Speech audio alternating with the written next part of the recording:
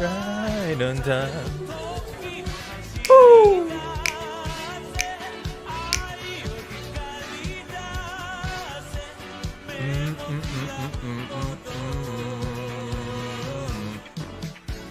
All right on time.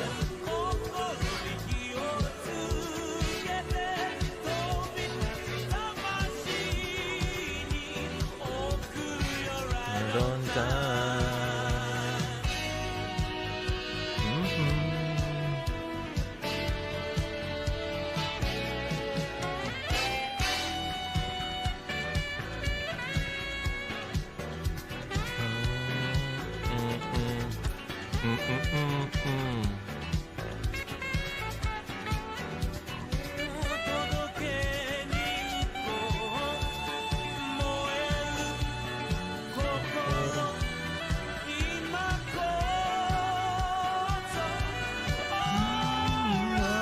on time.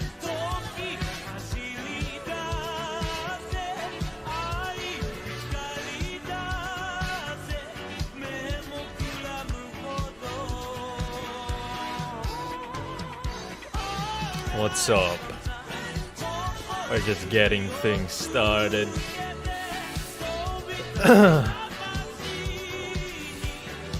Sit back and relax. Alright, on time.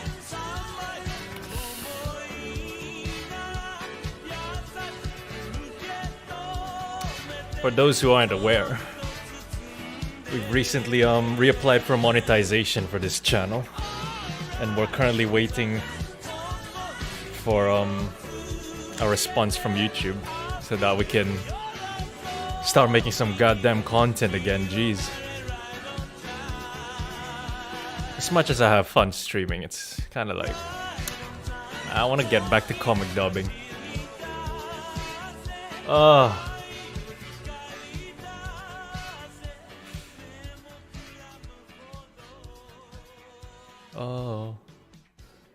Give us like 5 minutes. Just getting things set up. The reason we haven't been doing much streams for like the past week or two is because we've had a change of base of operations recently. So we've had to set up the computer, internet and all that shit. Woo!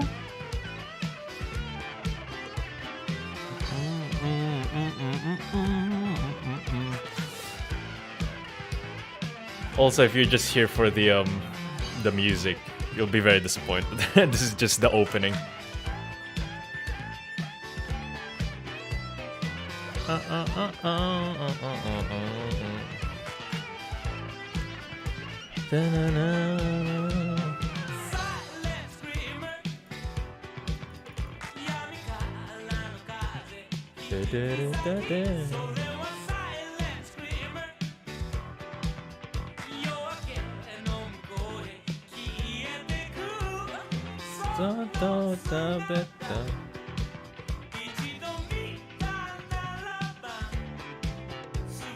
Silent screamer.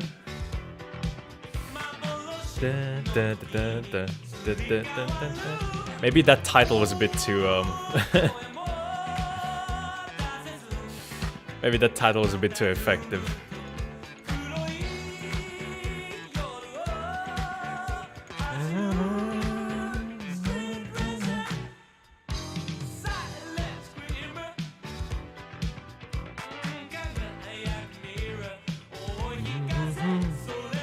Silent streamer.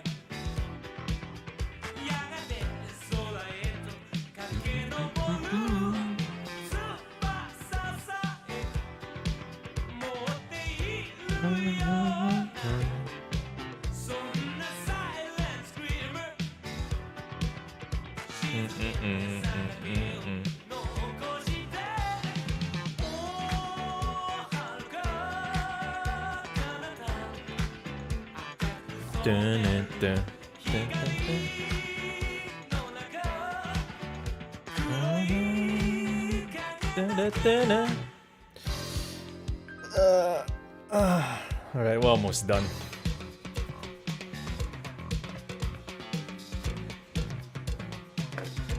Oops.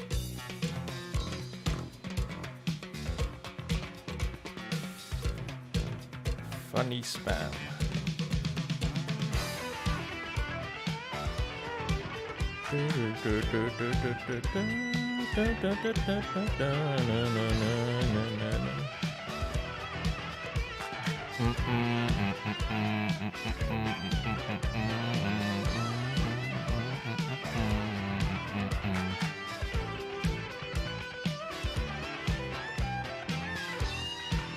Twitter, Jesus. That's how you spend your time.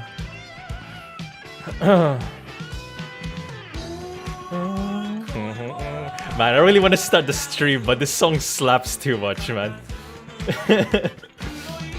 Why did I choose Tatsuro Yamashita as my opening and ending songs? It's too good.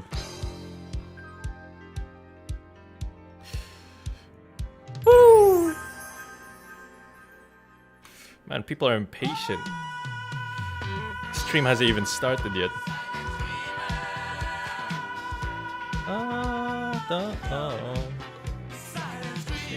This is just early access at the moment.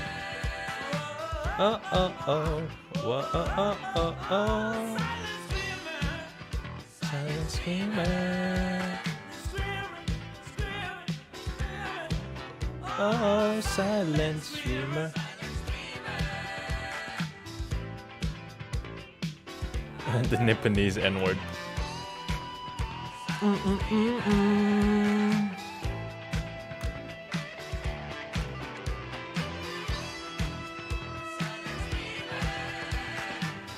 Do you have any plans to go on TikTok? No.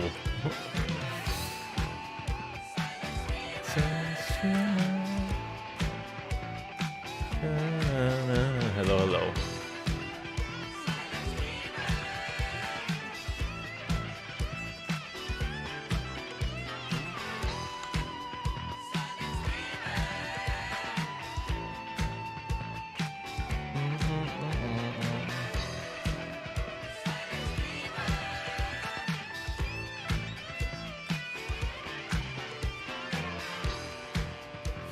Alright, let's just get this game going. Thank you, Tatsuro Yamashita.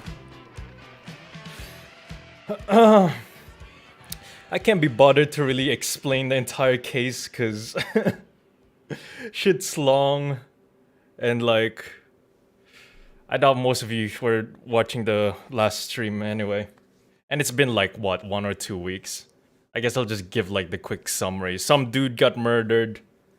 And we're trying to defend another dude who probably did not murder the dude, and that's about it.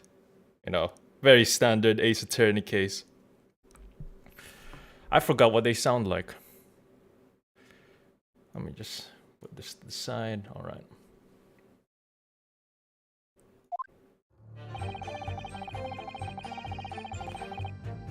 I forgot.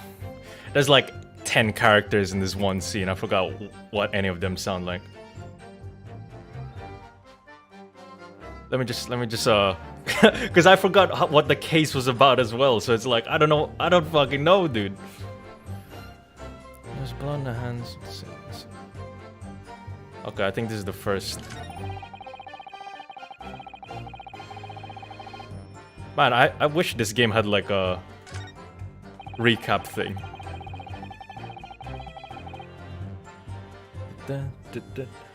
Okay, I'm pretty sure we've gone through this part before. Moneylender accused of murder. That's it. That's it. Beppo, good old Beppo.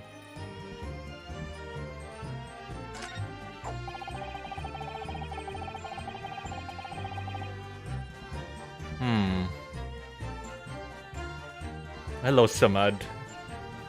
Finally, we're getting the regulars here. It felt lonely without the regulars. I'm gonna be honest. I was like, I wish the regulars were here. They can hold my hand. They know what they're talking about.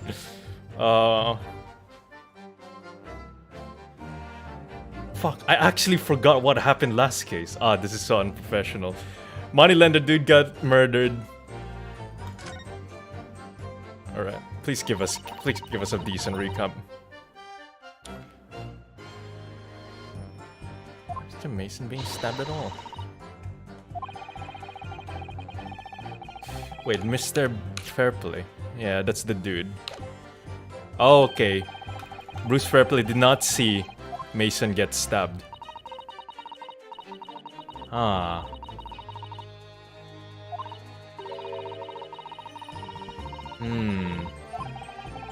But I think we've seen this part before.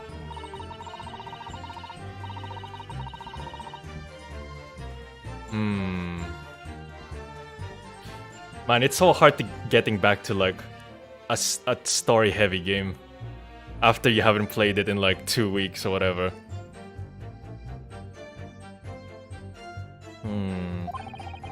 Sorry, I'm not reading any of it yet because I'm trying to remember what the fuck happened.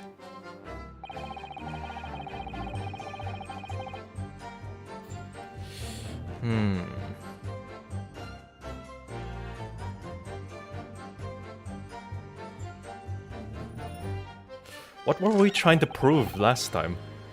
We're trying to prove... Okay, we proved Bruce Fairplay didn't see the Mason get stabbed.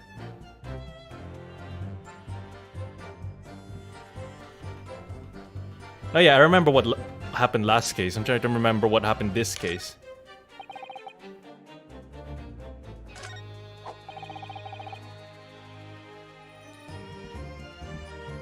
Anyway, the fact remains.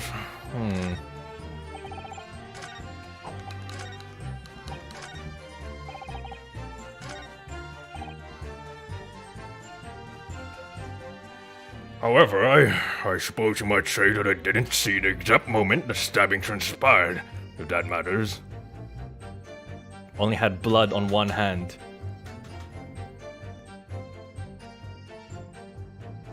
I get you, Sam. Hey, cheese! Alright, we're getting the boys back together now. Go on, one by one, they'll all show up. Holy shit, yeah, that man's jawline does have a jawline. I never even noticed Bruce Fairplay's jawline. Holy shit, that is a Chad jawline. Hey, donkey shit as well, my guy.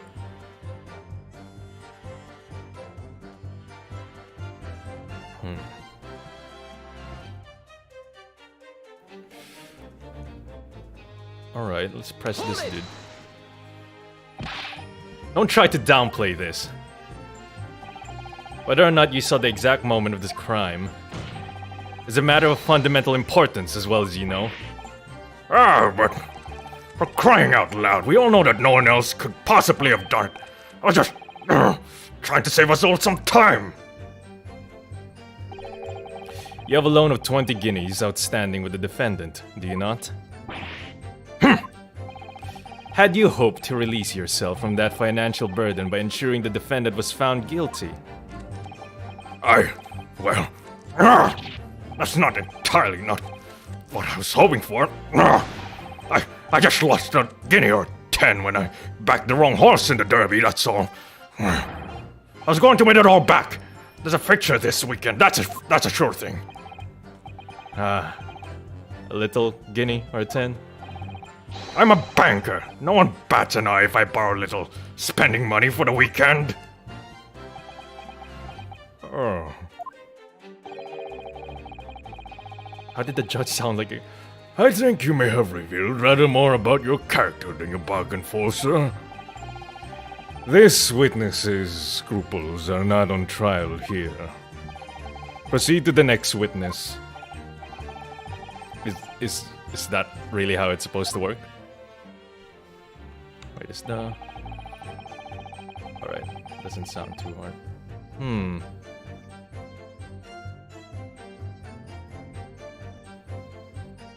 I remember seeing the knife and I remember seeing both of the attacker's hands with blood on them. Oops, wrong one.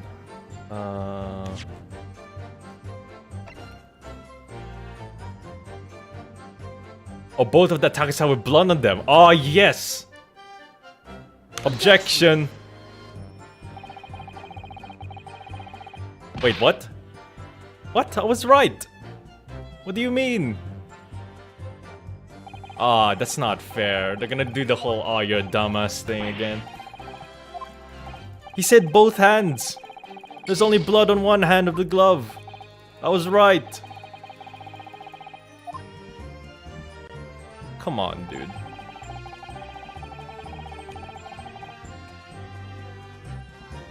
I'm gonna need to save that again. I proved him wrong! Alright, let's press him on that then. Hold it! You definitely saw that too? Blood on both hands? Bro, the gloves prove him wrong! Yes, sir. I mean, I know what you're going to say. Only one of Mr. McGilde's gloves has any signs of blood on it. That's literally what I said.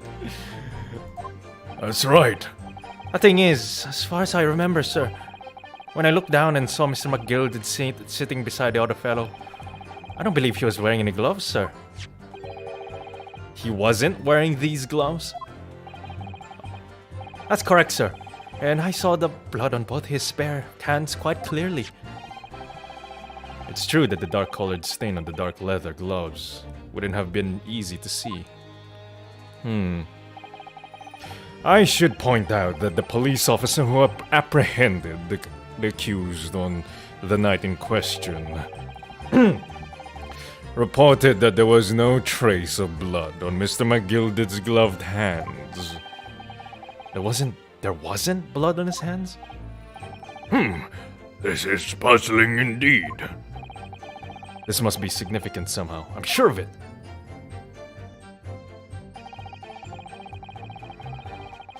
There wasn't... Wait, what?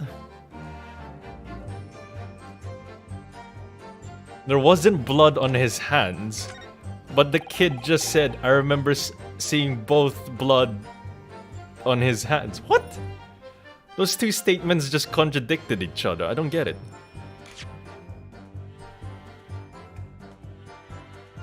Mr. McGilde's gloved hands. There wasn't blood on his hands. Am I missing something here?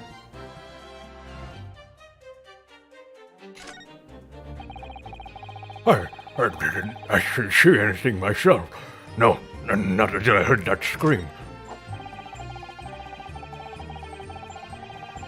Fact remains there can't have been anyone else inside that carriage. But we all would have seen. Let's just press the other ones just in case. Hold it!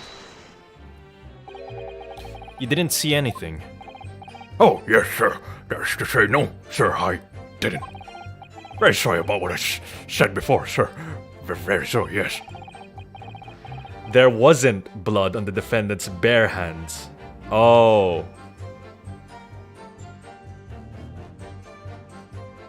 Bare hands, as in his skin.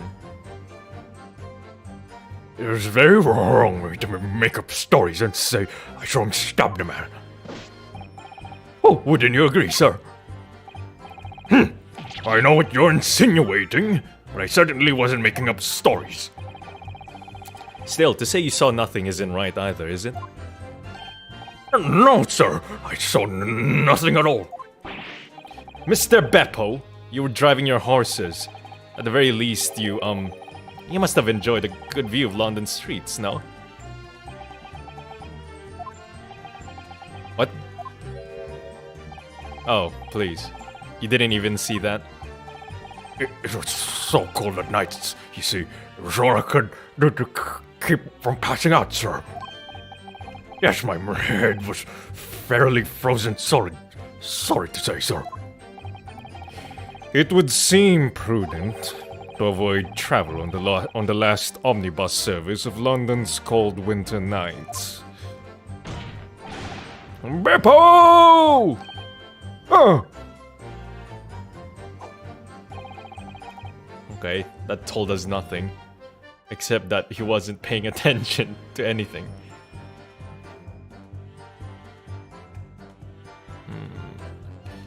Anyone else inside that carriage? Okay. I forgot, we've also proven that there has to have been another person inside that carriage. But they're all keeping quiet about it for some reason. Because they probably want Mr. McGilded executed.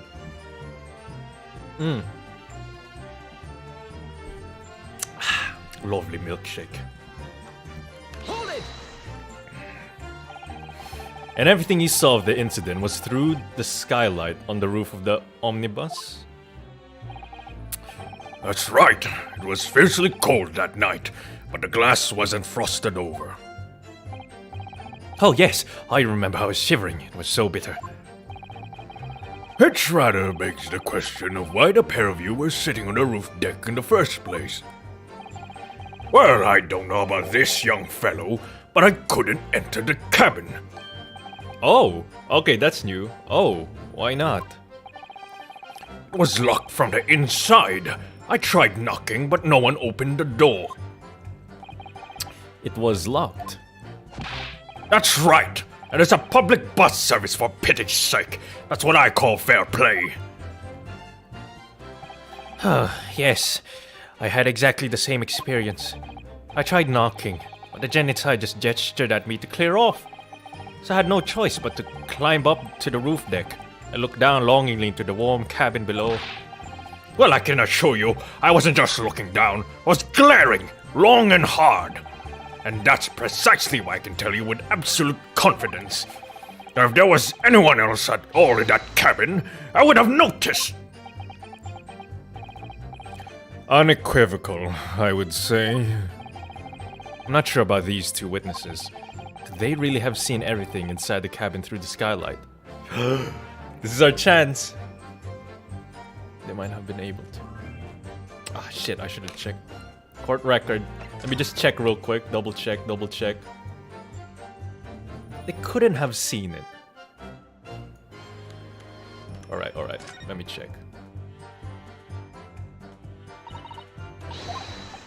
Let's go inside real quick. Alright, that's where your boy got stabbed. Got shanked. To the left of that.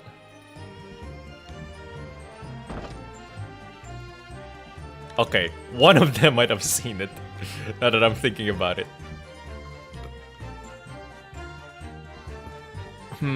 But if we have one dude's... So if Bruce was sitting there, he would have seen it.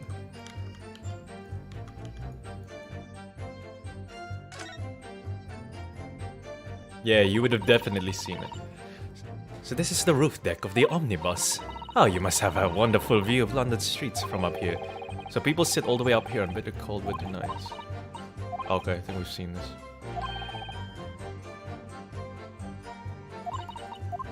Oh, they didn't say anything useful at all there. So this... Same thing, okay.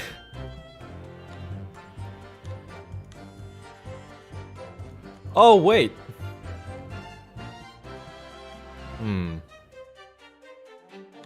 Oh, yeah.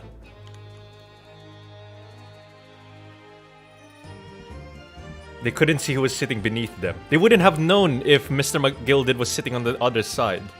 But they would have seen the mason. Ah. They would need to bend forward, but they could definitely see it. Hello, Costis. Okay. But I'm still gonna say they might have been able to.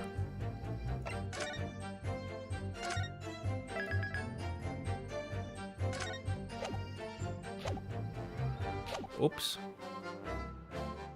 They might have not have been able to. Allow me to confirm one thing, Mr. Fairplay. Oh, my legs! Oh. Is there anyone here that sits cross-legged on their chair or whatever? Or like squats on their chair? Instead of just sitting like a normal person. I don't know why, but sometimes it's more comfortable that way. Even though it's sitting cross-legged is probably not good when you're sitting on a chair. Oh. You were riding this omnibus. And witnessed the events in the cabin through the skylight in the floor of the upper deck. Is that right? That's right, yes. In that case, there's a portion of the cabin interior that would have been out of sight from you. What? Okay. Lots of people saying yes. That's good. I thought I was the odd one out.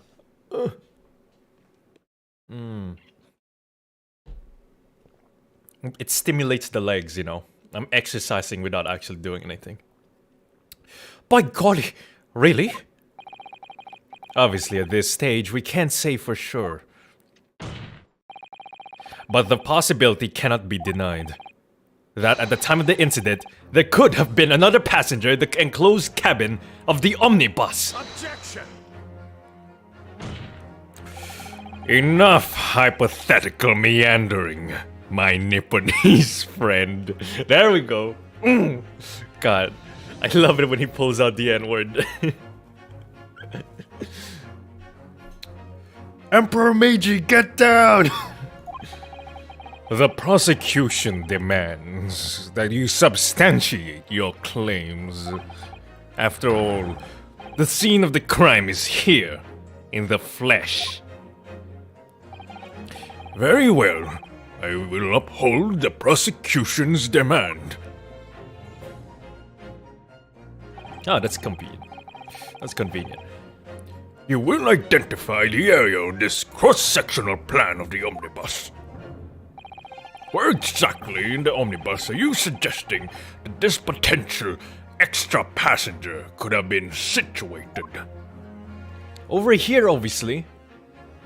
I mean, I'm gonna save just in case. But I'm pretty sure it's over there. They couldn't see that. It's a blind spot.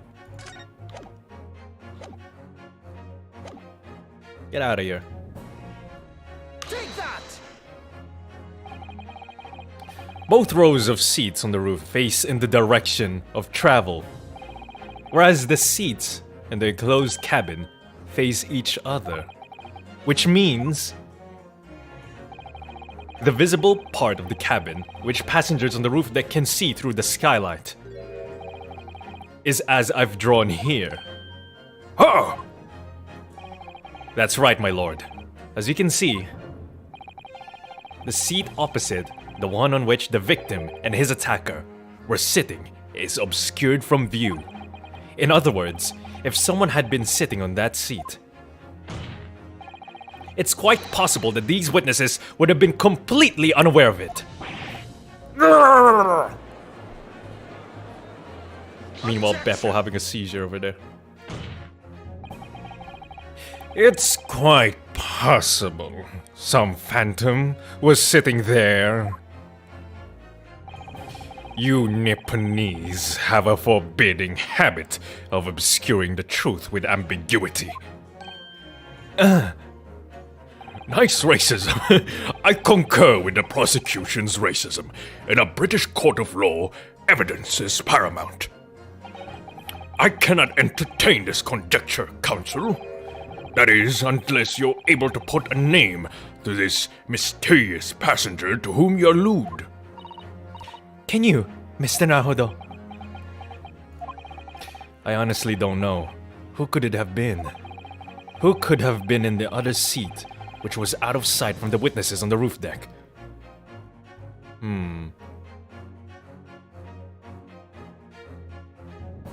Wait, let me check. I actually don't know who specifically. People.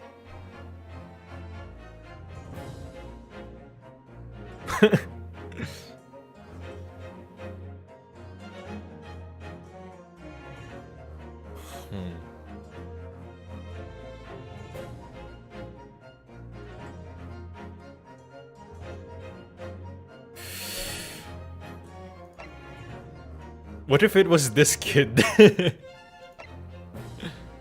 Oh wait, none of them were able... Huh. Okay, so Bruce Fairplay is the... Wait, where was Lady First sitting? Oh, okay. Because these two were sitting at the top.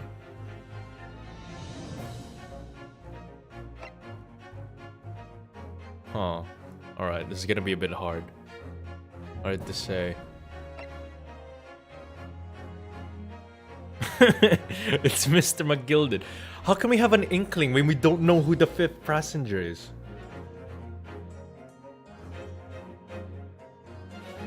What do you mean the lawyer's badge? What? Oh, whoops. That doesn't... What? It can't be the bus driver, because the bus driver is driving the fucking bus. There's no way the... Well, how could the bus driver be inside a moving carriage? Hello, first time being in your stream. Thank you, Japanese man. Fuck, I actually don't know. Bruce Foreplay. The horse killed him. He left it on autopilot. I don't know who it is. I actually don't know. Shit. I know there's a fifth passenger. I just don't know who.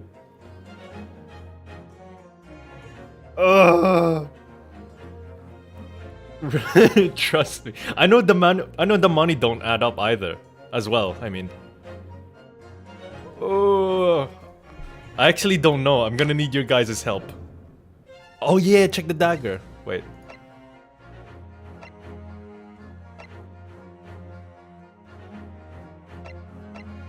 Bruce, Lady First, Magnus McGilded. It was Miles Strongheart. It starts with an M.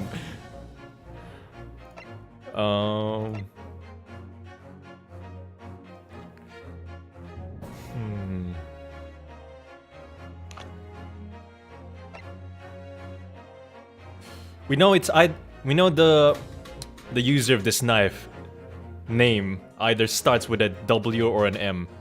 I'll have to check the debtors again.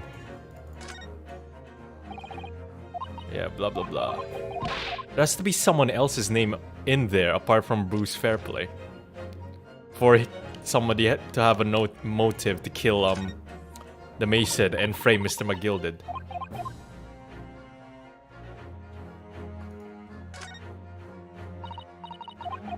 Ah, there's nothing. There has to be something.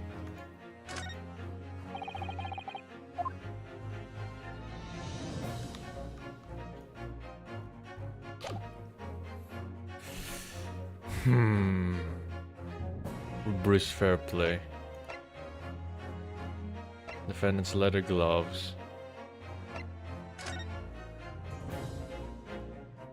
Wait, is his name actually Mason?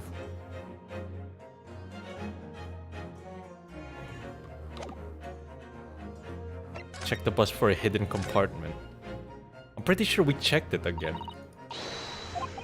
I mean, we checked it before. We saw it was just like carriage equipment.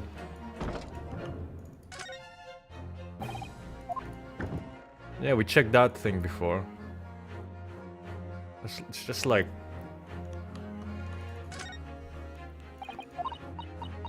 Yeah, feeding tubes, tools repair. To keep his things, it seems.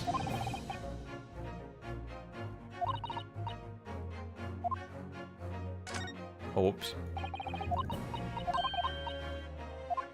I mean, maybe they hid the knife there? I don't know.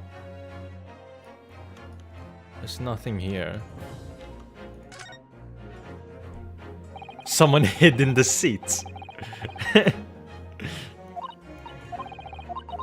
Alright. That's where the dude gets stabbed.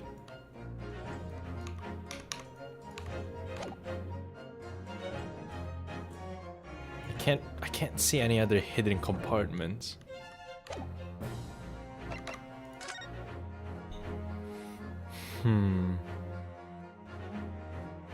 Look at the empty space in the compartment. Wait, what? Are you serious? Are you telling me I missed that little thing? Alright, blah blah blah. Get in.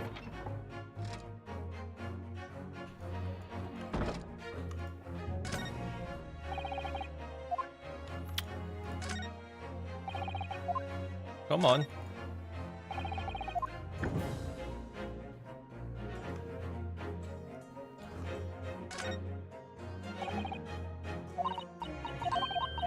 Ah, there's nothing there.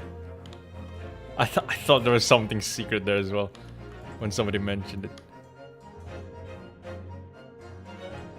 Ask the bus driver or the boss man about the price. Someone's small enough to fit in the cracks between the cushions.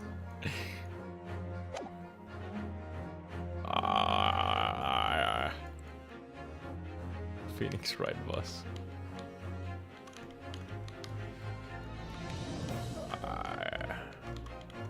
There's no secret compartment in the driver's seat either. Alright. Yeah, we've already gone past the price point. We've already proven that the price was we've already proven that the price wasn't matching up. Now I've checked under, I can't see any.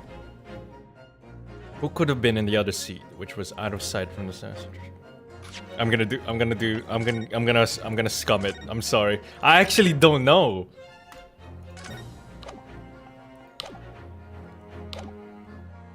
Wait. Before I do it.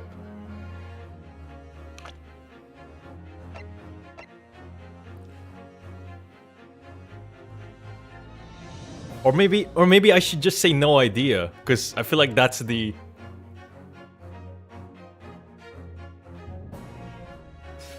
That's what I was thinking. Is his name actually Mason? Or when they...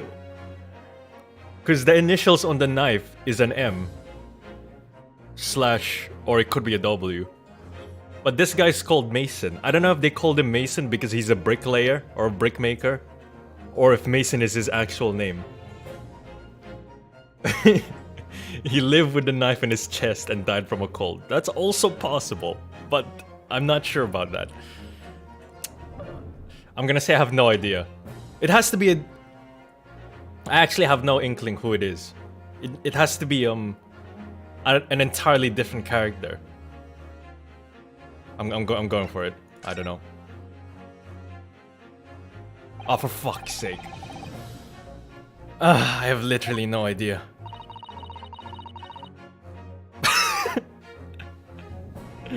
Why would you start with that sentence?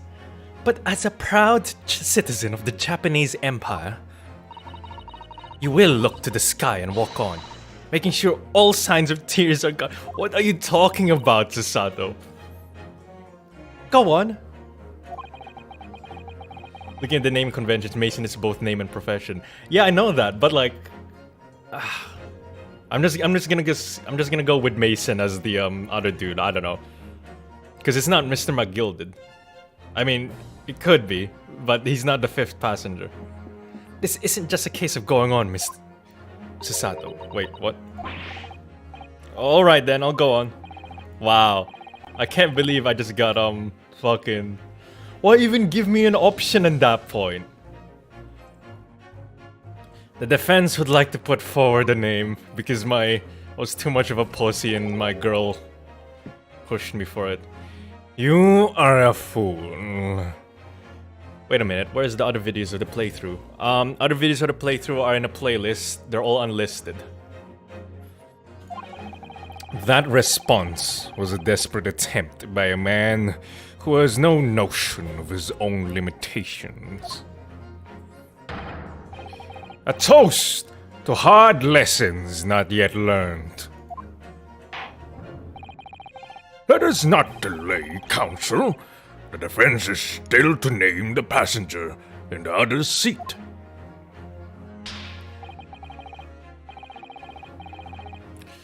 This could be it. This could be the chance I've been waiting for to turn the trial in my favor.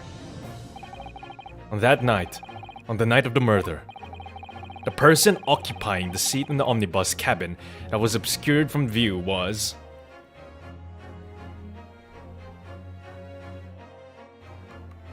I mean...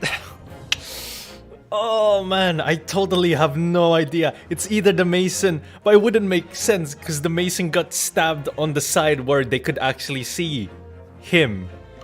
But we know Mr. McGilded is sitting on the other side, right?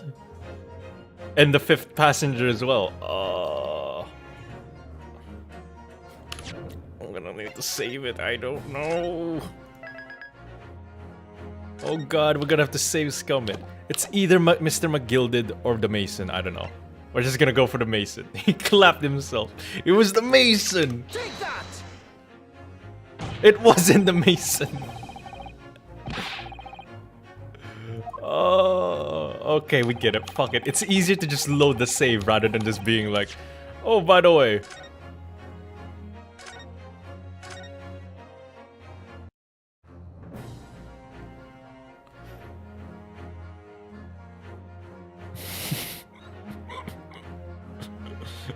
Yeah, that's what I was thinking. I'm thinking it's either the Mason or Gilded, and they... Okay. Switching seats, I didn't think of that. Maybe. I know Mr. McGilded sat on the other side. He has to have. The only two people inside were Mr. McGilded, Mason, and the fifth passenger. Bruce Fairplay and Lady First were on top, and so was Beppo, who was driving the car. There's no way Beppo's inside. Alright, I'm going for Mr. McGilded this time. Take that! Oh, it was Mr. McGilded.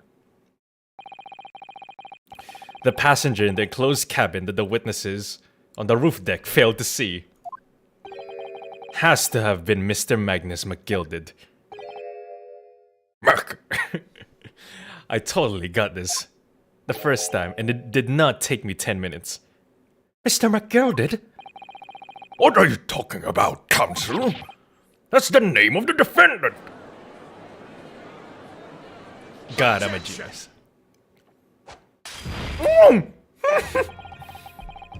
I was drinking my milkshake when he did that. Holy shit. Whew. He lit that fucking lamp, bro. If I desecrate this chamber by smashing my hollowed chalice, do forgive the discourtesy. Rod Van Zeeks! That was badass! People talk of those tiny island nations in the Far East as having a learning and culture of their own. But I see they use the terms ill-advisedly. What are you trying to say? You son of a bitch. Let me explain in terms that even a student of an artless backwater, such as yourself, might understand. Dude, I love Van Zeek so much, man. He doesn't hold back with his words. When the bloody scene unfolded, the victim and his assailant were sitting side by side. Multiple witnesses have attested to the fact. It's the very premise on which this case is built. But that premise may be wrong. What? If the victim really was sitting beside Mr. McGilded, it creates an inconsistency that can't be reconciled in any way. What inconsistency, Counsel? Excuse me. The defendant's gloves, my lord. Huh. Both witnesses made the same testimony. They claimed that there was blood on both hands of this person sitting next to the victim. That's what I thought, dude. But then the dude was like, oh, there wasn't any blood on his hand. Objection!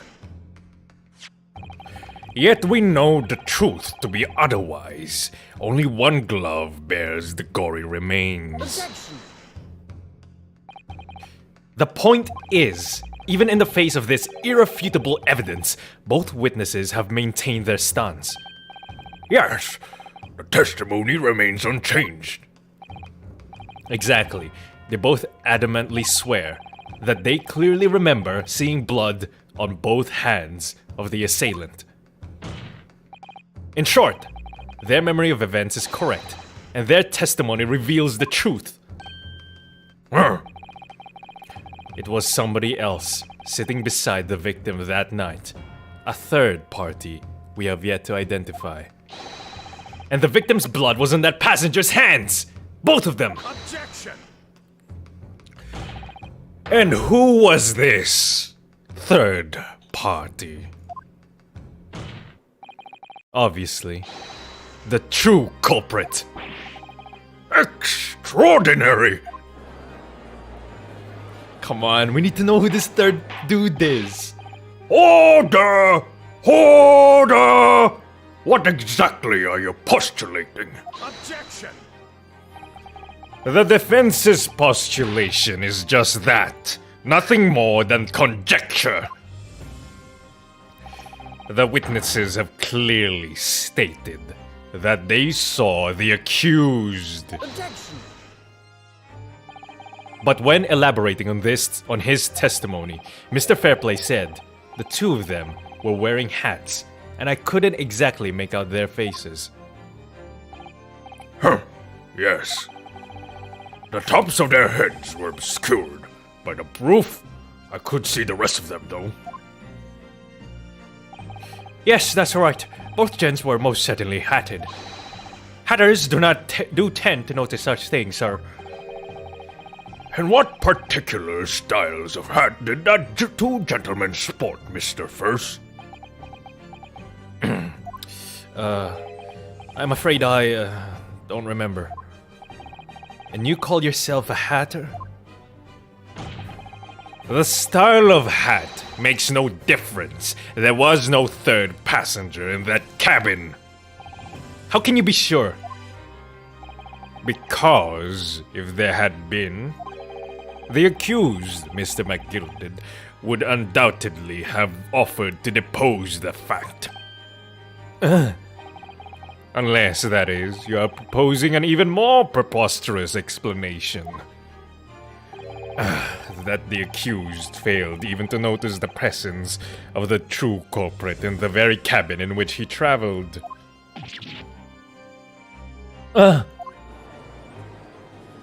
Hats inside the carriage. This is certainly made in modern times. Yeah! I thought the gentleman way was to take off your hat when inside a building or whatever.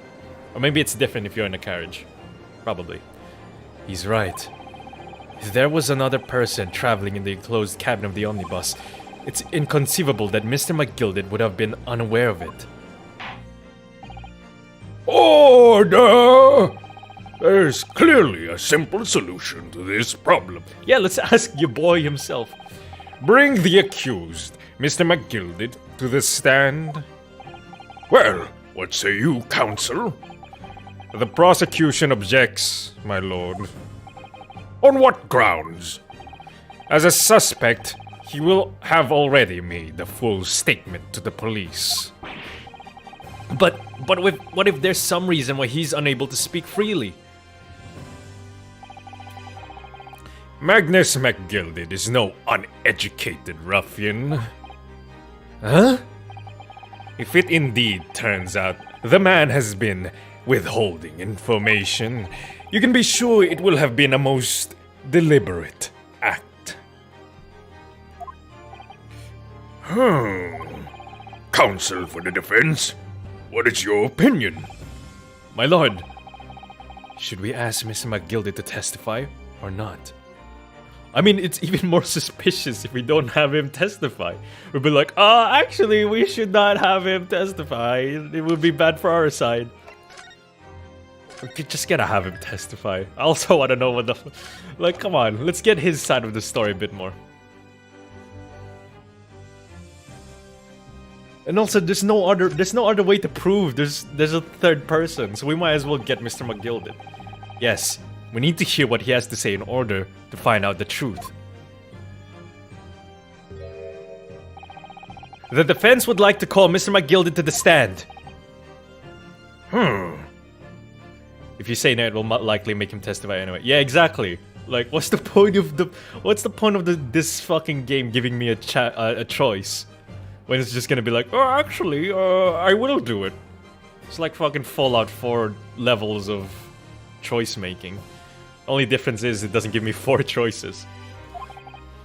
In that case, I would like to hear the opinion of the jury. Yes, I need a little time to consider this. If you ask me, I think we should hear what Mr. McGilded has to say. Get the man out here, I say! It would be utterly illogical not to hear his testimony. When something needs... Man, these voices are getting too similar. When something needs doing, get it done! That's how I run things at the guild. Hearing what the patron of my favorite little park has to say? Oh yes, that would be lovely. Yes, the jury says the man must be heard.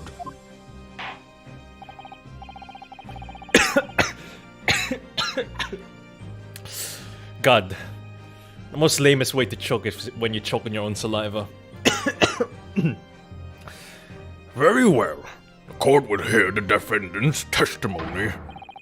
Bailiff, show the defendant to the stand at once. I'd be a terrible prostitute.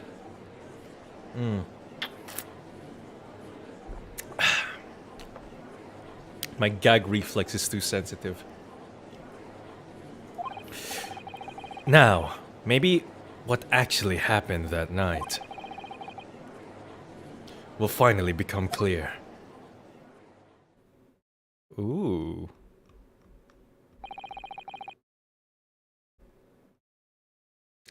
Let proceedings be resumed.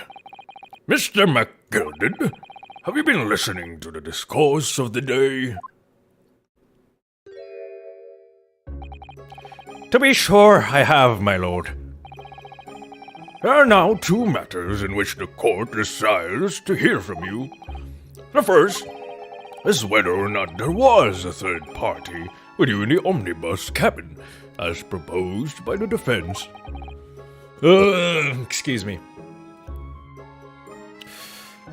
The second is that if such a person was indeed present, why did you conceal that fact from the police? Begad, no! 'Tis not in my nature to hide anything at all. Just answer the questions, please.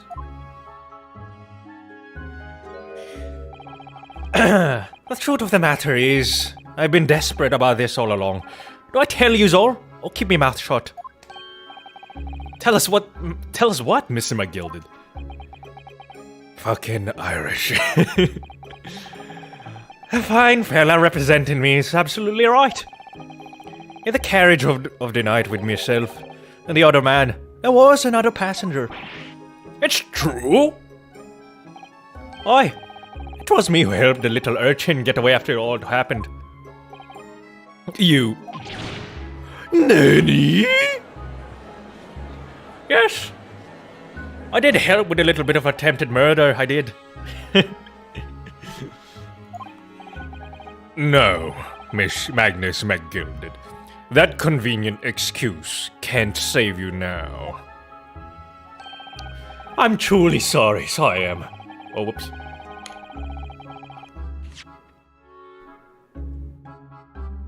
I'm truly sorry, so I am, Lord Van Zeeks. I'm sure you'd be wanting to know why I said nothing when I was taken in by the police. So yeah, not attempted. Literally just helped someone escape from a crime. That's what I was trying to say. I do be having a very good reason, I assure you. Which was? Well, the little child was just in the wrong place at the wrong time. And not in any way involved, you see. Nah, the Irish impression, I feel like it could be better.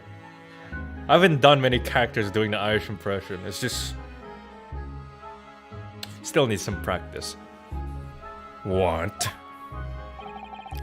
If the police had known the wee one was there, they'd have assumed she'd done it. They'd have hauled her into this place, in this here courtroom, just like myself. I was wholly trying to spare her that. It's very forced. Young hearts and minds are easily damaged, my lord. A child could have fit in a compartment. Oh! Who is the guy in the chat that said a child could have fit in the compartment? Was that you, James? If so, nice. No, that's why there was an empty space there. Oh. But are you telling me the child murdered the...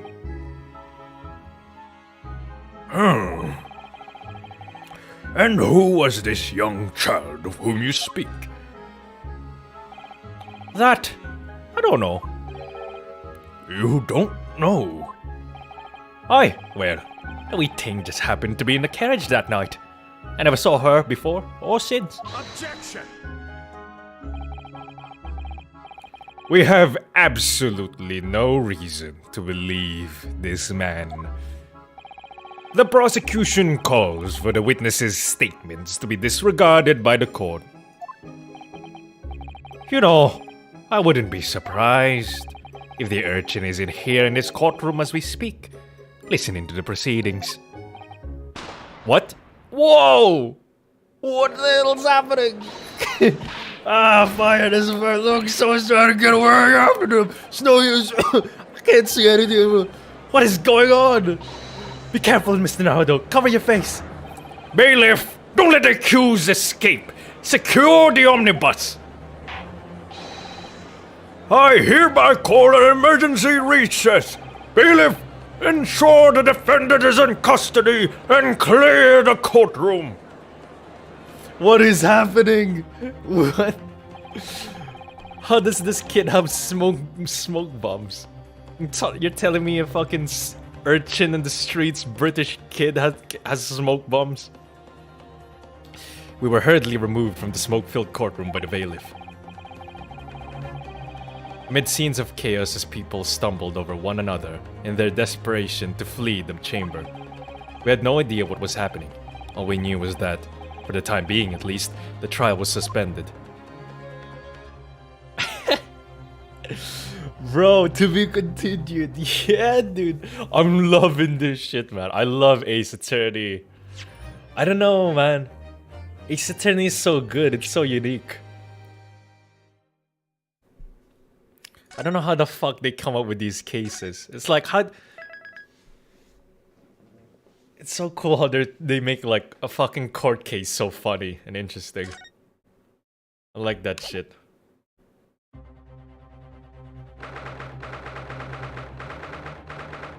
Cockney accent. Oh yeah, dude. As soon as I saw a kid, British urchin, you know, orphan, I could already know, like, oh, okay, it's gonna be like, oi, sir. Yeah, that's right, sir. What on earth just happened in there? Mr. Naruhodo, I've managed to find out what happened. Mrs. Sato, I was told it was an advanced form of smoke grenade, a type of exploding device that releases smoke. Why does a child have that? A smoke grenade? It sounds like the sort of thing ninjas use. They're just making sure everything is safe now. I think the trial will start again before long. But who would have done something like that?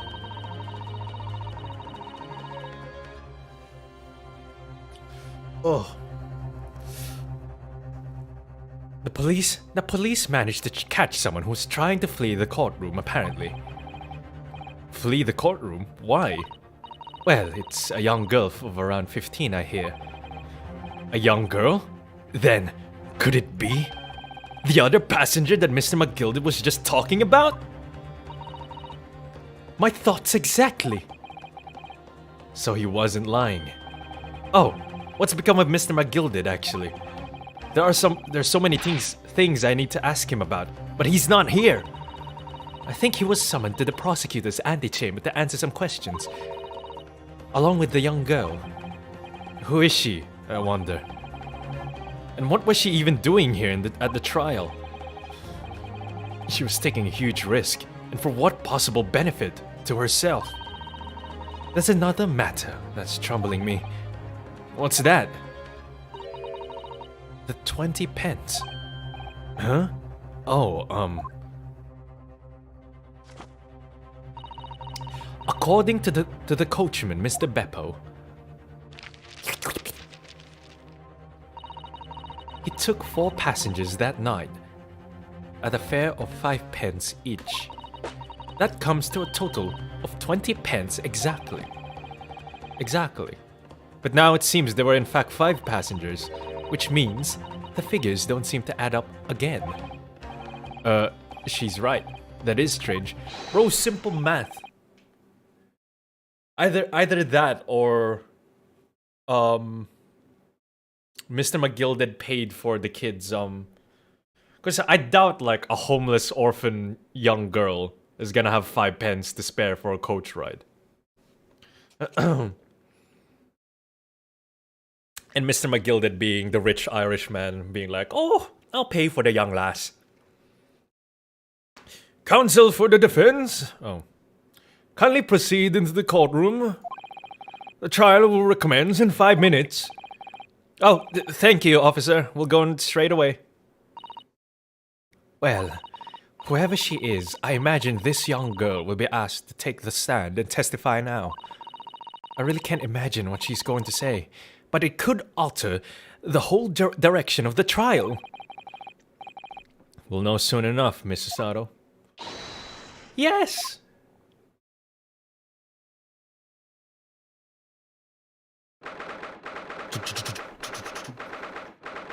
1 p.m. The Old Bailey. Oh, look at this lady. She's 15?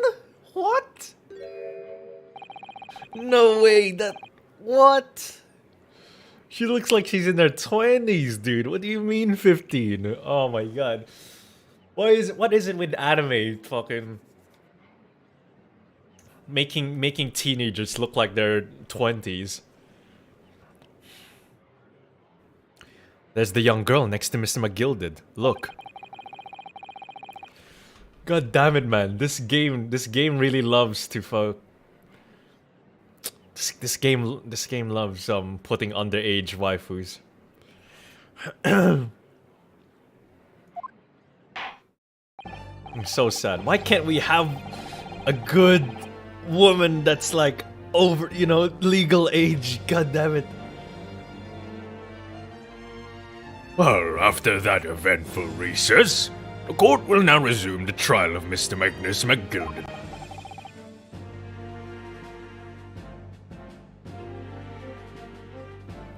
Now then, Lord Van Zieks. My lord, I believe you have established the cause of the smoke which veiled proceedings earlier. It seems to have been an advanced form of smoke grenade, of the sort typically employed by the army. Why does a kid have that? That's what I want to know. All right, wait. Let me guess. She's like a tinkerer kind of kid, like who's somehow like she's like an orphan, but somehow she's like a gifted mechanic engineer girl, despite living in the streets for God knows how long, or like her father was an engineer or whatever. Anime storyline. I'm calling it right now. Give me a second.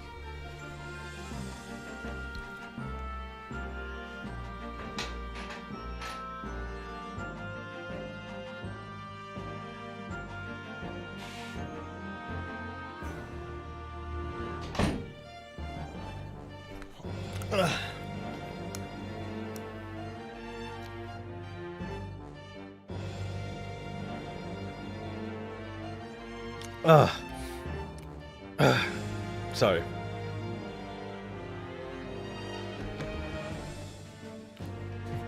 Of course she knows how to craft military-grade smoke grenades. How many... There's fucking gun channels. There's American gun channels in YouTube that probably wouldn't be able to make their own smoke grenade. Like a military level one. Maybe like a basic one, still. Come on.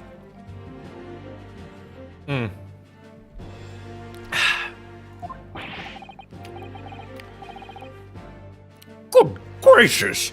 The army? What in the devil's name? It was an elaborate attempt by a young girl to cloak her escape from the public gallery, but she was caught. And now she occupies the stand.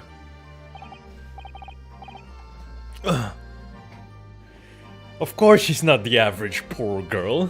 This is an anime. She's gonna be like some sort of... Oh yeah, my dad, he was a engineer in the Royal Engineer First Regiment. Oh, he died from the war, but he taught me how to make smoke grenades for some reason. He didn't come back from the Crimean War.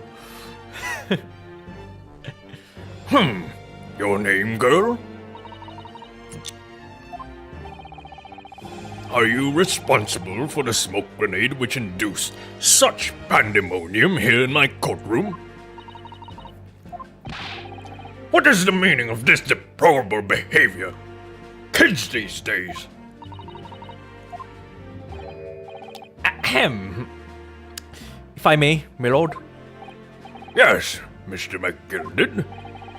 I think perhaps I ought to explain here. Why is it that this wee lass was here in the first place? And why she tried to bolt like that? 'Tis all tied up with the events of that night, so it is.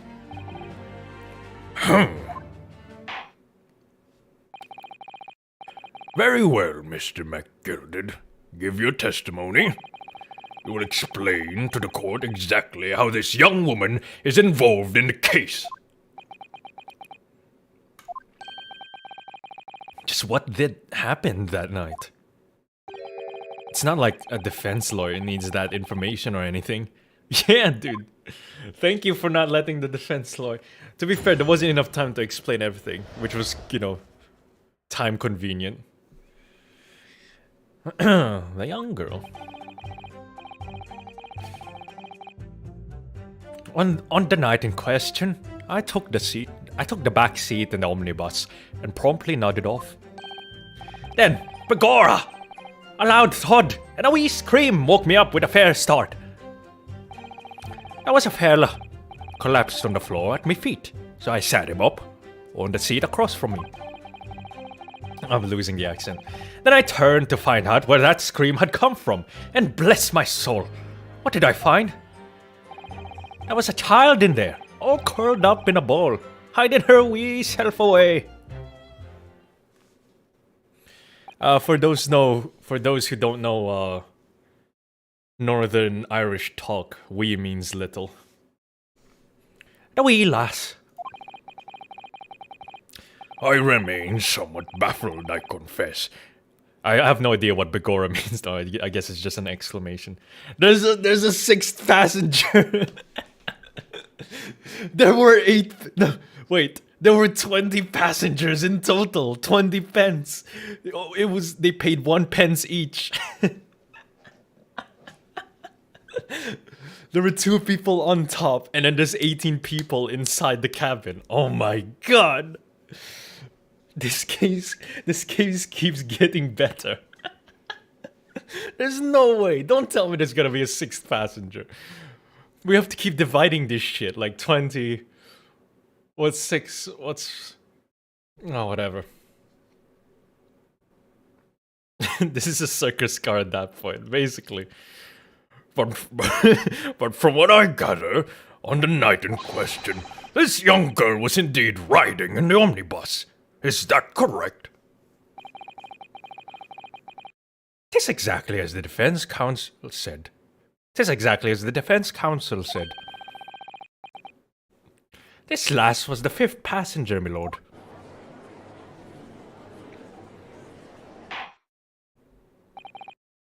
Very well. The defense may now cross-examine the witnesses. Are you ready, counsel? Yes, my lord. Or rather, no. I'm not ready. That slow head turned towards the camera as if he's looking at us. I don't have any fucking idea what to do. God, I'm so fucking tired of this case. Man, Van Zieks just looks dead.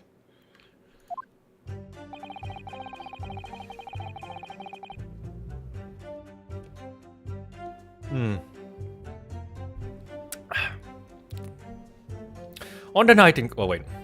We can just press this. I already read it. That's a meme face. Ah, dude, I'm using that for a thumbnail next time. Huh? Huh? Yep, that's me. You're probably wondering how I got here. And when you first got onto the omnibus, were there any other passengers already on board? There were not. The cabin was empty, and there was no one on the roof deck either. You were the first passenger, as it were, I see.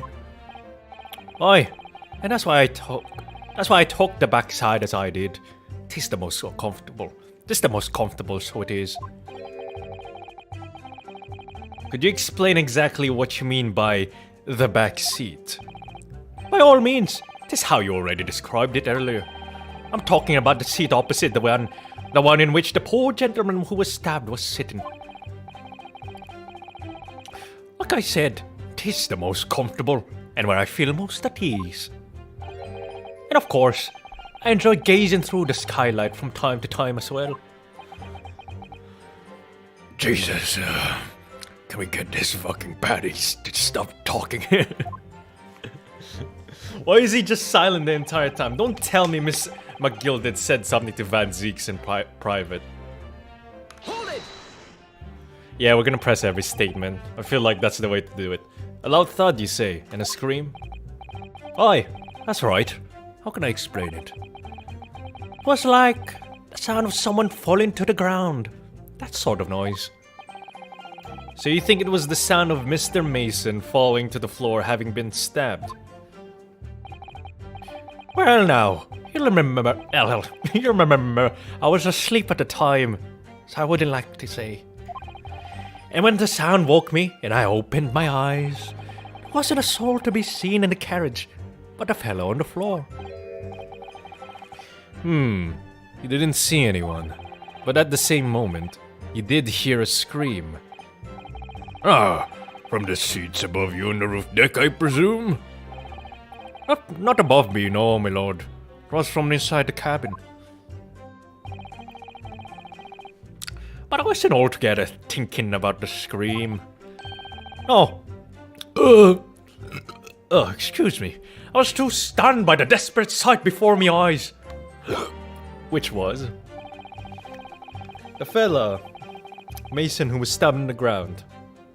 Hold it! You sat him up? The victim, you mean? That I did. On a seat across from me, as I said. I could plainly see the poor devil was already gone. You wouldn't leave a dead man just lying on the floor now, would you? It's a common courtesy, so it is. I find that a little hard to believe. What? Is that a mistranslation? Aura? Lord Van Zieks? Now, why would that be? Man, that's the first time everyone's ever done, like, an Irish accented Aura. Aura? Why the fuck am I saying that? Why am I saying a Japanese word? You wake. That was cringe, by the way, you fucking weeb. You wake to find a man lying dead at your feet in a carriage. Any normal person would hail the cabman. Any upstanding member of London society, that is. Shove it up your ass. Well now, as you know, I'm in something of a special line of business. The business of lending money at exorbitant rates of interest. Unfortunately, my lord, not everyone is thankful for the help I offer them, and some would even see me dead. So I do try where at all possible to avoid getting myself in a tangle with trouble. Are you suggesting you were just going to leave the man there? Heavens alive, no! I was always intended to report it, so I was. Only, I had a mind to find out the whys and wherefores first. The whys and wherefores? Right you are. There were some details I wanted to understand before anyone else got to meddling. That wee scream I heard, for example. Wouldn't your good self do just the same?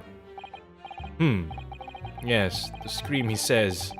He heard at the same time as the thought of the victim collapsing.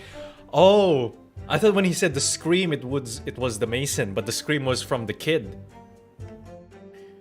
So you're telling me there is a sixth passenger? No fucking way, dude. Okay, alright. Recap. Mr. McGilded gets on omnibus. He's sleeping. Mason gets on omnibus. Somehow, I don't know how. Maybe the kid was already there before Mason got on. Inside the compartment where they hide all the tools for the omnibus. And then there was another sixth passenger, somehow, who just walked in, shanks Mason, and then scream happens, and then somehow sixth passenger disappears without a trace or whatever. Oh yeah, the girl was hidden. What? Wait, how would the girl have seen the man get stabbed? If she was already hiding. Maybe the hiding was after the stab. Mason could be a suicide at this point. Honestly, like, I wish that was the easy answer. But this is Ace Attorney. There's always a more complicated. Fucking hell! Why? How many people are inside this omnibus? Yes. The scream he says he heard at the same time as the thought of the victim collapsing.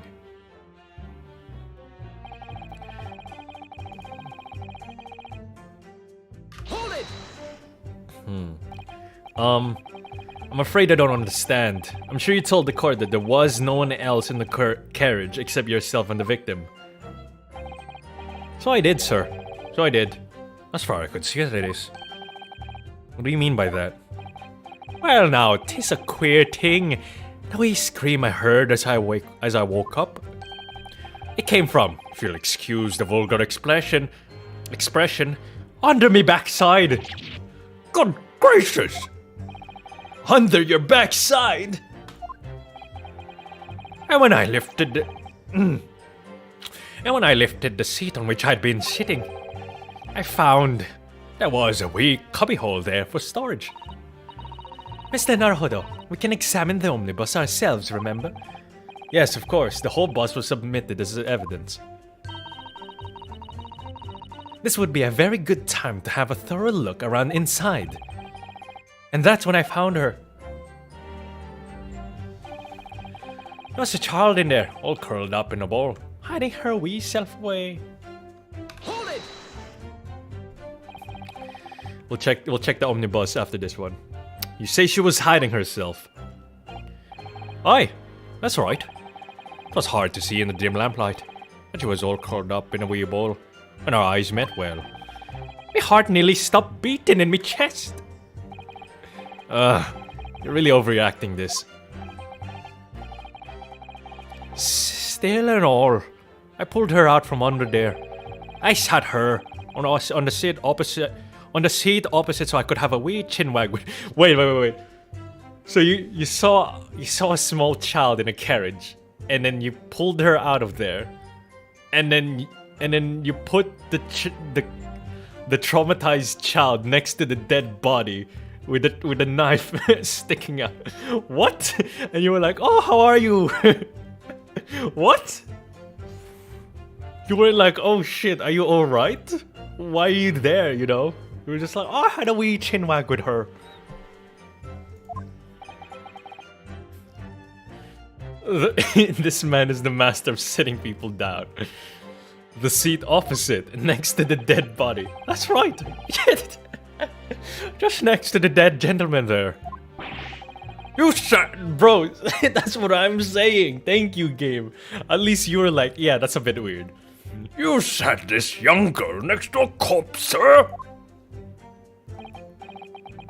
Well, as I'm sure I mentioned, a gentleman in my position can all too often find himself in mortal danger. So, I needed to find out who this urchin was, you see.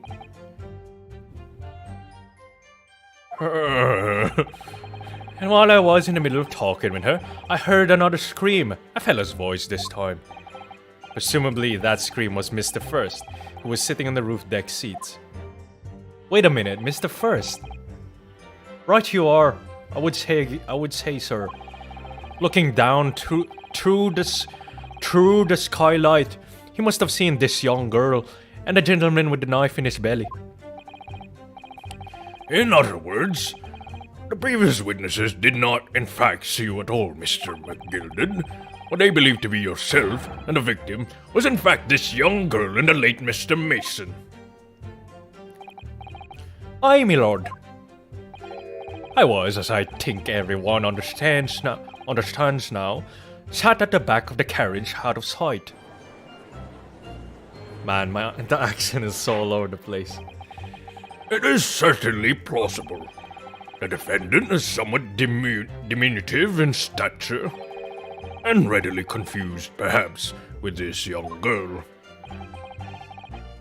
After that, of course, with the scream from the gentleman over us, the driver realized something was wrong and pulled up the horses.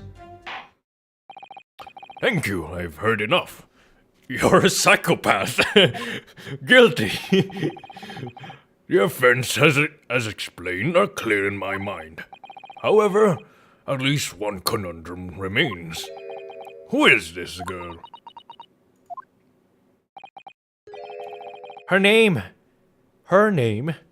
is Gina Lestrade, my lord. She's a chancer, earns her crust among large crowds, relieving people of their purses. What's commonly called a pickpocket. What? This girl here? A petty thief? Bro, this is Victorian England. Victorian London. Of course there's gonna be, pickpocket orphans and shit.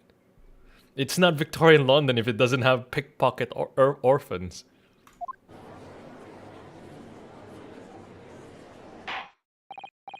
Order!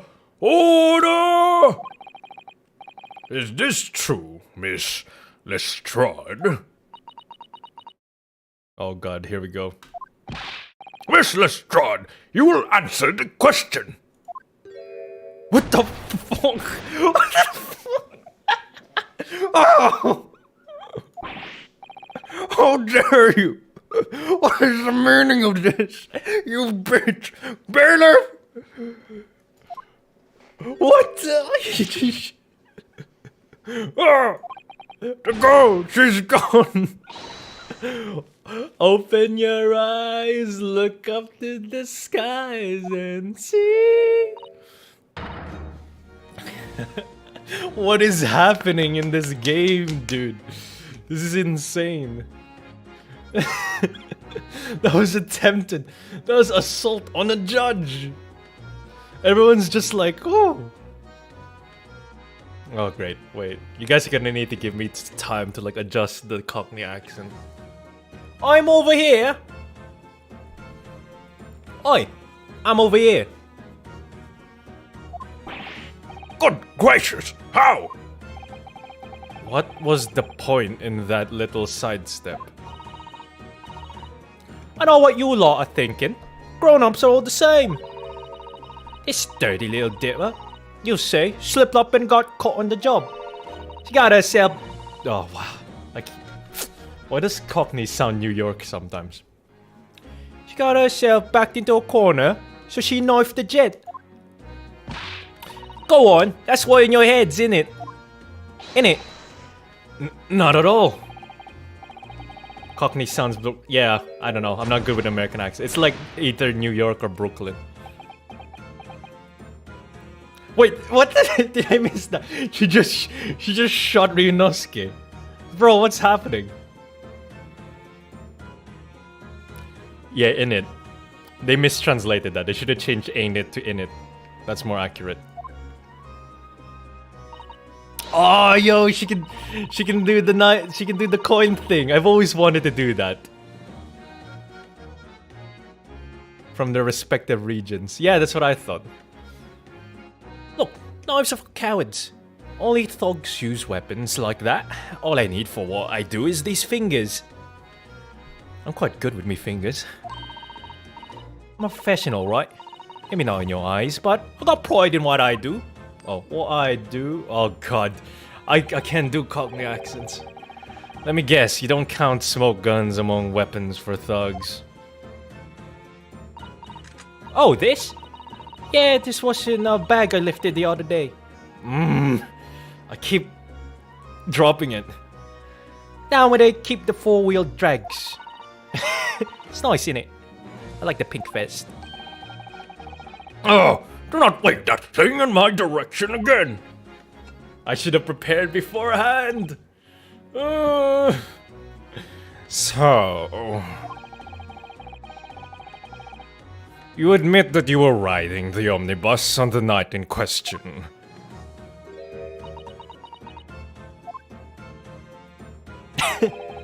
It's alright, lass. We can tell them the truth now. Alright, yeah. Just like the Irishman said. A court accepts this girl, Miss Gina Lestrade, as a valid and significant witness in this case. Accordingly, young lady, we will now hear your testimony, if you please. You will tell the court exactly what happened in the omnibus on the night in question. Alright. If I have to.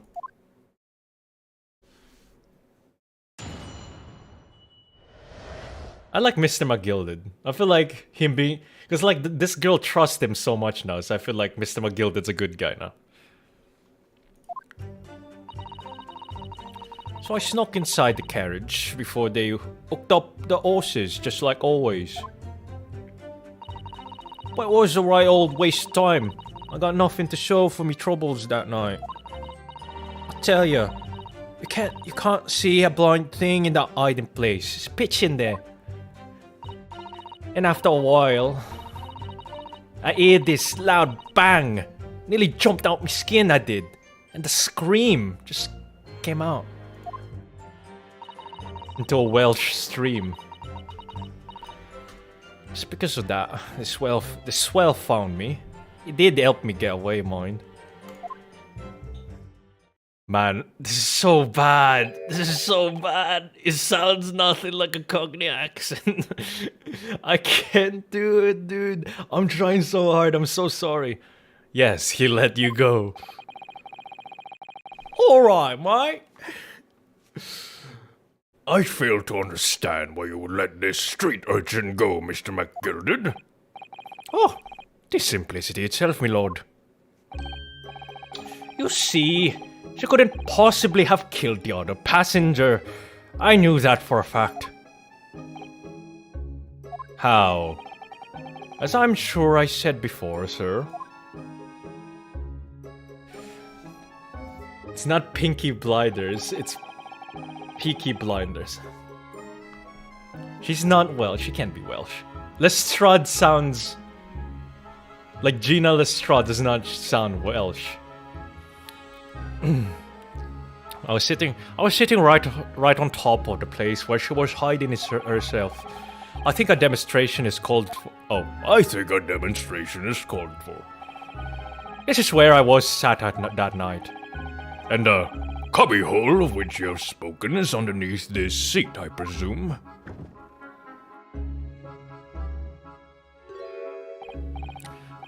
Yes, it does appear just large enough to accommodate someone of the girl's stature. Aye, but of course, the wee lass was stuck in there. Because I parked myself on the seat for the duration. Oh, So you see, that's why I let the lass board. I knew that if the police found her there, they'd automatically assume she'd done it. But I couldn't live with myself if a young life was ruined when all the time I knew she was innocent. Ah, what a Chad.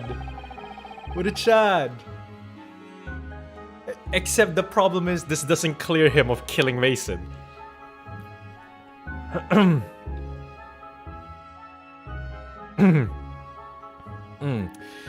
even though you must have realized your action would result in your own innocence being called into question. What a Chad. Not at all, my lord. Not at all. Oh, I knew in my own heart that I was innocent. So I thought it was worth taking a punt on my own good name for the sake of this less fortunate lass. My goodness. What a perfect gentleman. my lord!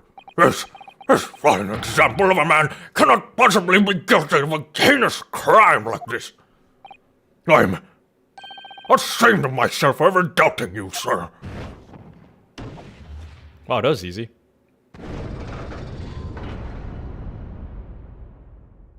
Oh yeah, he's still robbing people for the money, but for this instant, you can't convict someone because of other shit they've done that's not related to the case. But in this case, he is fine. With a calm, calculated reasoning, one arrives clearly at the truth every time. Okay, she doesn't have that many lines. I'll just give her that voice. Innocent. Saints alive! All 6 members of the jury consensual in their leaning to a verdict of not guilty? I'm betting you Van Zeke's about to pull like, actually, it seems we have updated the autopsy. Bullshit. I'm calling it right now. Mr. Naruto, this, well, it must mean what? That we're victorious. We've won? Are you sure?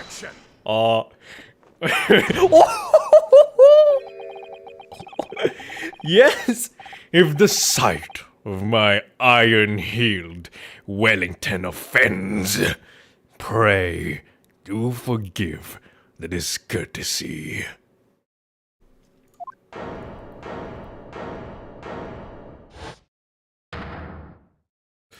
They animated this dude's legs, bro. 2D Ace Attorney can't do this shit. This really is a consummate example of the one monumental flaw in British judicial practices. Where evidence and reasoning should be paramount, emotion rules the day. Emotion? The witness's latest statement gives us a clear insight into his true nature. What do you mean, his true nature? Do you really think Scotland Yard would have made such a glaring omission? After the incident, the omnibus was comprehensively searched by officers of the police. Obviously, the interior of this cubbyhole, as the witness put it, was included in the investigation. The compartment under the posterior seat was full of the coachman's belongings. It's noted in black and white here in a police report. Good lord! The evidence has been tampered with in order to corroborate Mr. McGilded's story. Someone has unlawfully removed everything from under the seat. What? Updated police report, bro. That's what I'm saying. He literally just did the Edgeworth equivalent of, we just updated the police report. Order! Order! That's why he was keeping quiet the entire time. The fucking ellipses when I was pressing McGilded, man. He was waiting for it. He was like, I'm gonna let this Nipponese waste his time pressing for information from this Irishman until I hand him the updated police report. That Nipponese won't know what hit him. Plus, I also get to fuck over that Irishman. How could such a devious contrivance possibly have been effected, Counsel? Naturally, we must acknowledge the deficiencies of the constabulary in allowing this to have happened. However, I assure you, when the omnibus was wheeled into the courtroom this morning, the compartment under the seat was not empty. Well, my Nipponese friend. Huh? Me? Well, yes. Who else? When the carriage was submitted as evidence, doubtless you examined it in fine detail, as would any self-respecting practitioner of the law. Pray, what did you find the condition of the underseat compartment to be? Oh, to be sure. A young gentleman will be able to clear this up in a jiffy. Sorry? Go ahead. You tell the court now, fella. How this is all an elaborate excuse by the desperate Lord Van Zeeks. Well, Counsel, you have something to say on the matter? Whoa. How am I supposed to answer? What can I say about the state of that little compartment under the seat on the omnibus? I didn't look. Oh shit. God, I love Van Zeek so much, dude. He's so cool. I hope we're having Van Zeeks for the rest of the cases. Maybe one or two cases they could introduce like a different prosecutor, but I want Van Zeeks for most of them. It wasn't empty. Yeah, but somebody must have filled it up, but we don't know the timeline. Maybe the girl was there and it was empty, and then when the girl left, McGilded filled it up with the crap.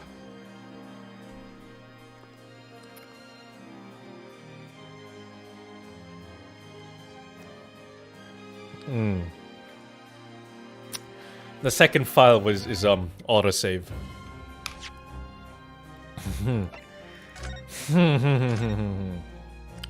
Let's just check again just in case. Maybe there's something different to say. Oh, I didn't see that blood on the floor.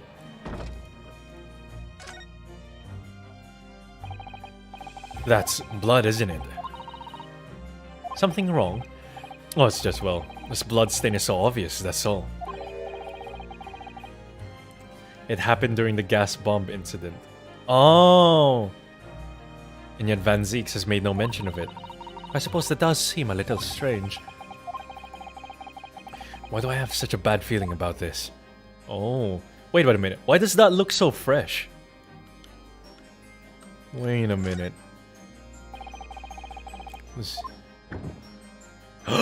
It's empty! Oh my god! But there's nothing in here. It's totally empty. Something doesn't seem right here. But I can't put my finger... Oh my god! It all makes sense now. Oh my god! This is so cool. This changed everything. This changed everything. Oh no, now it feels like... Now it feels like McGilded has killed Mason, and now we're protecting a murderer. Oh dude, this gets better and better, man.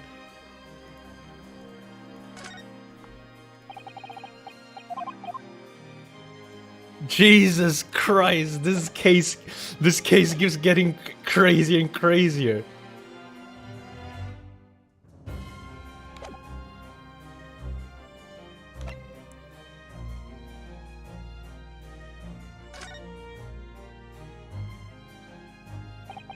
Oh, dude. Yes. I'm fairly sure it was empty. What else can I say? As I suspected, it seems, my lord, that this Eastern initiate has the scruples of a by-street wine merchant. Mr. Naruhodo. Perfect. That's why the fella is representing me after all. Oh my god. He knows just what to say, does he not? Oh, dude. They're in cahoots. They're in cahoots. The prosecution are like banding together, and then McGilded and this girl are also banding together. It is empty now, but it wasn't empty before. You're playing right into his hands. I know, but what am I supposed to say? I need to prove I'm a lawyer, right? I'm helping a murderer. Oh, dude. I'm doing it. I'm doing it for the lawyer. I don't care if he's a murderer or not. This man's going innocent.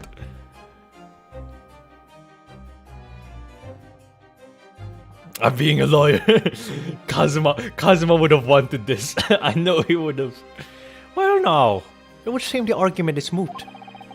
And the truth of the matter is there for you all to see after all. That there cubbyhole under the seat is as empty as the devil's heart, so it is. That can we be sure of, at least. Why? Why do I feel like something's not right here? Yeah, for real, dude. This game is about doing what's right, but the lawyer's job is about helping the clients even if it's wrong. It's the judge's job to, you know, say if it's guilty or not guilty. The lawyer's job is to just present the facts as it is or whatever and show the evidence.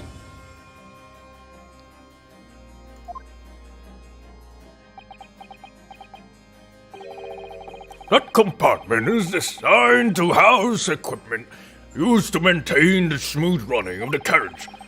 Guild rules state that omnibuses should be properly and fully equipped at all times. So it certainly wouldn't have been empty on the night in question. Beppo isn't that irresponsible. The money-flending fleas and a pick purse are lying! Uh-oh.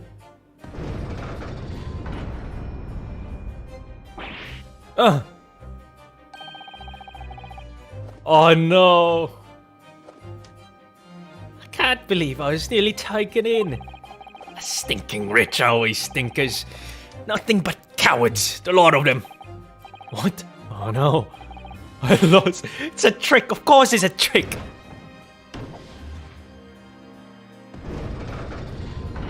Oh no. Why so? I must concur here.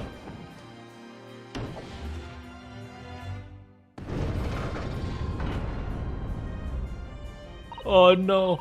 Calm, calculated reasoning. One arrives clearly at the truth every time. Yes, but every time a different truth, it seems.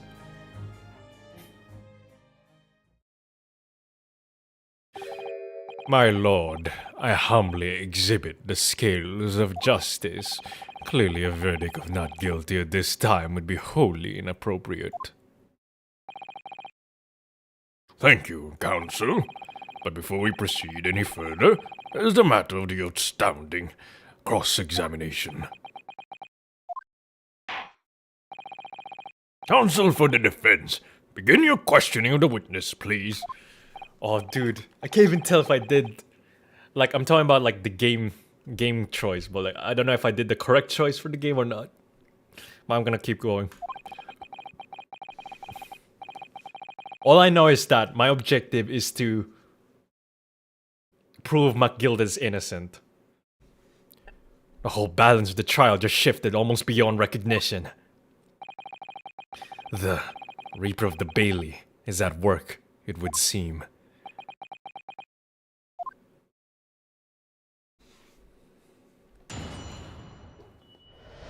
I don't care if this man murdered 10 orphans. I'm getting this man innocent.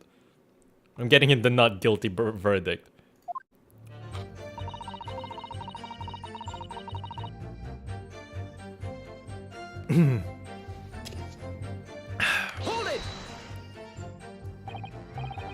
So, you're already in the omnibus before it even set off on its run.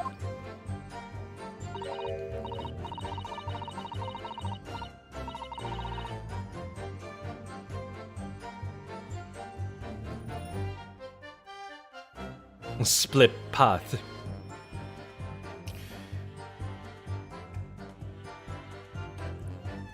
I don't know, dude. I feel like it would be super scummy if I went. I feel like it'd be super scummy if I did go, like go back and went the other one. I don't know, dude. I'm gonna stick with this choice. I need to be a man and stick with the choice. I can't save scum too much.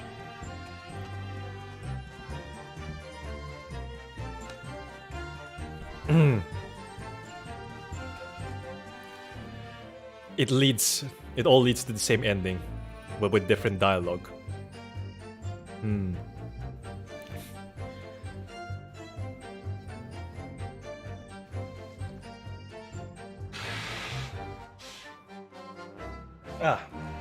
Excuse me.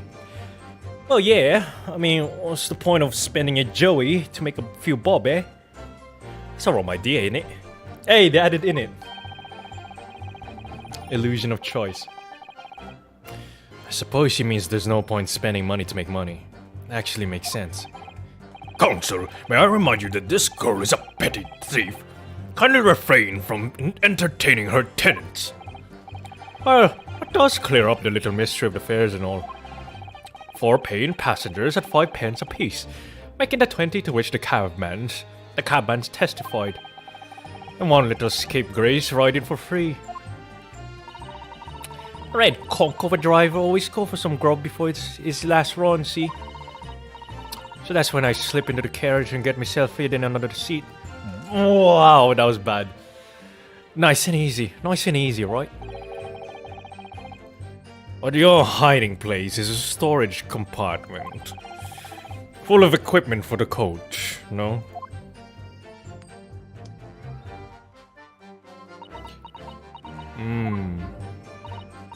Yeah, there's brushes and buckets and whatnot in there, sure. I always chuck all that out and just cram it in a corner somewhere. No one ever seems to bother much. And yet, according to the report filed by the police officer who first arrived at the scene, the compartment was full of such paraphernalia. Well, I don't know nothing about that.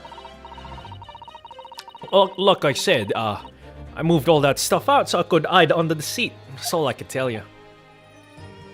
It seems we've reached the end of the line of that inquiry. Continue.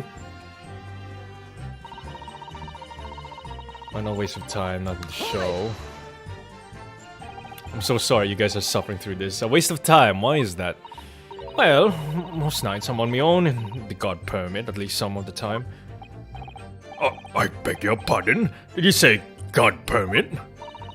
Oh yeah, and that's what my kind call it. You'd say the omnibus, I suppose. Point is, any normal run, carriage ain't got no one in it for a while. And that's when you can't come out of your hiding place and get away. That's it.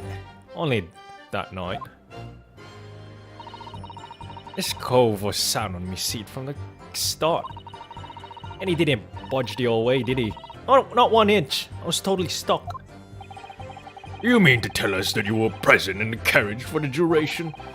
You were under the sea the entire time while events unfolded in an enclosed cabin?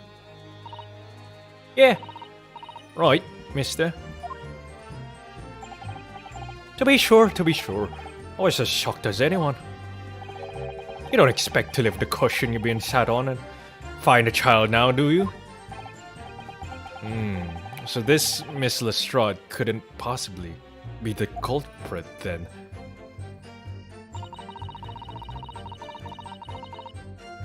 Hold it! Wait a minute. If she couldn't see... Bro, that's what I'm trying to say. If she couldn't see, how did she scream when she saw... She would have heard the thud. So you couldn't see out into the cabin at all. No, Jot. Most days I push up the cushion up with me head and look out the crack. Then I can have a butcher's who I'm gonna fiddle. I thought you were a pickpocket, not a butcher. Oh, come on, English slang, bro. I mean, I can have a look. A seat I get under ain't as plush as the other one, see? Have a butcher's, have a look. Most of the time, passengers plan themselves opposite. But for some reason that night, this here Irishman spent the whole journey right over me head. And for that reason, you weren't able to push the cushion up to peek out, I see. Truth is, I ain't too happy in small dark places. Feels too much like being thrown in a clink. But it's the only place to hide in the carriages, so it's Obson's choice. Why doesn't she just stick to picking people's pockets in the open then? I'd say there's some reason that she's not letting on, judging from her demeanor. So anyways, I was a bit scared, but I had to just stick it out under there. Nothing else for it.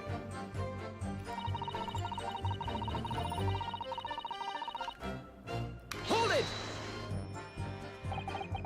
When you say a loud bang, do you mean the noise of someone falling to the floor?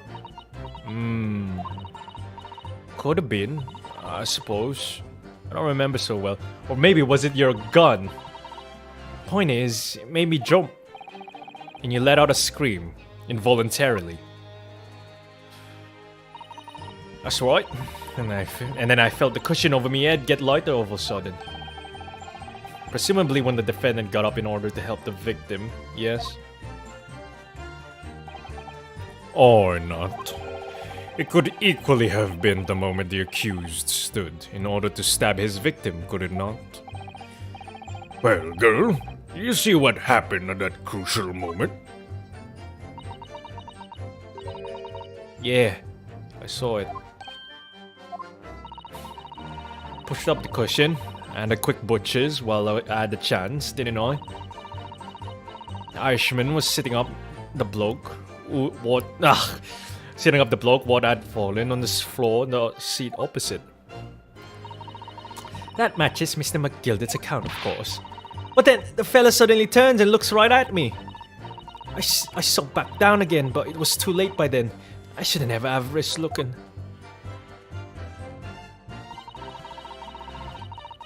Alright. And when Mr. McGilder discovered you, he pulled you out from your hiding place. I was scared stiff I was. He dragged me out and sat me down on the seat and all. Next to the victim, Mr. Mason. Yeah, the bloke had a knife in his guts and he was still bleeding. And the carriage lurched a bit and he ended up falling onto me. Ah, how awful. Both my hands got covered in blood. Made me feel sick as a dog. Wait a minute. Both her hands covered in blood. Huh. After that, I believed you talked with Mr. McGilder for a while. Is that correct? He asked me some stuff. Wanted to know my name and what I was up to and that. And I heard something from up above. Someone screamed. Yes, Mr. First on the roof deck, one would presume. Well, I didn't want no one seeing me face, so I didn't look up. And the horses were drawn up smartish, and this here Irishman says to me, "Get back under the seat. I'll tell her that you can get away later." Huh. All 6 members of the jury had decided the defendant was innocent. For one brief shining moment, yes. It's clear that they are all still very unsure. If we could just find some conclusive piece of evidence among this new testimony, I'm sure we would clinch the very verdict we want. Yes, I think you're right. And I have this niggling feeling. Something's bothering me, but I just can't quite put my finger on it.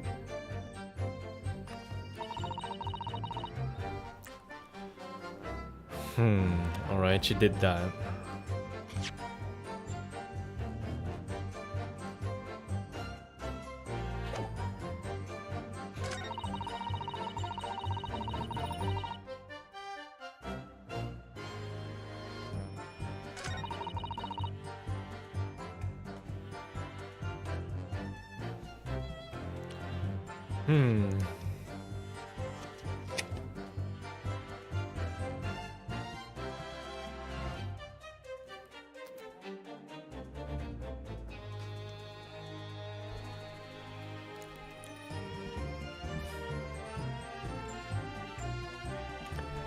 Loud bang, loud bang.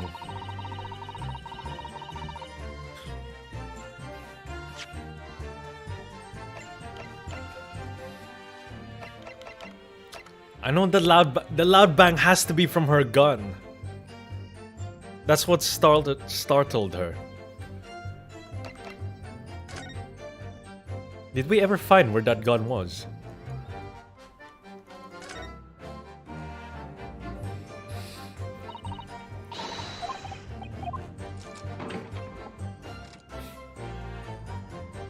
This blood looks fresh, dude. I feel like they added that.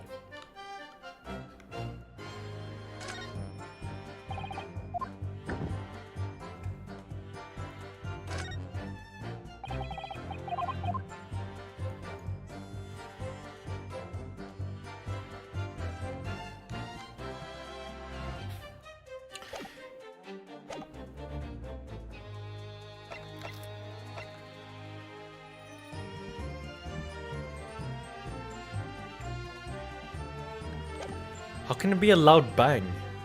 Wasn't it a thud? They're all giving conflicting testimonies, dude.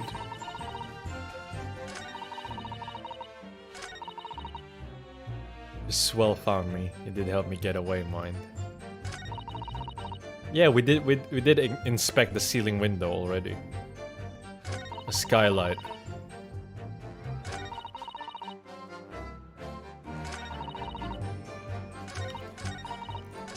100% she has the smoke gun thing. And that triggered it by accident or something. But I don't have the evidence.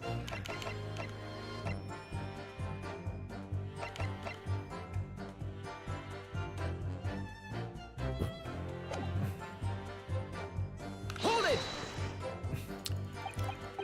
Loud bang. Yeah, see, look, she's not so sure.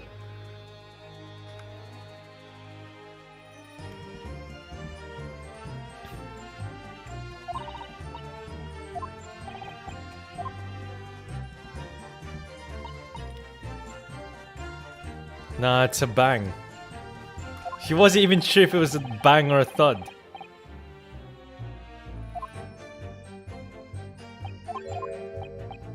Oh shit, what was that?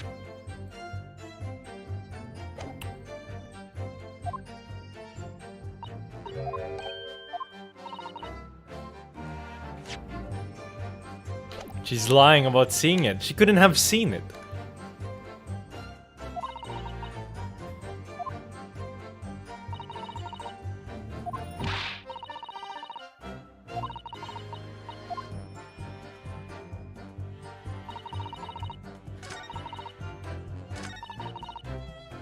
No, that's not it.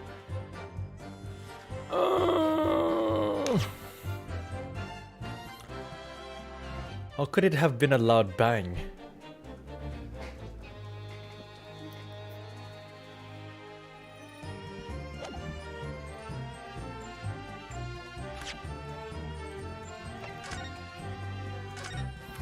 It can't have been a loud bang.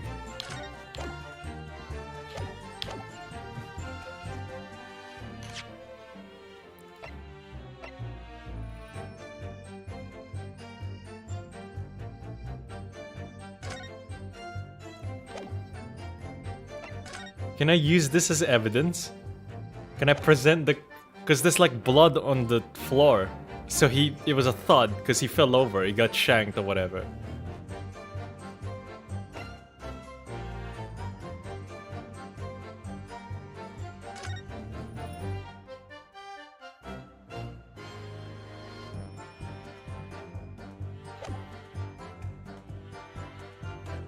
Oh man, this would have been easier if I just said like, but actually, the other people say thud. It wasn't a bang.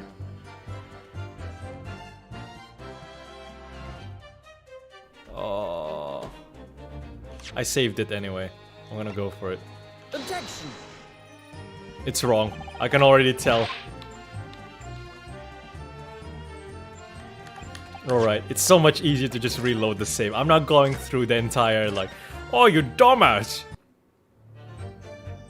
It's not even save scumming at that point. I'm just like, I don't want to waste the time. Oh, you fucking dumbass.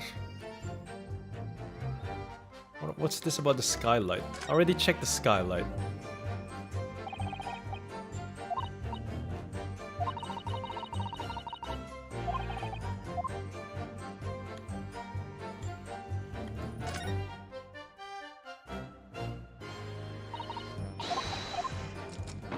Check from inside. Alright, what do we got here? Pretty sure I already checked this before. It's got a large skylight, isn't it? Large enough. This doesn't seem to be a handle or catch. Can't be opened from the inside the cabin, at least. What does that tell me? Bang and thud are onomatopoeias for loud sounds. That's not necessarily a contradiction. The only reason I think it's a contradiction is because she has a gun and it makes a bang sound. So I thought she's in her compartment and she accidentally triggered her gun. And then she mistook that for the thud, whatever.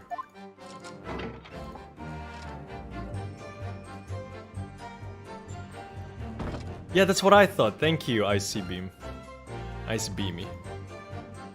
Now, if we had the gun as evidence, I would be like, maybe the bang you heard was the gun you have, you dumb bitch.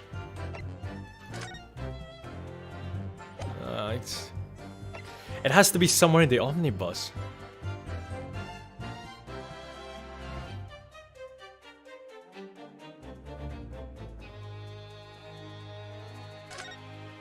If that were the case, then there would be smoke all over the place.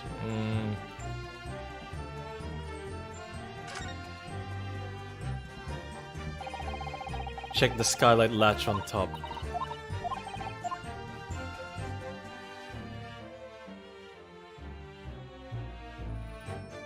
I don't know what else there is to see in this. I've tried opening the skylight.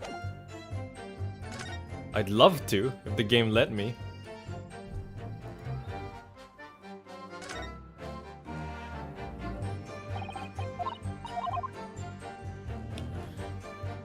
What does the skylight have anything to do with it, though? Oh! Wait, no. Wait, is the thud you're referring to like somebody going inside the carriage? Oh, man, this case keeps getting harder and harder. I thought they said you can't open the skylight from inside, though. Yeah, they're saying it can't be opened from the inside. It can be only opened from the outside. Which might mean somebody jumped from the top of the carriage to inside the carriage to kill someone. Oh!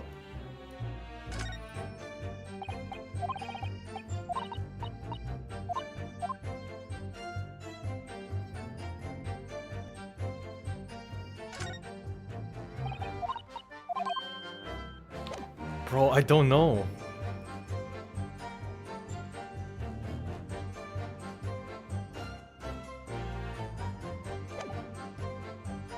I'm pretty sure I've pressed every statement.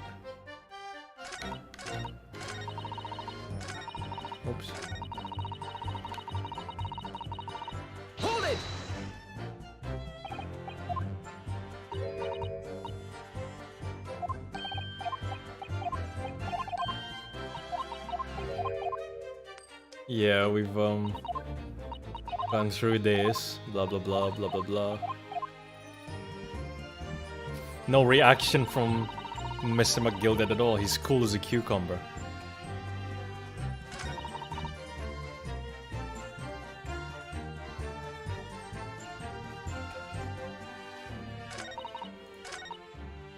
Hold it!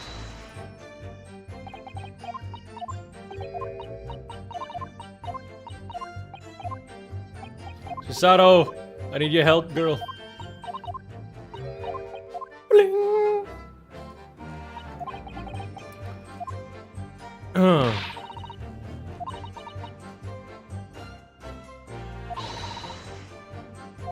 Wow, thanks for the hint. Something's bothering me. I pressed every statement. What am I doing wrong? Fourth statement.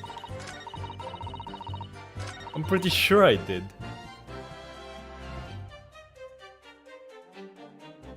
Hold it!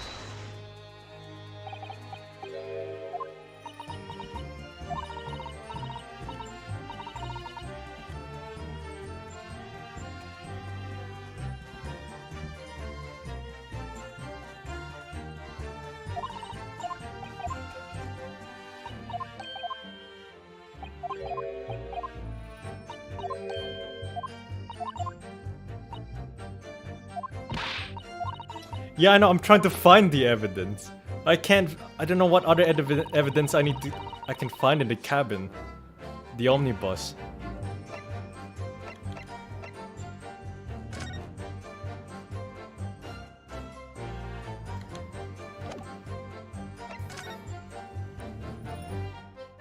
What else did they change in this thing?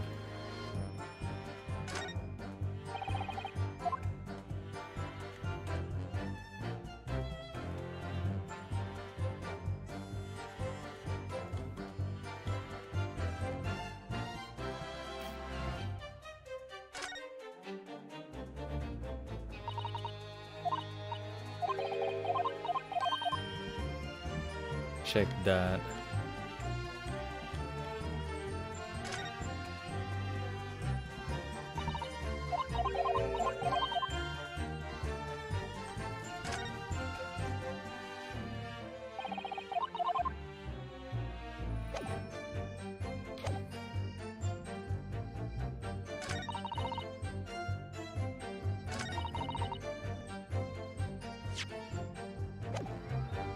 Hold it!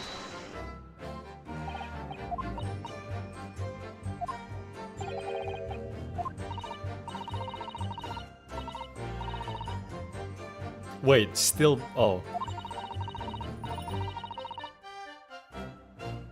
Wait, the carriage lurched a bit and he ended up falling onto her.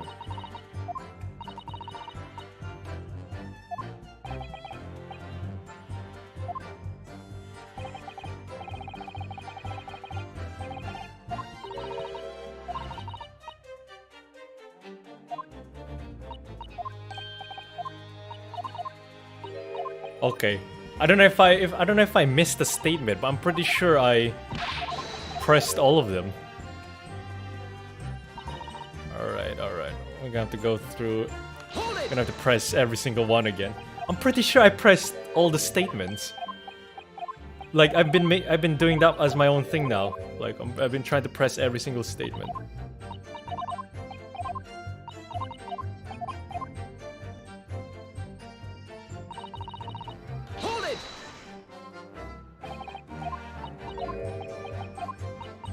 God permit, blah blah blah.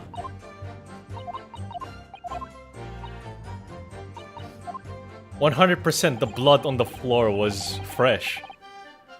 They changed it. I didn't see that one before.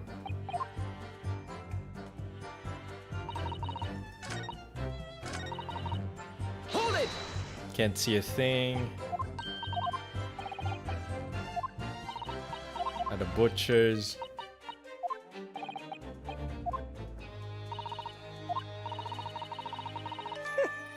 Wait, what? I didn't see that before. What? I didn't see that before. That didn't happen before. Wait. Let's look at the history. I mean, I can have the look to see under. That didn't happen before.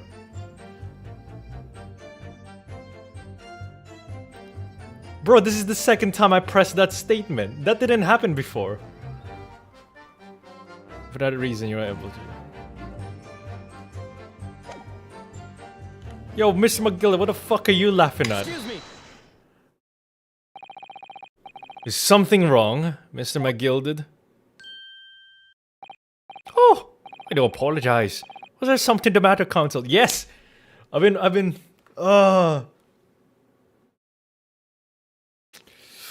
made me waste like 10 minutes of my time, dude. I'm just wondering if Miss Lestrade's last comment made something occur to you, perhaps. You have to press 2 different statements in a certain order. What is that? That doesn't make any sense. Oh, dude. You seem to be thinking something to yourself. Oh, no. It was nothing important. I was feeling bad for the poor lass is all. I remember feeling desperate myself as a young lad. Shut up in the dark. 'Twas terrifying, so it was. I see. Yes, I'm sure we can all sympathize. I'm still scared of the dark now. Aye, and I don't know about yourself, but I find that the darkness seems to make everything you hear seem that much louder as well. Oh, what kind of look is that? Yeah. I suppose it does. Maybe. Miss Lestrade! Did you hear something that night? Anything? An unusual noise, perhaps?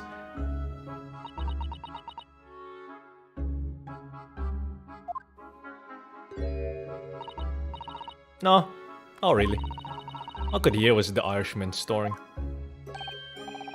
Jabbers! Sorry to tell the whole world of me foibles, you little scamp. I like that man's dialogue. What a pity. If only Miss Lestrade has heard something, it might have given us a vital new clue. Yes. What should we make of that last statement of hers?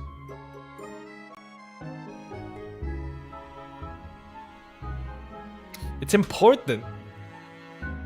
She must have heard something else, dude.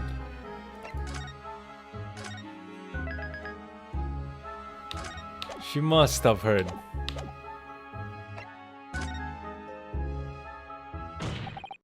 My lord, I believe the statement just made by the witness is profoundly important. Profoundly important? But all she said was that she heard nothing. Yes, which is the profoundly important point. I am almost sure of it.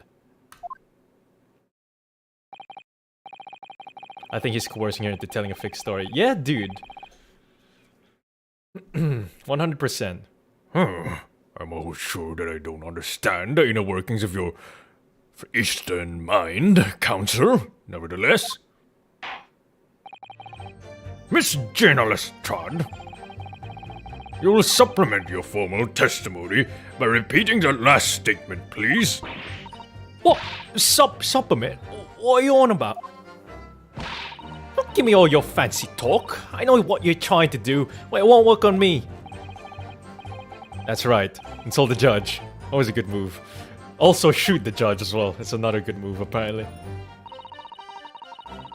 What's straining me is to work out what was going on, but I could hear was snoring.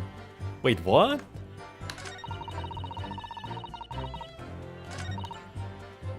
Okay. McGilded did say he was sleeping throughout the journey. Hold it!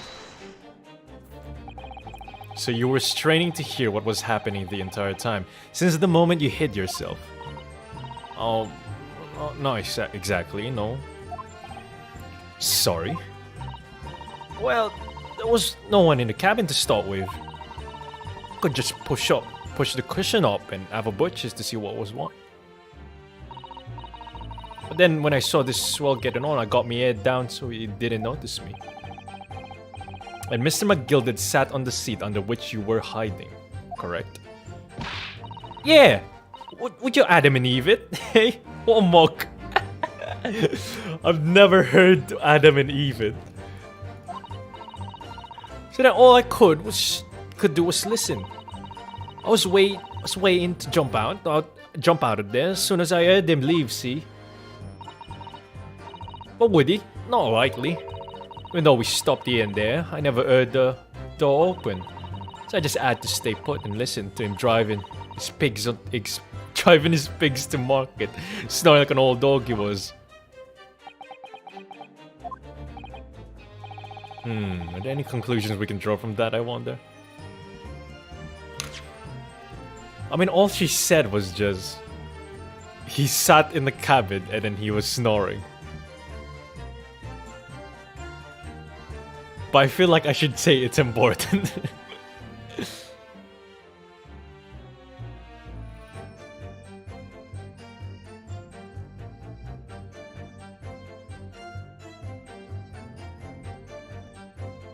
There's no one in the cabin at the time, and then Mason got on. I could just put the cushion up and see what was what.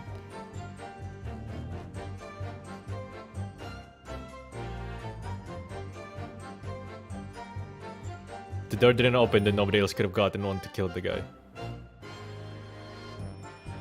Slang to believe something. The phrase comes from rhyming slang in which Adam and Eve rhymes with believe. I kept Adam and Eve it.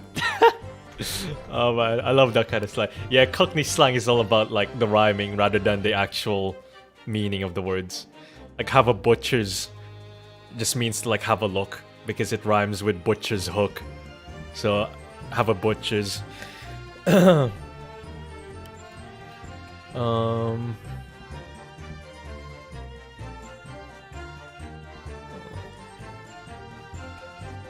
Oh, mug.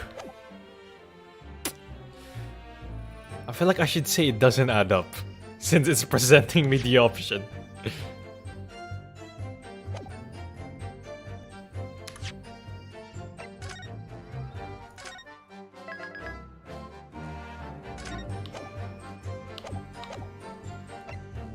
I'm gonna say it. Fuck it. Miss Lestrade, what you just told the court that I did not think about at all was clearly at odds with the facts. Ah?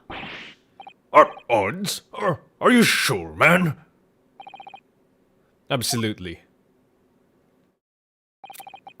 It seems my learned Nipponese friend is not as dull-witted as I feared. So Van Zeeks realized it too.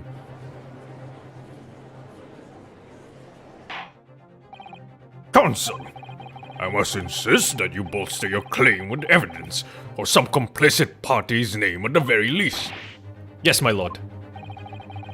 I expect you to demonstrate this alleged contradiction to the court. According to Miss Lestrade, while she was hiding in the omnibus that night, she had heard nothing but the sound of Mr. McGilded snoring. But think, Ryunosuke, think! Wait, there's something else she should have heard. Fuck me, dude. Oh, I chose not to go this hole. Let's just have a quick look-see.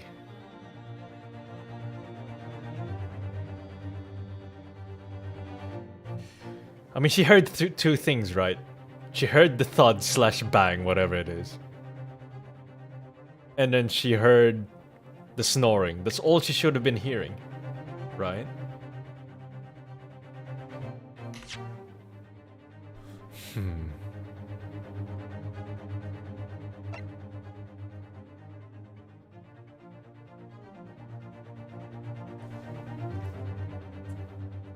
Okay, what I want to know, right, is how the fuck this dude died so easily. That's how I want to know. I don't care who killed him just yet. But Mason boy, he got stabbed in the abdomen with the knife. Okay. But surely she should have heard, like, this dude scream, right? There's no way you can get stabbed and be silent about it. This dude got...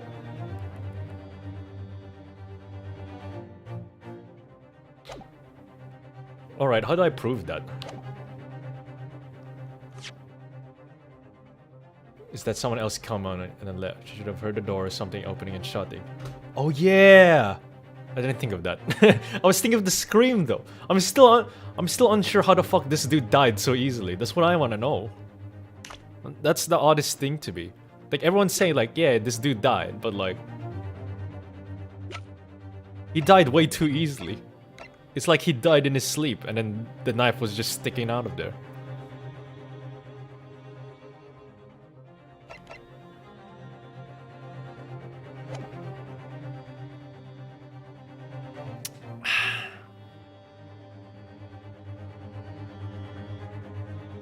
Especially if stabbed in the abdomen or while in the middle of exhale. Can you?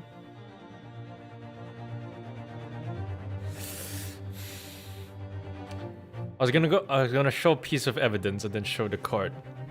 Oh, I saved it. I saved it. Show a piece of evidence. He wasn't stabbed in the he wasn't stabbed in the lung though. He was stabbed in the abdomen.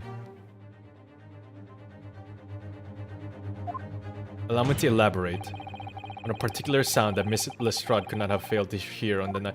Oh great. I mean there's different things she should have heard. She should have heard the guy screaming or what, or like making some sort of noise like oh, like something like that at least. And maybe, you know, either the cabin door or the skylight opening. I'm gonna go with the omnibus for this one.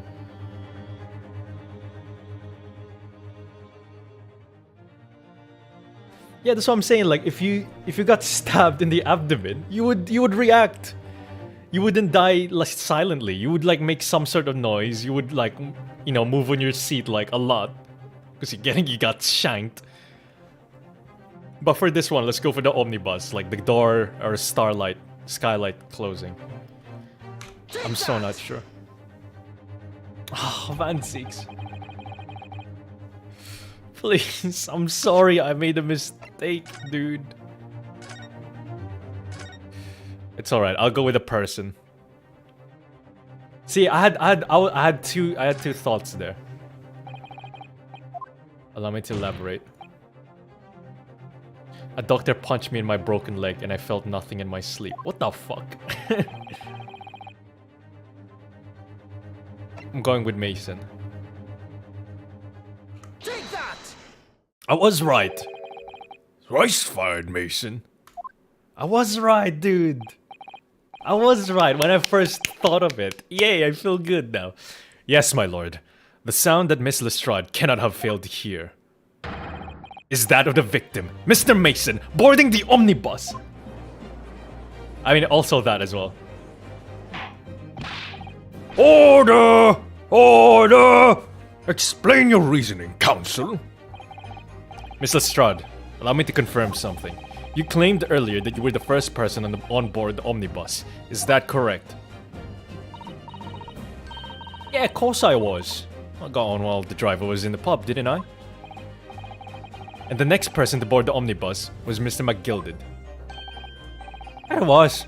I saw I was in the cabin when I climbed aboard. At least, not in plain sight. So you were, to all intents and purposes, alone in the enclosed cabin of the omnibus at that time.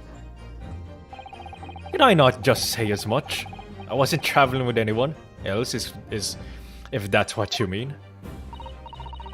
Yeah, I saw him get on, remember? Oh, through the crack under... dude. I can't do this accent. Through the crack under the seat cushion.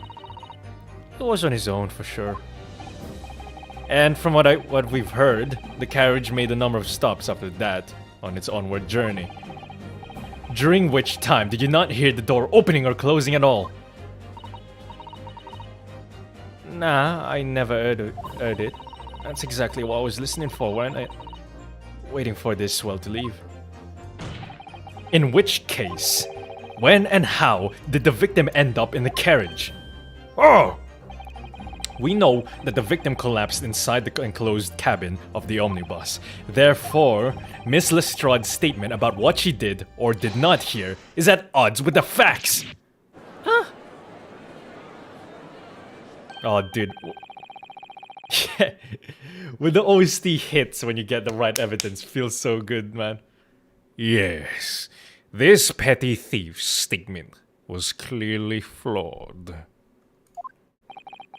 Lord Van Zeeks! Yes, he knew. He knew all too well that there was an inconsistency in Miss Lestrade's statement.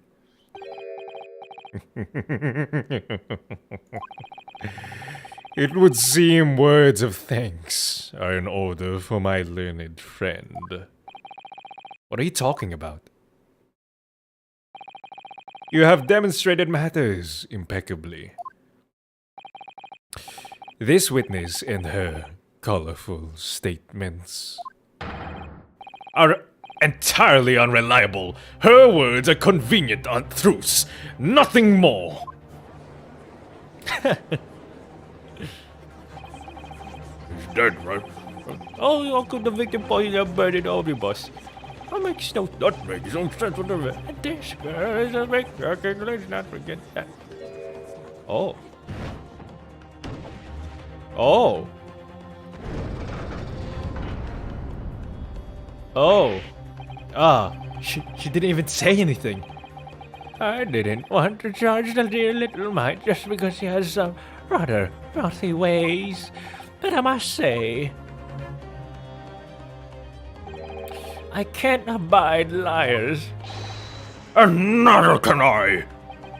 Mr. Foreman! I didn't want to judge the girl just because she has some less than salubrious ways. But I must say, I cannot abide liars. Oh, come on. We're back to square one.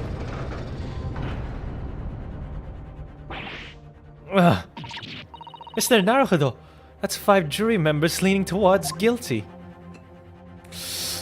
This is my third chalice. Well, your consideration for others is refreshing, my Nipponese friend.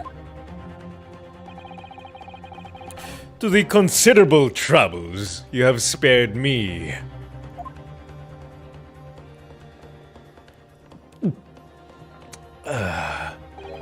Grape juice. Yes, very refreshing. Another summation examination, baby. Gah! What are you playing at? Have you forgotten who you're working for? You useless Easterner, madam. This is carnage. This is carnage. It's perfect. Jury number 2 is the only one left. Mr. Naruto, the way this is going. I know. If we can't find some new way to convince everyone of Mr. McGilde's innocence, a judge will rule, and we'll have lost.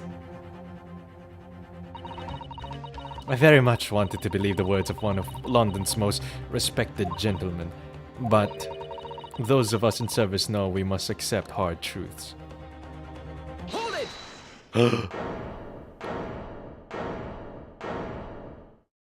Fancy's like, for fuck's sake, I don't want to do another examination summation. Yes, the witness's last statement seems to have revealed a critical inconsistency in her story. However, if we consider the possibility that her statement is in fact the truth, it may shed an entirely new light on this whole case. What are you saying? Counsel! I'm sorry, sir. Whatever do you mean?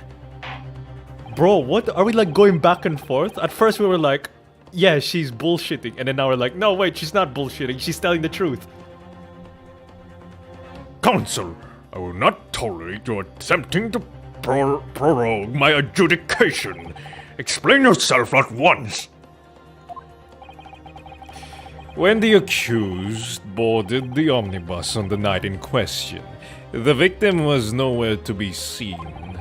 Subsequently, the carriage door was not heard opening a single time, as testified by the witness on the stand. And yet, the victim's body was found inside the carriage.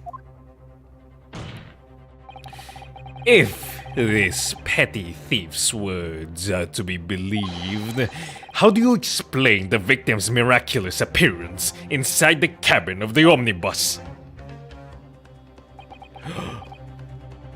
The body was thrown in through the skylight. There's only one way to explain how the victim came to be inside the carriage.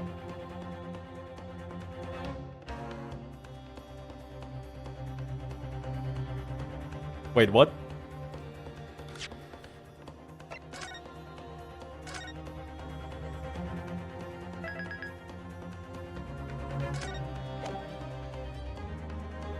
I know. After he died. Oh my god, that makes so much sense! If he was put in there after he died, he wouldn't have made any death sounds. He was put in there after he died. Obviously, the victim must have been placed in the carriage after he was killed. Tell me, my learned friend, what was the function of that, obviously, in your last sentence? Huh?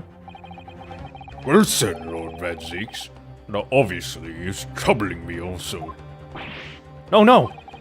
That's really not the point. The point is that the victim must have been moved into the carriage afterwards. Then answer me this. How could a cadaver have been placed inside a moving carriage? Alright, okay, maybe I should have said another entrance. But okay, Mason was already dead with a knife inside, and his dead body was put through the skylight. That's what I was trying to say. Well, obviously, No! I know what I was doing! I knew what I was doing, dude! That's not fair! I had the right answer!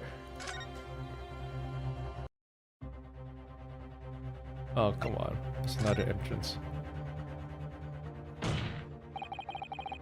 The door wasn't opened even once. The only explanation is that the victim entered the enclosed cabin some other way. I wonder what new fantasy you would come up with in your blind panic. But behold, the omnibus is here for all to see. Only one side of the enclosed cabin is furnished with a door. The other one has only windows, fixed windows which cannot possibly open. In short, there is no entrance to the cabin other than the door. But there could be. There's one possibility you haven't considered. Oh, really? Yes, one other way inside that isn't the door. Another opening, the use of which allowed the victim to appear inside the enclosed cabin. Alright, Counsel. The defense will identify the location of the corpse. Here's the omnibus on which the incident occurred. Where on earth is this entrance by which you propose the victim entered the cabin? The skylight! Take that! The answer is obvious. It can only have been the skylight. I say, the skylight? Objection! Your ludicrous proposal almost has me lost for words. However... I just interrupted Van Zeeks. The skylight may well be large enough for someone to pass through. Objection! So you claim, but do you have a shred of evidence to support your addle-brain theory? Yes. Both Mr. McGilded and Miss Lestrade said the same in their testimonies. They each claimed to have heard a loud thud, such as the noise made by someone falling to the floor. Yes, which has already been explained as the sound of the victim falling from his seat, having been assaulted with a dagger. Yes, it has, but would a man slipping from the seat onto the floor really have made such a loud noise as the witnesses describe? A noise loud enough to cause Miss Lestrade to let out an involuntary cry, in fact. Good gracious! Perhaps, in fact, that was the moment that the victim made his entrance into the cabin. No, let me rephrase that. The victim didn't enter the cabin as such. He fell into it. Objection! You're now suggesting that the victim fell from the skylight into the cabin? That's simply impossible. How can you be so sure? Because if the victim had fallen inside through the skylight, as you say, the passengers on the roof deck would have seen it happen. Not if they're in cahoots. And yet, not one person made mention of such events in their testimony. Well, yes, that's true, but...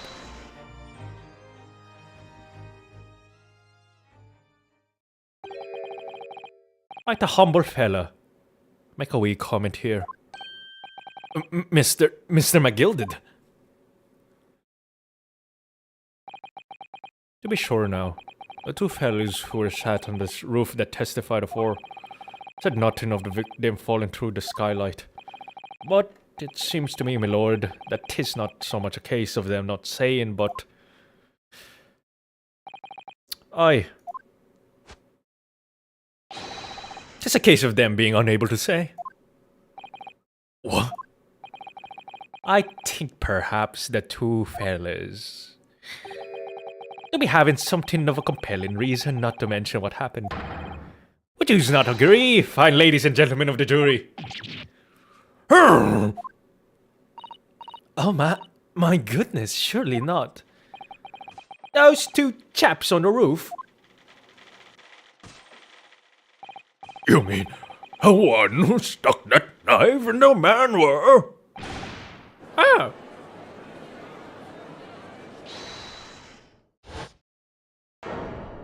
Oh. Where the fuck did you guys come from? Just what exactly are you insinuating here, you blitterer? Whoa! You rotter! He said you rotter! What are you insinuating? This is a flaming outrage. I'm good man to give you a blinker in a minute. I'll give you a shiner in a minute, he said. So will I. Mr. Fairplay. You're effectively accusing me, a city gentleman and well-respected banker. And me, a very angry actor. Suggesting that someone like me could have stabbed that man in the guts. It's a disgrace. It's scandalous. I protest in the strongest possible terms. That's right, I protest too about you rotten scoundrel. What is that animation they gave for the kid? Order! This is not the time, witnesses. I will not permit this wanton invasion of the stand. Return to the anteroom at once. But this is beyond reason, my lord. It's outrageous. It's very hurtful, you know. My lord, if I may comment. Go ahead, Lord Van Zeeks. It was the defense that incited this outburst from the witnesses. My learned friend has seen fit to abandon all protocol and accuse the witnesses without proof. Accuse? I never intended to. It seems, young Nipponese, that your command of the English tongue is wanting.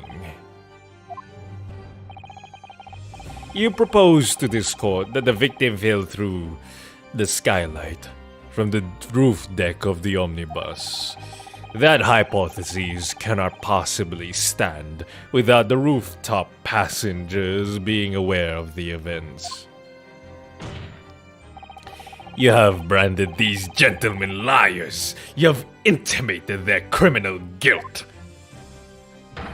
In our British courts of law, that is what is termed a baseless accusation. I know I was rash to put this idea forward without any actual evidence, but you can't just dismiss it without a second thought. What are we wasting time for? Get them to testify. Huh? I thought there was something fishy about that hat from the moment I laid eyes on the fellow. We have to see this matter through now, one way or another. If there's filth and rubbish in our midst, we must dispose of it at once.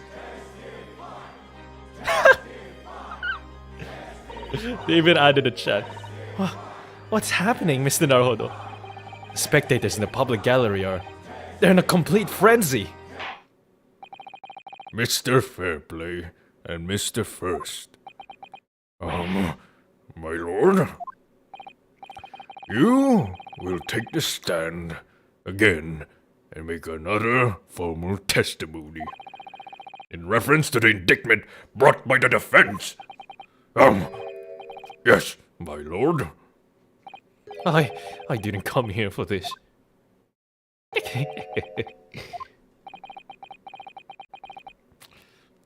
There's no time to think this through. Hello, Blaster. All I can do is keep pushing forward.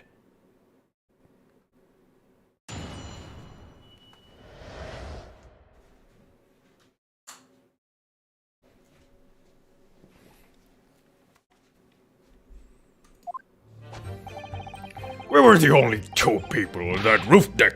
They're alive. I can swear to that. Oh, this is the second trial. Second trial, third episode.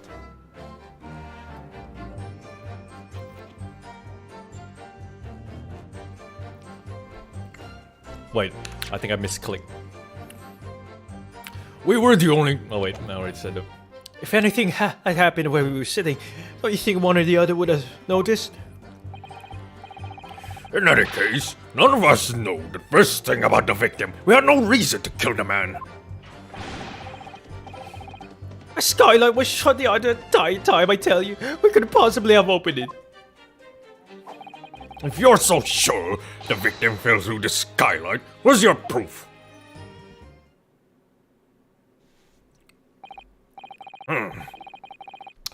I must say that on listening to this testimony, it is somewhat hard to imagine.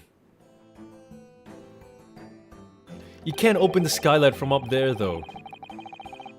How either witnesses could have performed any malevolent act on this open rooftop deck, without the other noticing forthwith? That's right, you see. Wait a second, I tell you. Although, logically, of course, the argument falls down if the two of you are in collusion with one another. What? Yeah. According to investigations by Scotland Yard, the two witnesses share no common dealings. Ha! Well, I don't trust coppers anymore than I trust the stinking rich. Something doesn't feel right here. The trial's going in our favor, really. So why do I feel so uneasy? Counsel for the defense? Over to you. Your cross-examination, please. Oh, yes, my lord. Cross-examination.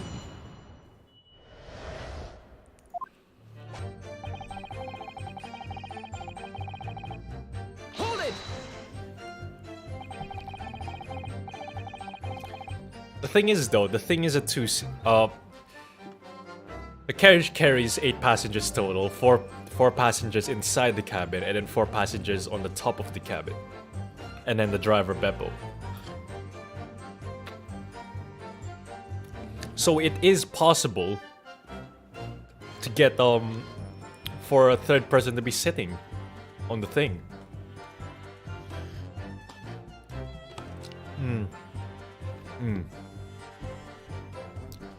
So at no time did the victim, Mr. Mason, climb up to join you on the roof deck.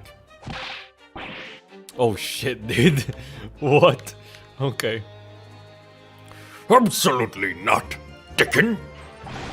No question about it, he said. No, no, no! Oh, but yes, of course, I remember seeing them both. I saw the victim inside the enclosed cabin talking with this man here. Is this true, Mr. McGilden? Hear me, my lord, at the risk of repeating myself, I boarded the omnibus alone and nodded off inside almost immediately.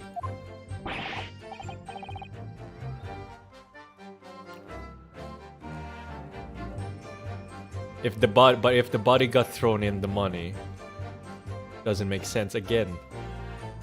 No, it does make sense. So originally, Beppo said 20 pence total and he charged them 5 pence each, which is 4 passengers.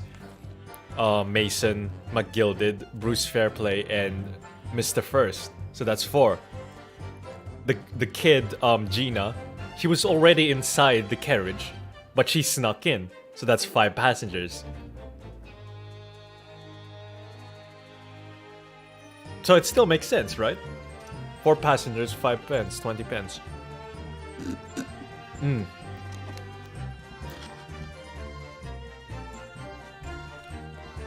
I'm guessing Mason was sitting on the top, on the front bench, and then Bruce and First were sitting on the back of the top. Let me stop you there, fella, and ask, do you have any evidence at all? At all? Oh, Yeah, Mason was still alive and an official passenger, yep. It's all about evidence in the courts these days, so it is. You do well to remember that. I saw you with my own eyes. This is going so well. If anything had happened... Hold it! Well, it wasn't the final run of the omnibus at past 10 o'clock in the evening. It would certainly have been quite dark. Perhaps too dark to see clearly. Is this some kind of a lock? Is this some kind of a joke, he said? Is this what this is? Or perhaps one or the other of you fell asleep briefly. Are you fair dinkum, sir? Are you serious, sir? That's what he said. It's impossible, I tell you. I'd give you the keys to the vault if you could fall asleep in that bitter cold. And if you did manage it, your eyelids would freeze shut and you'd never open them again. That's extreme. It was extreme, I tell you. We had to put up with it because this man had locked the door. Excuse me. Any true gent would have unlocked it and let me in when I've knocked. I'm dreadfully sorry about that, young fella. But you see, I was away with the fairies, and I didn't hear you at all. That's a lie! I saw you through the glass. You were talking to someone. Now, 'twas a cold night, so it was. People do be seeing things that aren't real in the cold. 'Tis hardly surprising. Seeing things? Saying things?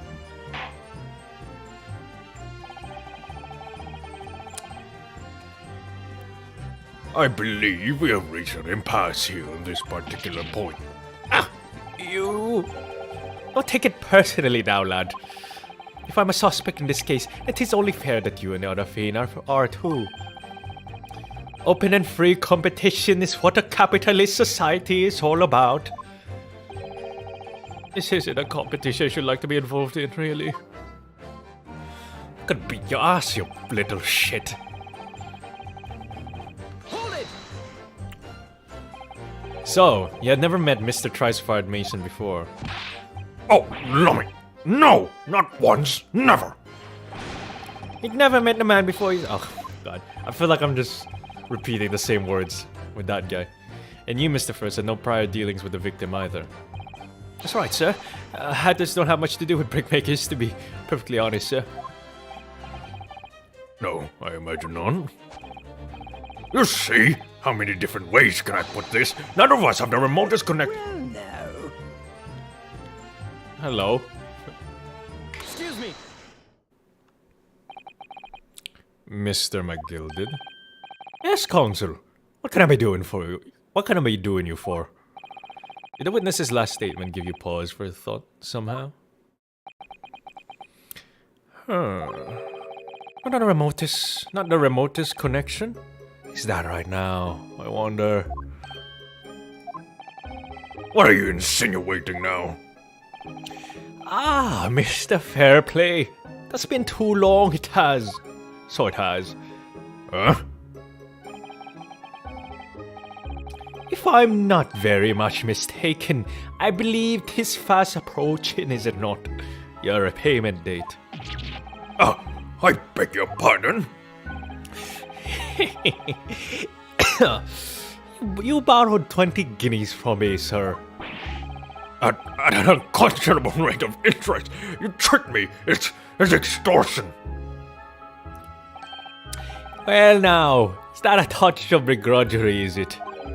That sort of begrudgery that might motivate a fellow to pass his crimes off on another. Huh? Oh. And young Mr. First. Me, sir? What do you want me, sir? You do be making hats for a living, do you not? That there top hat sliding about on your head, is that one of your own creations, is it?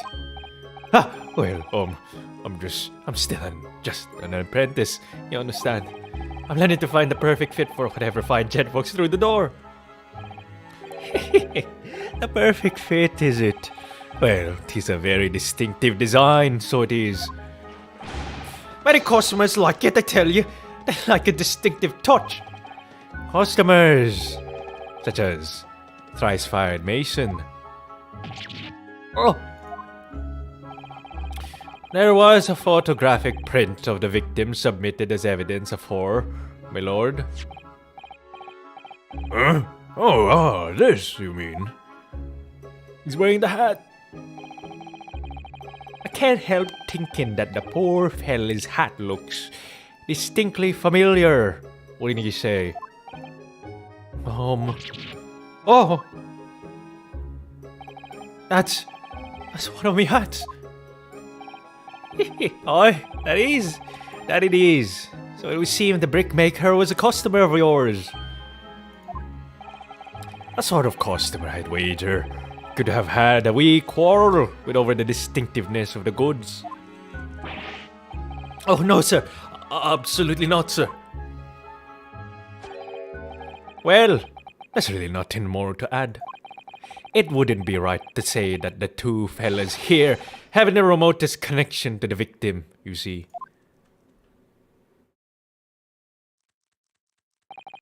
I rest my case. You whittle. He's better at this than I am.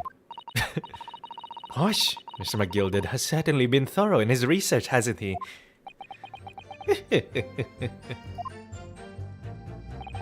Please, don't let me little interruption hold up the proceedings.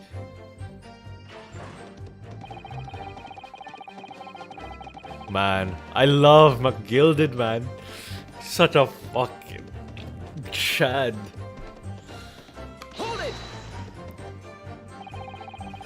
Are you quite certain about that? That the Skylar was shot the entire time? I'm going to lose my brock with you in a minute.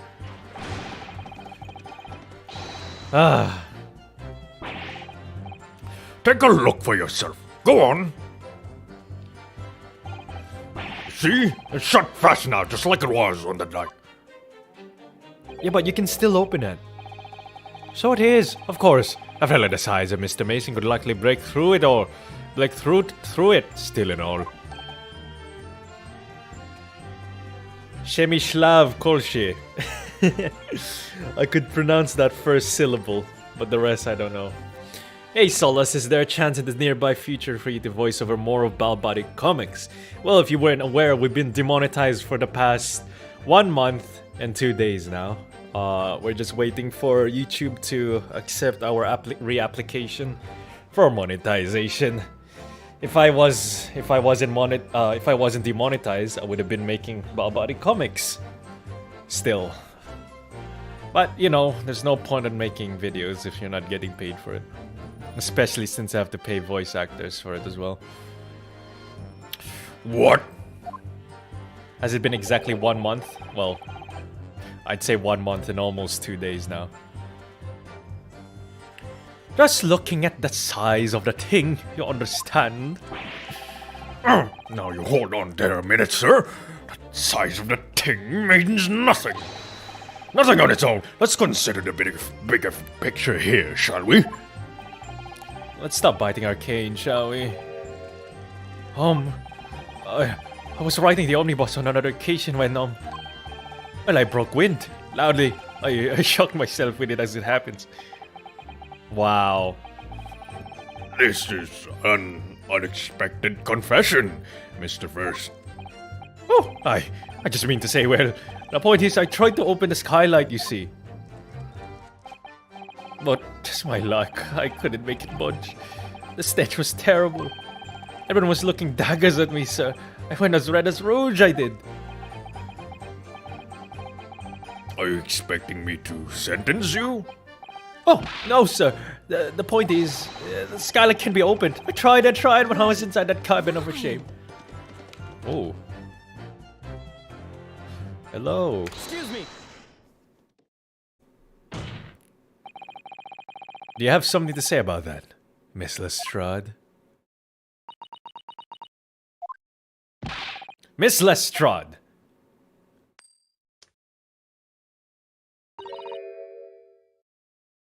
It opens. Hmm? A skylight. That is what we're talking about, right? What the fuck are you doing, woman? All them skylights open. Dead easy. More easily than you can load that weapon. That's a lie, I tell you. Otherwise, when I broke wind, You can't do it from inside, you mug. Oh. Look, a few weeks ago, I was up on the roof deck of one of them rags. And I had I had purses coming out me ears. Miss Lestrade is not the forum to be eulogizing on the subject of your criminal activities. Gina Lestrade. The road.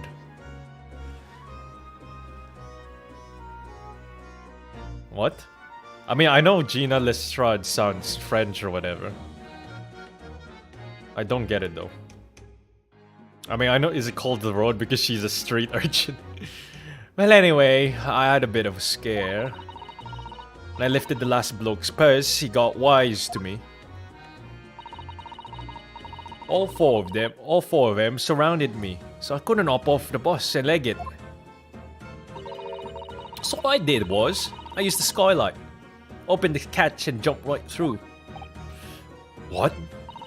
Yeah, the catch for them skylights is on the top side. That's why you can't open it from the cabin. The skylight opens from the roof deck. Bailiff! Climb up onto the roof of the omnibus at once and verify this witness's claims. You can't open it from the outside, you can't open it from the inside. Which is a weird thing. Oh, my hat! See? Man, I'm butchering the female voices so bad. Order! So it appears that this street girl's statement is quite true. I don't believe it. The skylight opens, and from the roof deck. Mr. Naruto. This could be the clue we've been looking for. Well, counsel for the defense, please continue with your cross-examination. Yes, my lord. So, the skylight opens. Perhaps I should investigate for myself. Let's press this one first. Proof. That's right. I demand to hear it. Hey, Siddharth. We get out of here. But you call us both shysters, brand us as criminals. Shices. Man, we're learning a lot of British slang. As it stands at the moment. Huh? There's no hard evidence that incriminate yourselves, now is there? I believe we're in much the same position as one another here. If I don't crack this case soon, he'll crack his teeth. I wonder if these two men really were involved in some way. I couldn't say, I mean, I don't really know anything about them, do I? Although, by the same token, I don't really know anything about Mr. McGilded either. It's so hard to know what to believe here. I think we should try to remember that it's evidence alone that can truly determine the outcome of a trial. Evidence. No one can argue against decisive evidence, including the members of the jury. So you're saying that what we need now... Okay, thank you for stating the obvious. God, Susato, you're so helpful.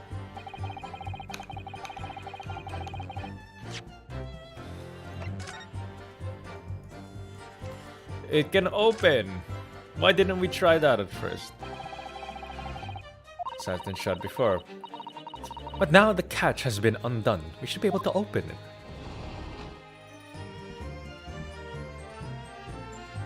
Okay.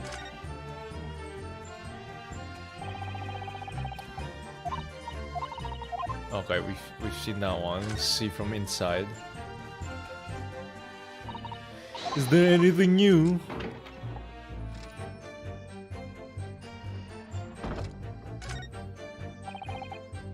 Oh. Oh, sweet. Okay. Is that it? It's just like, hey, you can open it. I know, right? Isn't she the best assistant? Dude, man. All she says is like, oh, by the way, you can use evidence. It's like, oh, thanks, Susato. There is blood. I didn't see that. Oh. No, get out of here. I can see the blood. Blood. There is blood on the frame. Why wasn't it letting me? The thing is, I don't know if it's like fresh blood or it's because this is blood on like the cushion, but this is redder than this one. I feel like they added this blood. Or maybe it's because different material, I don't know. Yes, it does open very wide, doesn't it? Wide enough to kick someone like you through, certainly, Mr. Naruhodo. Why someone like me? Ah! What is it? Look! Just here! Look at this! That's, without question, red paint. Why would there be a blood stain there? Surely, it can't be unrelated to the case, can it? Ooh. Blood stain.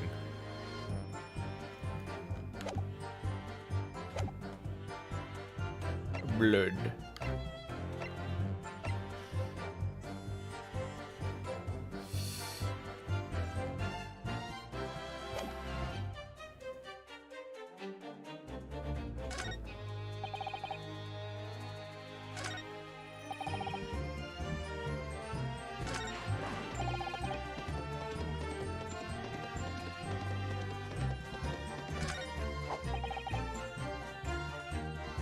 Ah, there we go. That's the perfect place to present it. No. Objection! Blood looks too fresh to me. Yeah, that's what I was thinking. They added that blood during the smoke bomb scene. On the night in question, the victim was fatally stabbed in the stomach, and immediately afterwards, the victim's body was pushed through the skylight into the cabin below. Those are the facts, and the irrefutable proof remains clearly visible in the omnibus that stands before us today in this very courtroom. Yeah, it is basically a massive setup. What? That's utter humbug. You can't possibly have any evidence. No, you can't. Oh, I mean, we didn't do it, I tell you. It's impossible. Irrefutable proof. Here in this courtroom. What other route?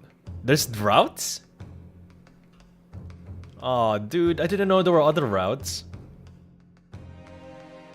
Counsel?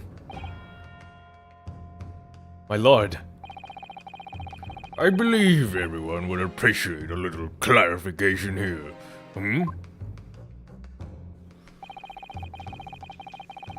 I didn't know there were routes in an Ace Attorney game. What is this?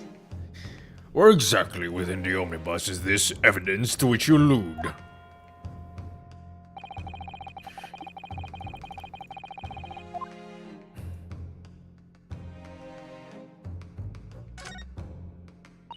Nope. Alright, I get it, I get it. I can't hold click to skip through this, that's great. Oh, please tell me there's no roots to this. I already made my decision. I mean, I made a conscious decision that I was gonna side with McGilded, whatever the cost. I don't give a shit about what's right or wrong. I'm a lawyer, it's my job. Got it! By Jupiter, is that blood? This bloodstain proves two things. Firstly, when the incident occurred, the skylight of the omnibus was open. What? And secondly, the victim was already bleeding when he fell through the opening. Oh my! And so it follows that Mr. McGilded, who was inside the enclosed cabin himself at the time, cannot possibly be guilty of this crime. The leprechaun ending, oh no!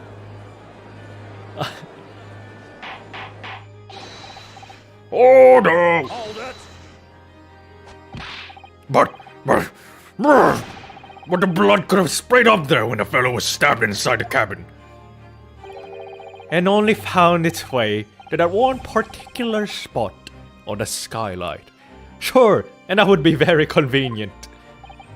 And let's keep it in mind that a skylight catch can only be unfastened from the roof deck.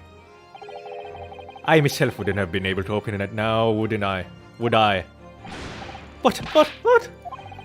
There's no way to know for certain, is there, if the gent really fell through the skylight, I mean?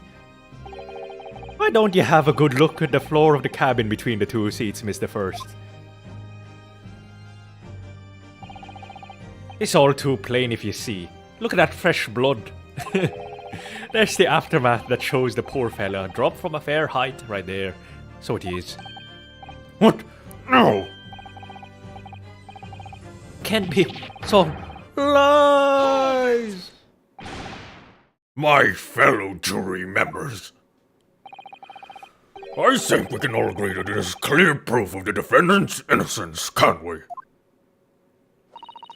I believe we can, yes, sir. It's clear to me now where the filthy rubbish can be found in this courtroom. So, they thought they could pull the wool over my eyes, did they?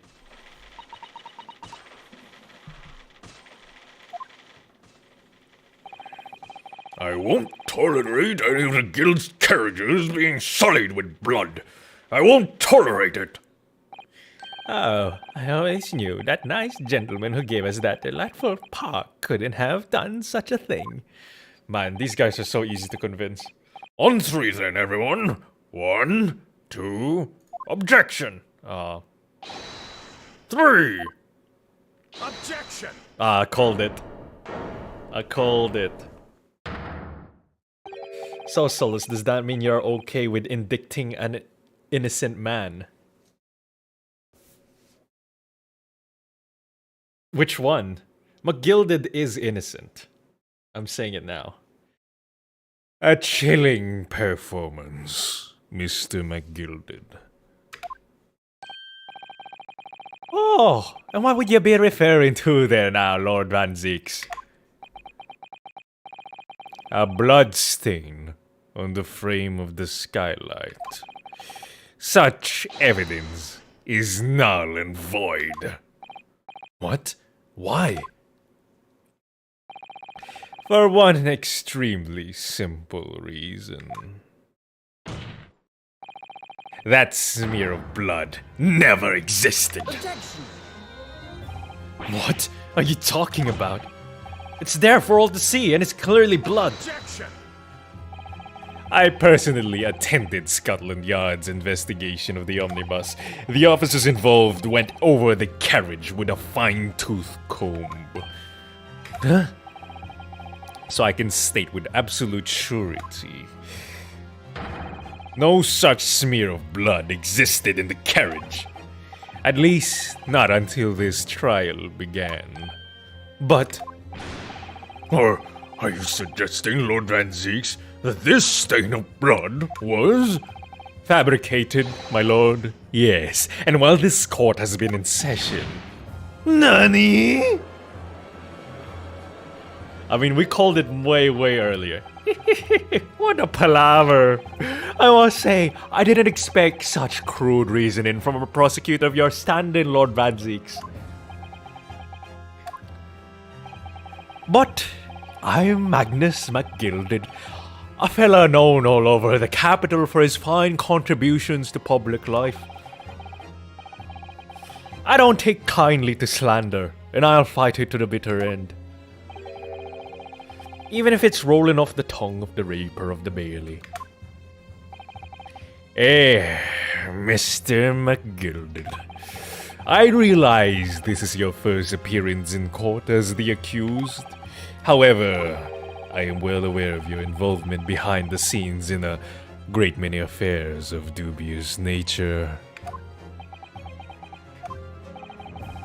You're very adept when it comes to avoiding getting your own hands dirty.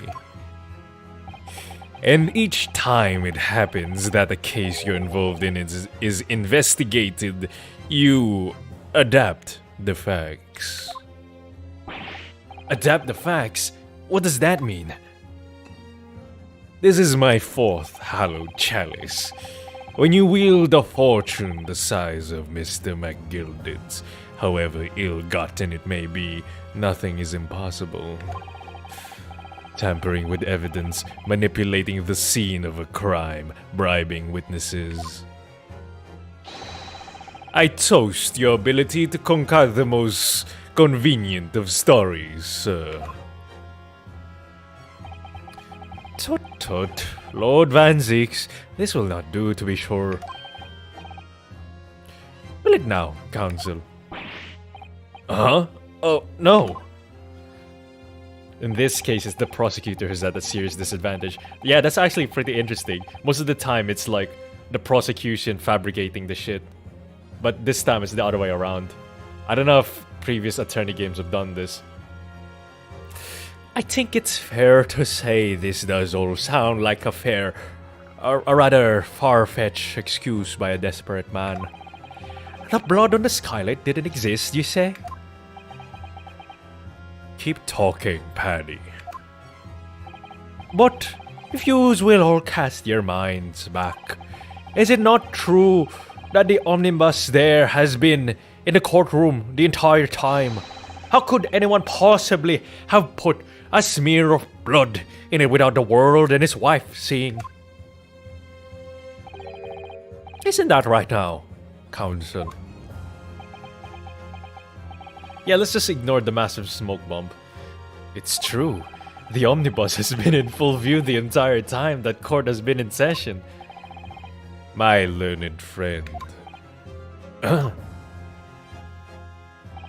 Here's to hearing your opinion on this matter, in your own words. As you wish. Could someone have tampered with the omnibus during the trial? If you're asking me, I think. Oh, can I just say no? Oh my god. This is the first Ace Attorney game where the decisions are actually making me question it. I know, 100% sure MacGilded and Gina tampered with the evidence. Because when I first saw that blood on the floor, I was like, that's really red. It looks fresh. And then I look at the blood on the cushion, I'm like, don't know about that, dude. The bailiff? You think the bailiff may have been... Oh, dude, if the bailiff was in on it when he, like... I don't know how the fuck he could have painted it, though. But that's an interesting...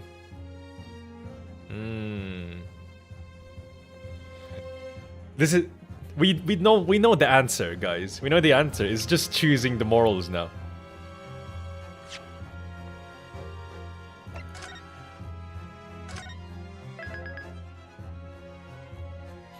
He was the only one touching the carriage. But yeah, but also... Also, we don't... Everyone was probably looking at the bailiff in full view. There's no way he could have painted it without anyone noticing. I'm way too broke down morals. Yeah, exactly, dude. Bro, that's what I'm saying. We need... If we fail this case, we won't get into Kazuma's... We won't fulfill Kazuma's dream, right? I'm doing this for Kazuma. I've justified my actions here. You're about to self-incriminate, I think.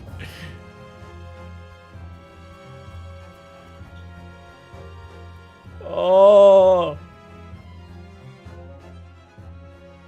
I know Van Six. No, he's gonna see through my bullshit. That's the only problem. I would say it's out of the question, but Van Ziek's gonna be like, you're lying. I can tell you're lying. Oh, dude. What would Kazuma do? He would say it's out of the question because he wants that lawyer. He wants that lawyer position, bro. He'll absolutely cut you through you. He's dead. I'd be honest, to be honest.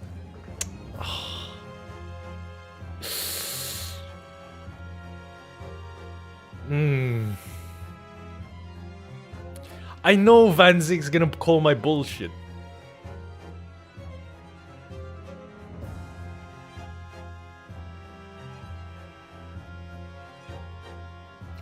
Yeah, but the thing is, if Mac Gilded, right, if he gets imprisoned or, you know, capital punishment,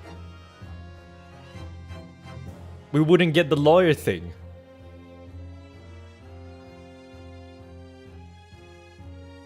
Oh.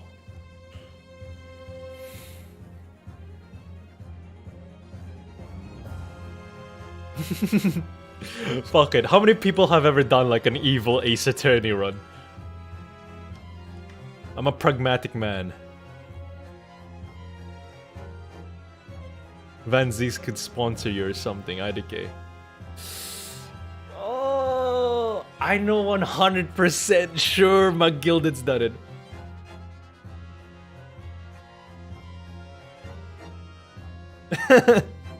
Your job or justice. Bro, fuck justice, man. The world is a cruel place. The world fucks you over. Sekiro, what justice? Look at YouTube. Look at what YouTube has done to me. All right, where's the justice in that, Sekiro? I've followed guidelines, and yet YouTube has bent me over and fucked me in the ass. I could have been a good person, Sekiro. I could have been a good person. But everything changed when YouTube demonetized me. I'm not the same person anymore. I'm going for it. It's out of the question. Are you alright, Mr. Naruto? You've fallen silent. Almost as if you were talking to yourself for the past 5 minutes. But for some reason, I just can't bring myself to say it. But the omnibus has been in full view of everyone in the courtroom the entire time. It is out of the question that someone could have tampered with it. Oh, it's gonna do the thing where it's like, hey, you know what? Something did go wrong. Oh my, you don't think... Might it actually have been possible? Oh, dude, don't give me this shit. As a defense lawyer, it's my job to advocate. Wait. As a defense lawyer, it's my job to advocate for the defendant as best as I can. But still, I feel as though something even more important at stake here. There is no evidence to suggest that the defendant did as my learned friend suggests.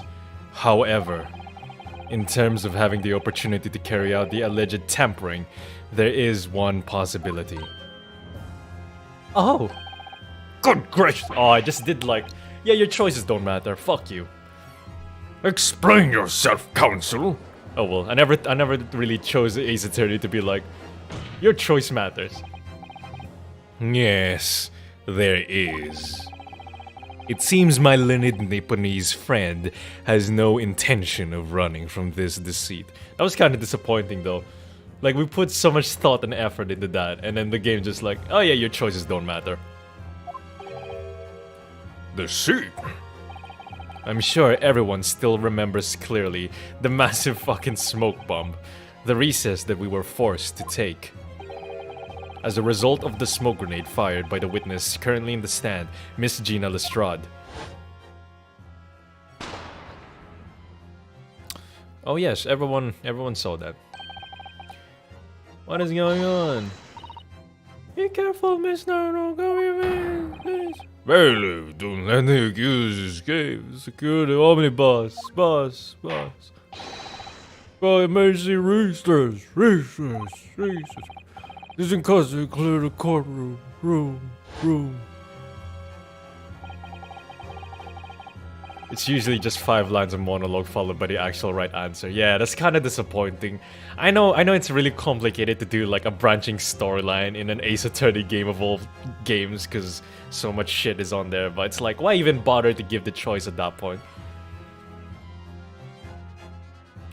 The courtroom was filled with smoke and everyone was thrown into confusion.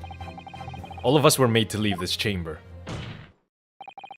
In that brief interval, under the veil of smoke and all the chaos, it could have been possible to steal inside the omnibus.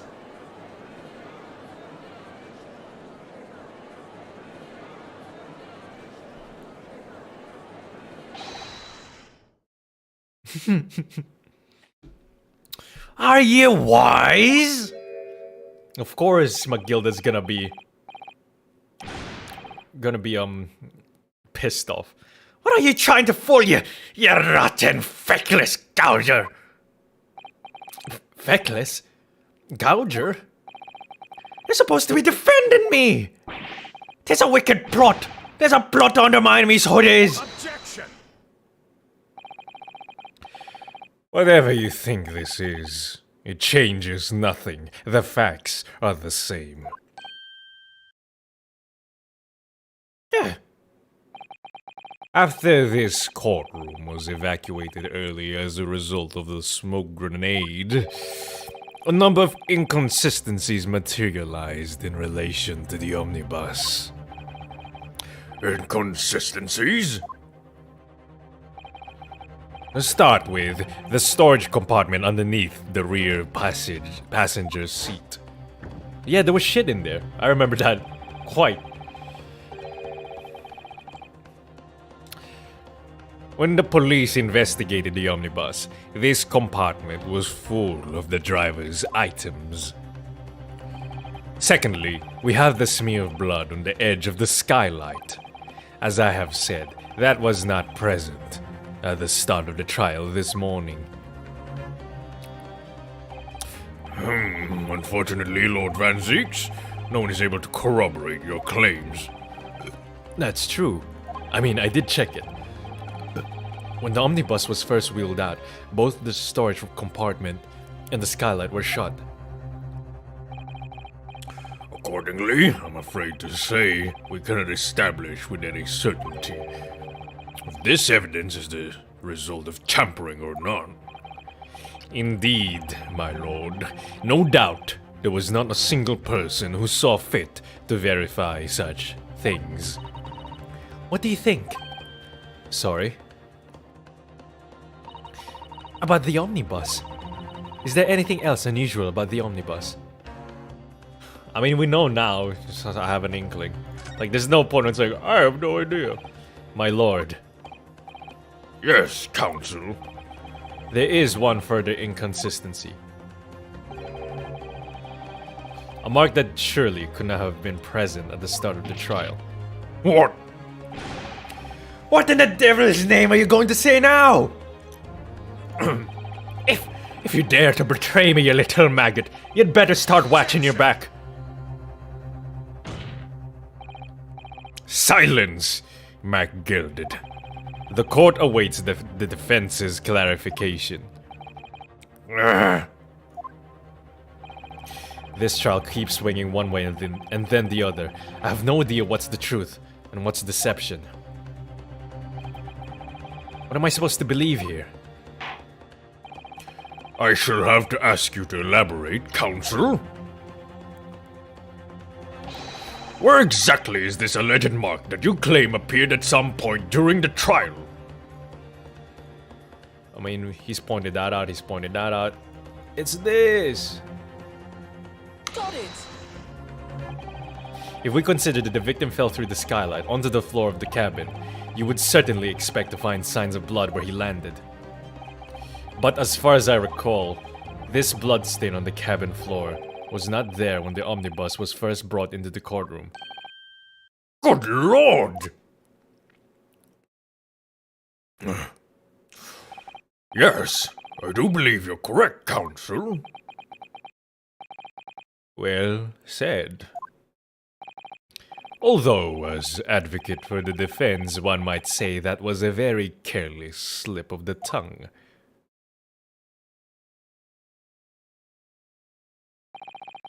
I believe that bloodstain on the floor is a decisive piece of evidence. But if the question is whether the evidence is genuine or whether it was unlawfully fabricated by someone, I feel compelled to admit that there's at least a possibility that the evidence is fake. I guess we have to play the good justice guy. That's boring. Why can't we have an Ace Attorney game where it's like you're just a ruthless fucking lawyer who doesn't care about stooping low and fabricating evidence and shit, like a villain Ace Attorney. Oh shit! This trial is over. Mr. McGilded, I've done everything I possibly can to cooperate with the court, but it is all over now. but you're the defendant. 'Tis over, I tell you! Memory, recollection, what people think they saw, is all a nonsense. Facts are what counts, and the fact is that bloodstain is there, now! Ah, well. And over the course of this desperate trial, long and extremely drawn out as it has been, that good-for-nothing Reaper of the Bailey has failed to present any decisive evidence at all. Ugh. I'm scandalized, so I am. I thought better of Lord Van Zeeks. Well, my lord? Oh shit. I mean, he's not wrong there. I must concur with the defendant. The unaffirmed recollections of an individual cannot stand as evidence. So they need to instill some morals. Why can't we have like a mature Ace Attorney game where it's just like fuck morals? It's a dog-eat-dog world. You want to keep your job. You want to keep your job. You want that fucking lawyer money. You do what I say, all right? I want that kind of game, man. Next time, Ace Attorney. At this moment in time, the particular bloodstain in question is very much in existence, and in the absence of any credible method by which to prove its alleged previous non-existence, I regret to say that it would be improper for this trial to continue. Your lordship can't be serious. Lord Van Zeeks, what is your position? The prosecution, My lord, has no further witnesses or evidence to present. oh shit! Even Van Zeeks is like, oh fuck, how do you get out of this? Very well. In that case, as I believe we have explored every possible avenue in this matter, I shall proceed to my adjudication. As a formality, I am of course obliged to confirm with the defense first. What formality? As things stand at the moment, it would seem that Mr. McGilded will be found not guilty. Yes, which would mean we've won. Is that really the right outcome here? Yes! Ace Attorney USA edition. Yeah, dude, I would love that, man. Gives you the option to be scummy. Yeah, fuck this, like, Japanese justice honor shit. Fuck that, dude. Is it really alright for the trial to come to an end now, with all these unexplained inconsistencies?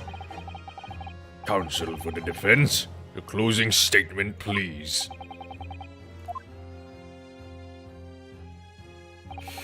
Yes, my lord. The defense believes...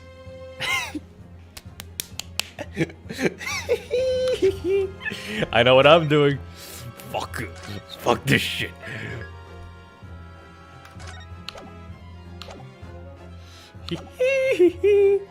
The defendant is innocent, Your Honor.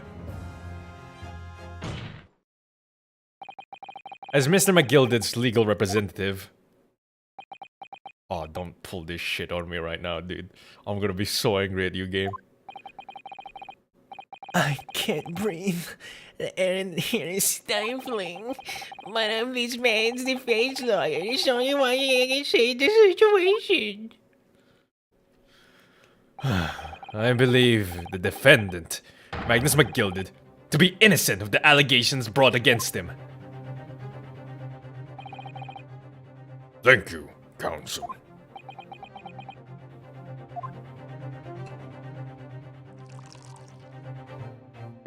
Hey, Spencer.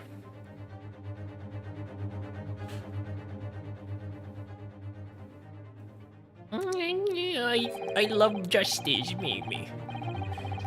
Here's to you, my Nipponese friend, and the most abject closing I have yet to hear in a court of law. This is my 5th chalice. Order!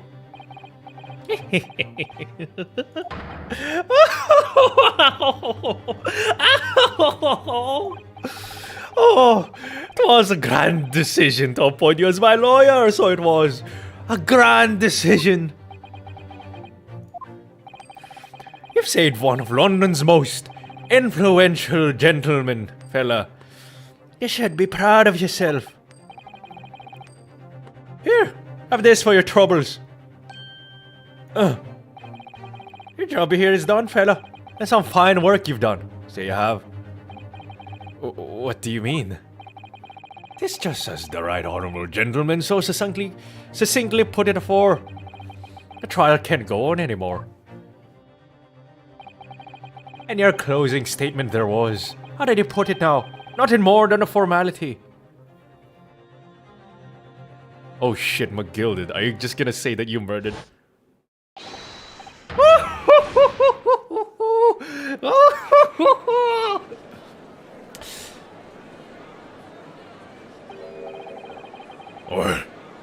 I really don't know what to make out of all this. Was the evidence we've seen genuine? Or was it fake? His lordship would be fuming, and unsightly rubbish should be disposed of promptly, as I said. That stinking wretch always guilty of something. You mock my words. I feel terribly ashamed that I ever doubted the lovely man who gave us the lovely park. The judge hasn't given his verdict yet. It's not officially over. Now that the proceedings have unfolded in this way, I am compelled to declare a premature end to this trial. Furthermore, the court must accept the defendant's plea.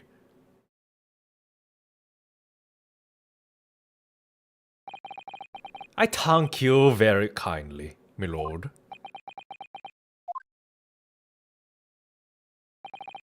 I hereby pronounce the verdict of this court. Oh, get out of here, Ryunosuke. But we still haven't determined if the bloodstain in the omnibus is genuine or not. We don't know if these witnesses are telling the truth or a pack of lies. We have no idea about the truth. Shut the fuck up, I just wanna go home.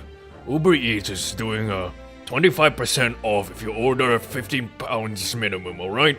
I just wanna get home and have my dinner with my wife. Lord Van Zeeks. My lord, the case made by the prosecution was flawed, plain and simple.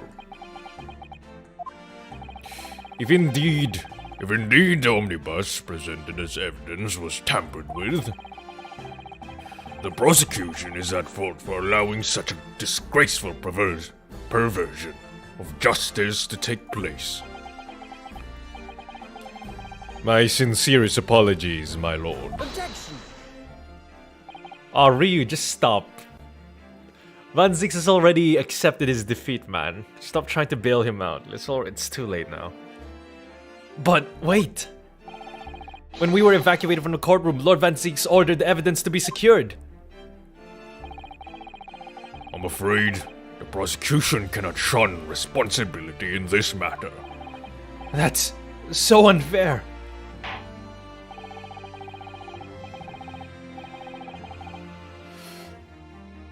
The culpability of the defendant has not, at the present time, been established by this court. Consequently, the jury will not be required to proffer judgment. What? What was the point of the jury then?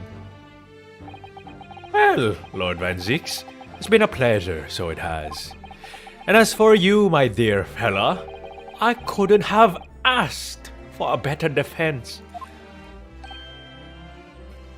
Bro, what was the point of the jury? What? Did I read that right? What was the point of the jury if required to proffer judgment? What? What's the point of the jury? The entire time, if the judge could just be like, fuck the jury, I'm gonna make my own decision.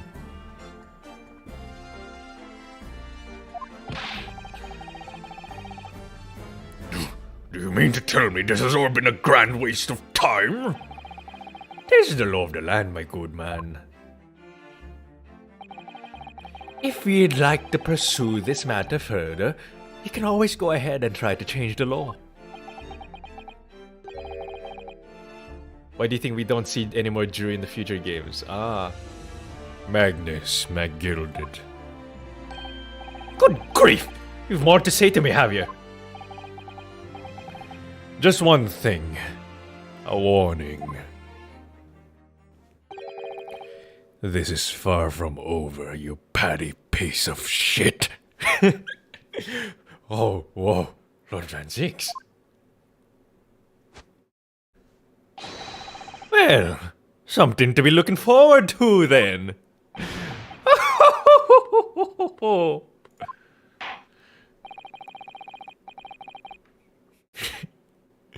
This is far from over. I hereby pronounce Magnus McGilded not guilty.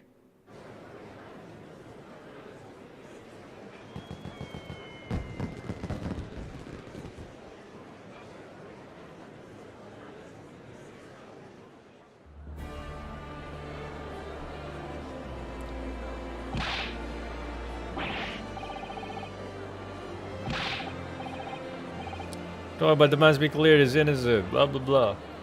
Yeah, dude, this is what I like to see, bro. Now this is realistic. This is what I'm talking about. This right here is realism. The courtroom pandemonium for the second time that day. The judge delivered his verdict, and my first ever trial in Great Britain came to an abrupt end. Evil wins. Well, Solus, are you happy now? Yes, I am quite happy. People say evil prevails when good men fail to act. What people are meant to say is that evil prevails. I forgot where that quote is from. Was it Oh, it was the Pacific.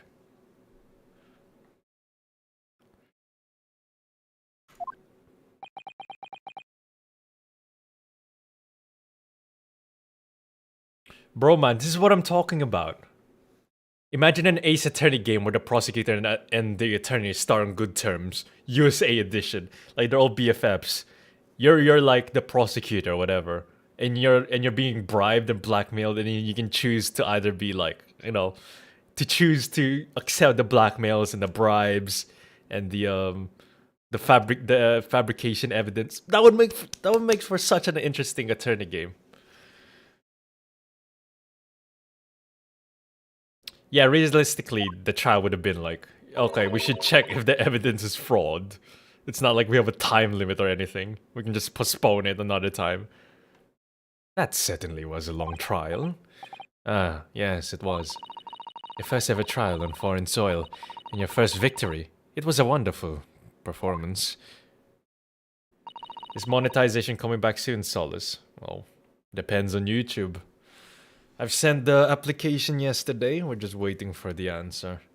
They said the maximum 1 month, and I mean, when I first applied for monetization, it was like about a week. So I have to wait until a week again, which kind of sucks. And getting the first monetization is easy. Getting the monetization after you have been demonetized for sexual content. I mean, I've cleaned up the channel now. So who knows? Who knows what will happen? My heartfelt congratulations. And to you, Mrs. Sato, thank you for your assistance.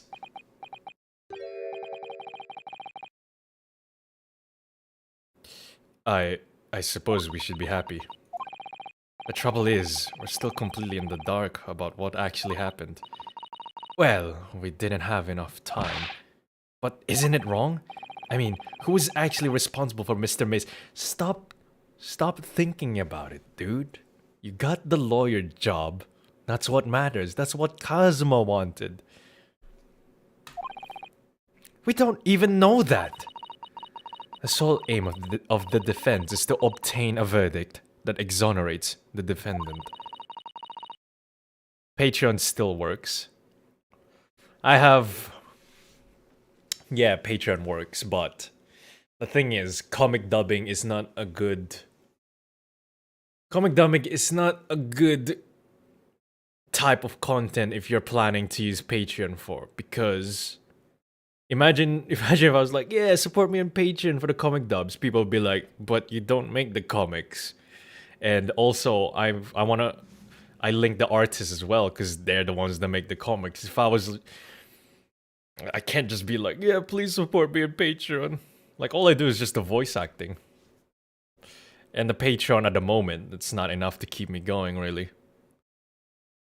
And if anyone's gonna say, oh yeah, upload on BitChute or Odyssey or another streaming sites, nobody uses those sites. It's not gonna rake in the revenue that I get on YouTube compared to those other sites, because YouTube has a monopoly. I've said this so many times. Like, I'm grateful for the Patreon people, but it's not enough. Gianni can manage. Yeah, but the thing is, Gianni is a professional voice actor. He's not a full-time YouTuber. He can do other jobs where actual companies pay him big money, proper contracts, to do an actual job. I'm basically like a freelancer. If you're a YouTuber, you're basically a freelancer. There's no contract, but you're at the whims of YouTube. You carried out your duty to perfection. Sorry about that. Ah, you did. Mr. McGill did. Ah, and that girl is with him too. Well, it seems the stories are true. Oh, what stories? About the 6 enormous fireworks they do be letting off when there is a verdict of not guilty. I'm sure you must have seen them by now. Spectacular, wouldn't you say? Yes, definitely. I'd heard it was a sight to behold, and to be sure it was. And I've you to thank, I suppose, for having an opportunity to see it. Oh, I don't know about that. I'm not sure I really did anything. What on earth are you saying, fella? How did I walk out of there a free man then? I don't think it was so much thanks to me as down to your planning.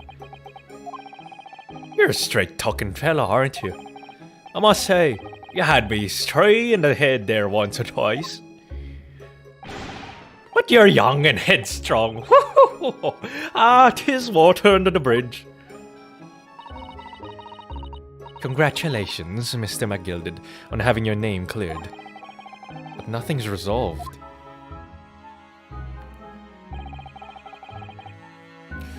There's only one thing that matters to me.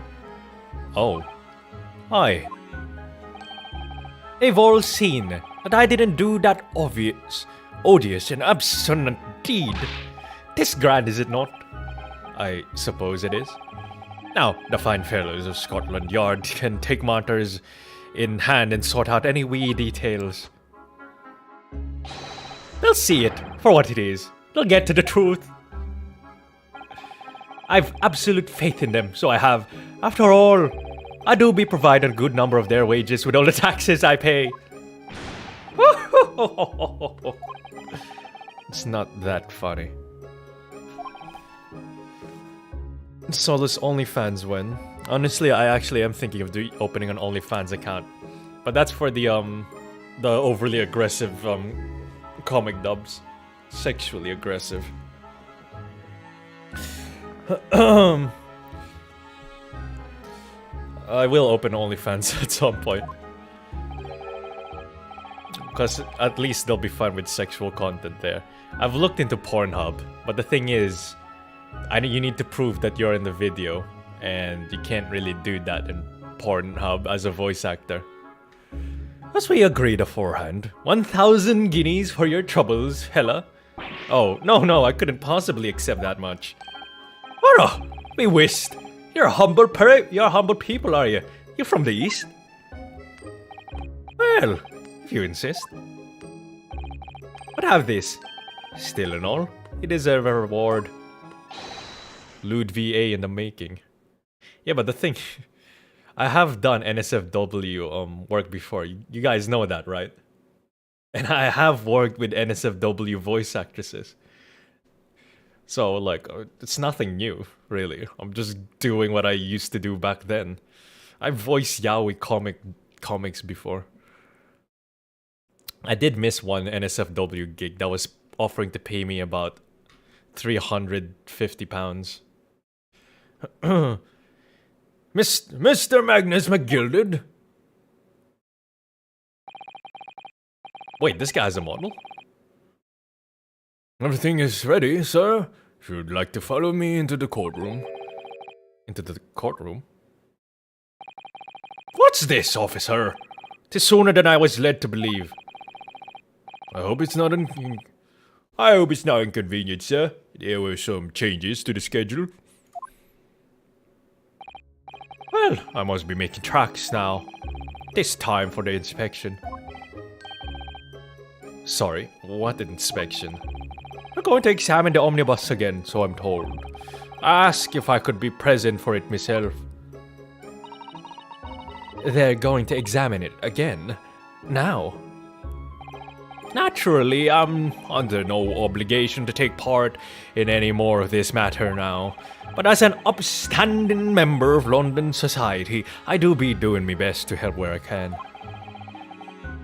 'Tis a gentleman's duty, so it is.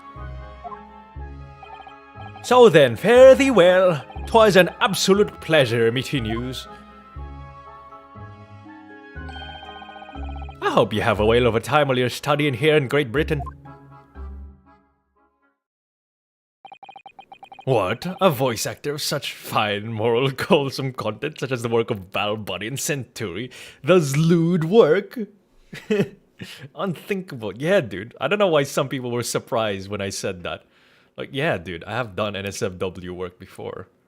And even if I haven't done NSFW work before, like, I'm also Coomer, so it's like, I've seen worse shit and, you know, said worse shit, and also seen dialogue that were worse.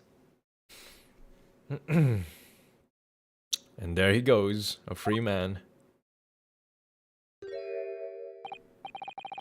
Oh, I forgot you was here too. Oh, please don't shoot me. Oh my god, this is a fucking grenade launcher. Don't move! Whereas I want to say, get a move on! It really does take forever to load that thing. I mean, it's a cool animation. Miss Lestrade, would you mind putting that thing down? You're a grown-up. Sorry. And I ate all grown-ups. And I ate all grown-ups.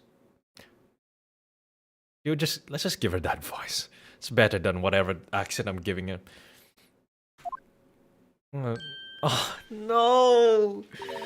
No! Dude! man. Why you gonna throw me? Why you gonna throw me a lolly character like that, game? Oh. What the fuck? Little Big Mac and Paul coming in out of nowhere like this. Welcome back, guys. Bro, what am I supposed to do here? How am I gonna voice this kid? I'm going to jail.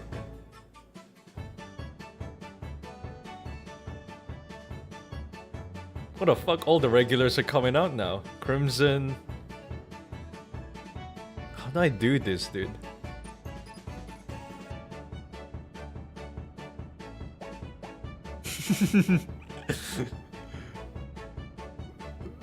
What kind of voice am I supposed to give this version? Dwarf GF. I was actually thinking of giving it like a Scottish woman voice or whatever. No, running off like that. Wait. Cues.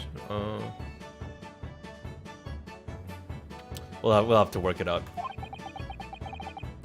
Is this some kind of picnic? Who's this little girl now?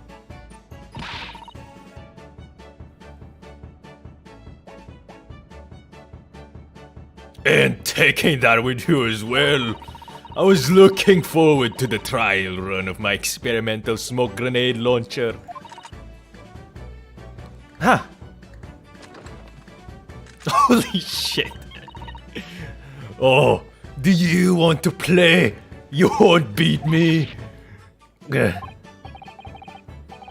Excuse me, but who are you? Oh, good day to you. I'm the inventor, I suppose, of that machine. The inventor. Well, normal smoke grenades are so dull. Don't you agree? White, white, and more white. If you have to be shredded in smoke, it could at least be a pretty color, I thought to myself. Do we have to be shrouded in smoke though? At all? I just took my eyes off it for a moment while I was changing into a different omnibus, and she pinched it. Bro, how am I supposed to do a lolly voice? It's either deep Scottish man voice or like high pitched voice that I can't even sustain that pitch. Luckily, I fitted it with a telegraphic beacon. What's it? What? I have no idea what this girl is talking about. Anyway, you're coming with me now. No, back to my laboratory. What for? To apologize, of course, silly. To my technician. What, you mean say sorry? You must say sorry when you've done something wrong. Surely an adult like has told you that before. An adult? I don't listen to adults. Come along then, follow me before I blast your fucking face off, you whore, you slag. Fine, have it your way. Oh, good. You see, I knew you'd want to do the right thing in the end. Give them a Twitch streamer voice. Fairly sure that's what she wants, is not to get shot by that massive gun of yours. Alright, prepare your ears. Well, I'll be leaving now then. Bye-bye. Hey guys, welcome to my stream. I'm so sorry for all the fuss. Oh god, that's way too high. I'm so sorry for all the fuss. I'll be on my way now. What's heavier? A kilogram of steel or a kilogram of feathers? It's steel, isn't it? It's steel, in it. Steel's heavier than feathers. She was a lively one. Well, do you think perhaps we ought to be on our way now, too? Please say Onichi in that dwarf voice. Please wake up, Onichin.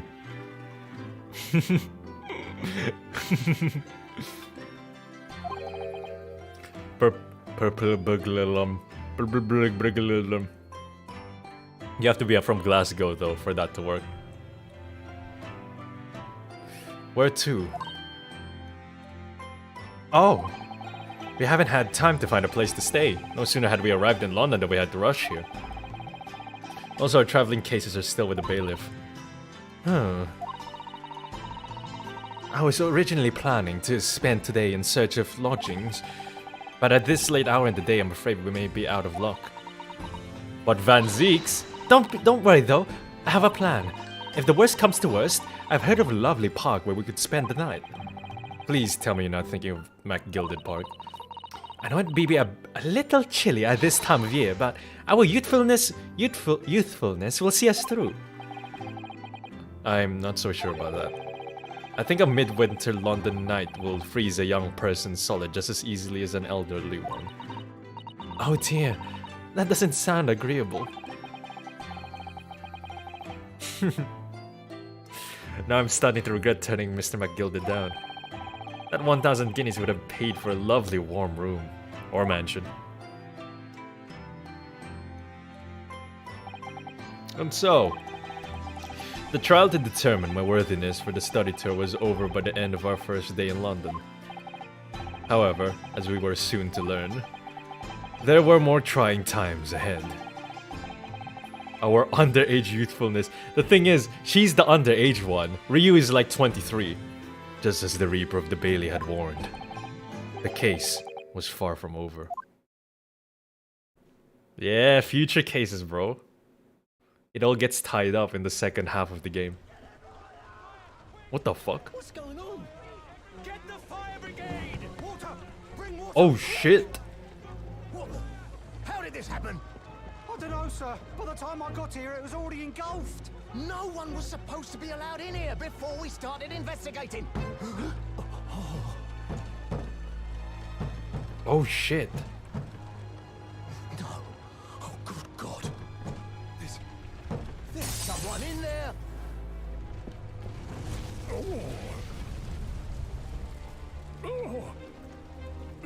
What the fuck? This can't be.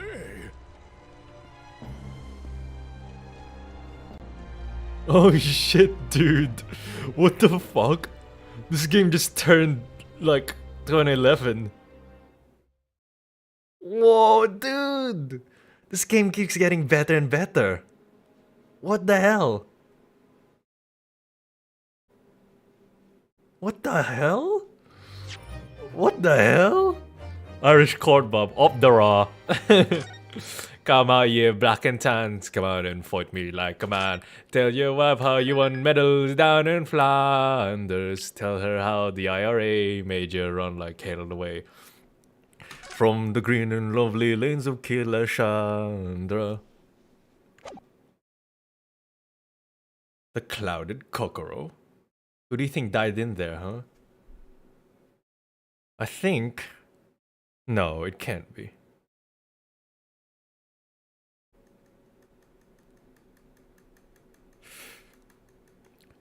Well, first of all, how the fuck do you put someone in there? What?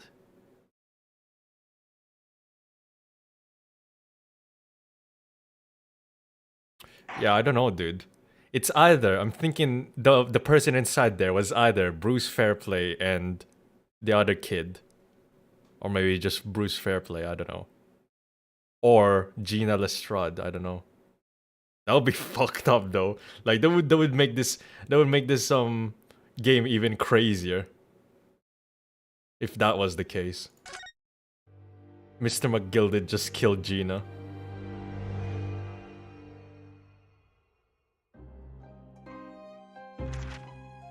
I begin to think, Wilson, said Sholmes, turning his head languidly in my direction, that there is more to this case than that which we have It can't be observed. Van Zeeks, because Van Zeeks was right outside, That there dude. may be another part to this story that we are yet to discover. How can it be Van Zeeks?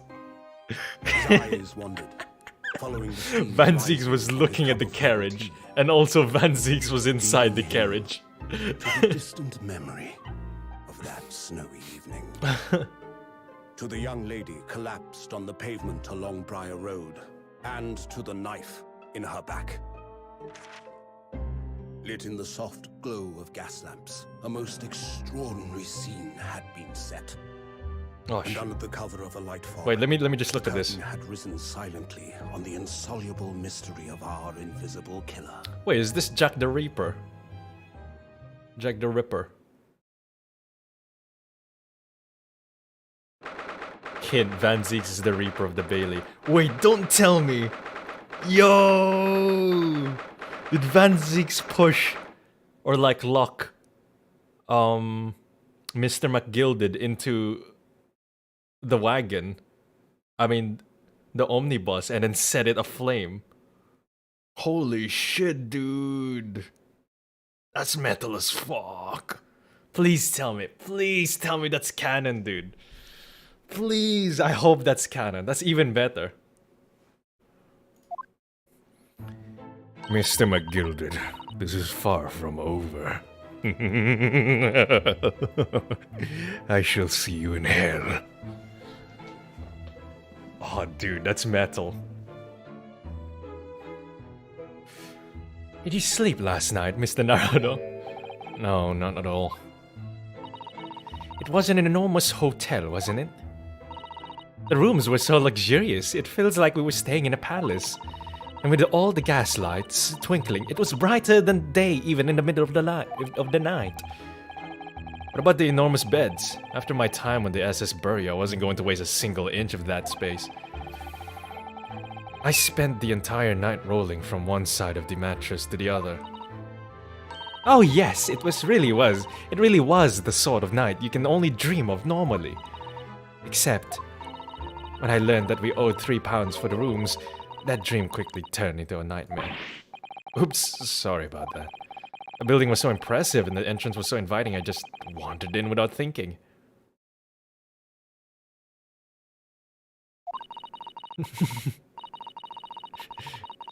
In a lodging house in Japan, that sum of money would put a roof over your head for a whole year.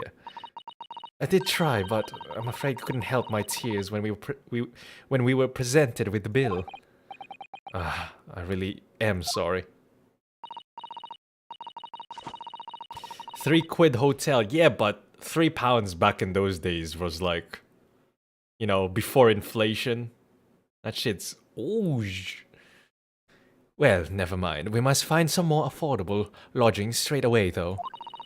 If we're not more careful, our entire stipend will be used up in 10 days or less. London is a scary place. Good morning to you at this early hour. Yup, I knew it. I knew it was Strongheart. Oh, yes, Well, oh god, this guy's such a giga chat. He's gonna NTR Susato from me. Oh dear. Good morning to you, oh Lord Chief Justice. You're looking fine this morning. Looking very chatty this morning. I mean, fine, well. We have come to report on the outcome of the trial at the Old Bailey yesterday. Sara-san is amazing. She doesn't bat an eyelid, even in the presence of the imposing Lord Strongheart. yes, I believe you had a very comprehensive initiation into British courtroom practices. Oh yes, it was very eye-opening. Thank you, sir. And in accordance with your instructions, Lord Strongheart, Mr. Naruto performed his duty to the end. Yes, I've already been apprised of events. You conducted a remarkable defense.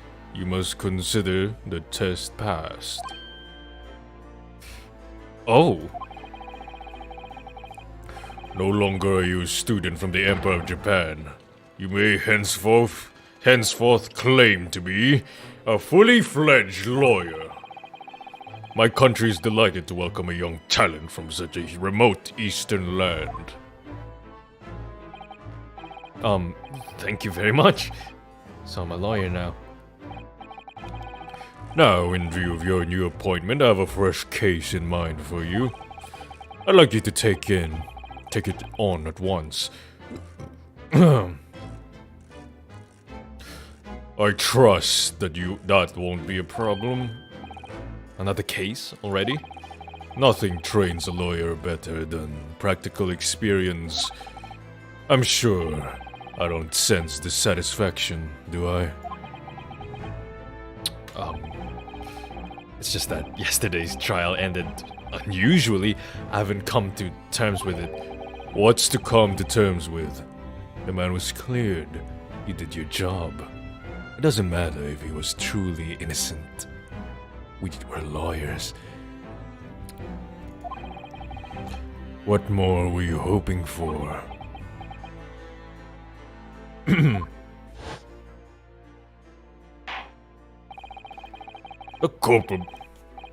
culpability of the defendant has not at the present time been established by this court.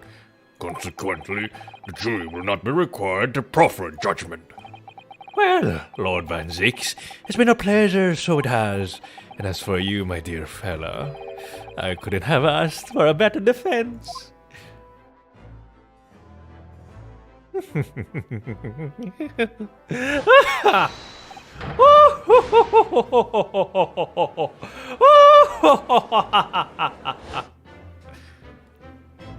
That was a fucking weird flashback. I just can't help wondering if Mr. McGilded really was innocent. Mr. Naruhodo, it's just that I never managed to ascertain the truth. And then the trial ended. I care about innocence and justice. Man, Susaru, you should ditch this pussy. Well, you needn't let it trouble you for a second longer. Sorry? What do you mean, Lord Strongheart? Magnus McGilded passed away immediately following the trial. I knew it! I knew it! I called it, dude. Sakurai called it. No! What? Mr. McGilded is dead? Why are there pigeons inside your office?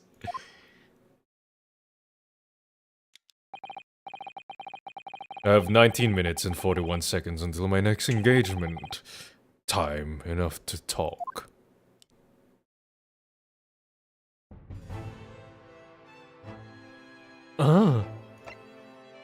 Why is he so sad?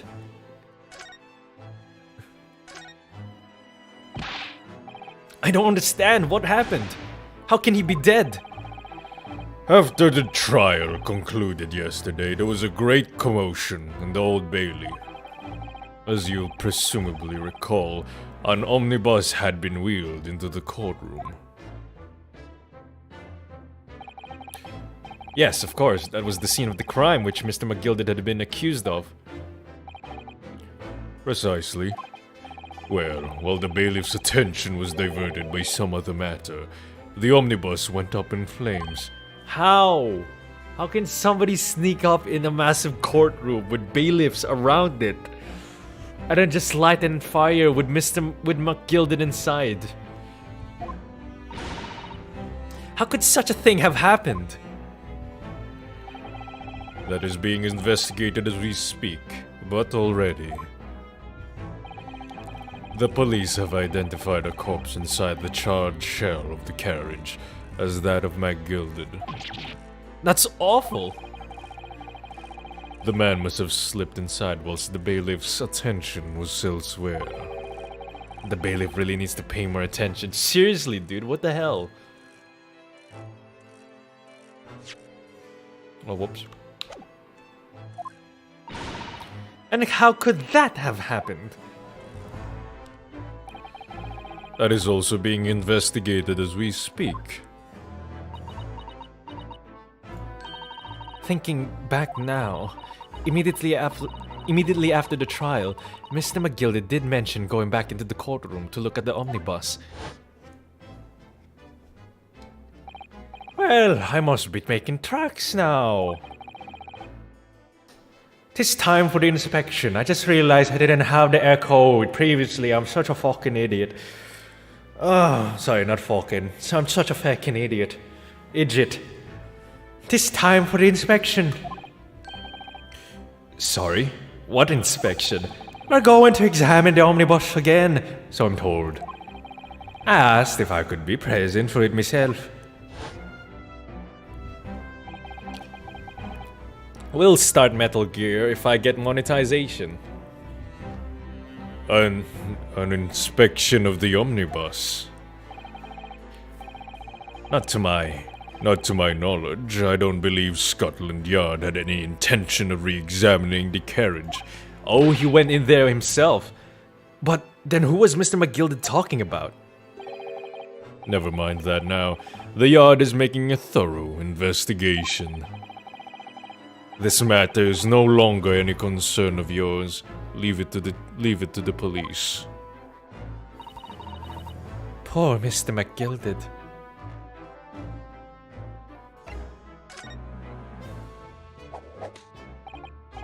Remember when the bailiff told McGilded to come in sooner than expected? Oh! Dude! That bailiff was in with Van Zeeks. Oh. I guess there's some people out there that want McGilded dead. That makes sense. I mean, either that or that bailiff has been, been with Van Zeeks. Is in Van Zeek's sides for a long time. So, how did you find your first taste of our country's Supreme Court? Oh, well, I don't know. I mean, it was... wow! Mr. Naruhodo means that the whole experience was steeped in the solemnity of Great Britain's long history. It's really a world apart from our own judicial system in Japan, which is only a few short decades old. Wow, Sad-san has such a way with words. And you seem to have a way of failing to find the right ones. The judicial system here is the most advanced in the world. Learn all you can. The most advanced in the world, is it? It was fortunate that your very first trial was a simple affair. Simple? That was simple?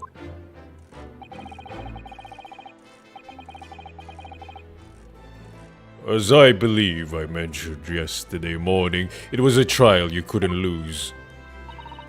I don't mean to be contrary, Lord Strongheart, but the case was anything but simple. I was planning to NTR you from Ryunosuke, but it appears you're not my type. Also, you're underage. I'm not into lollies. I'm more into MILFs. The circumstances of the case were so incriminating, I was stunned when I first heard them. In fact, I'm still finding it hard to believe that we managed to get a favorable verdict.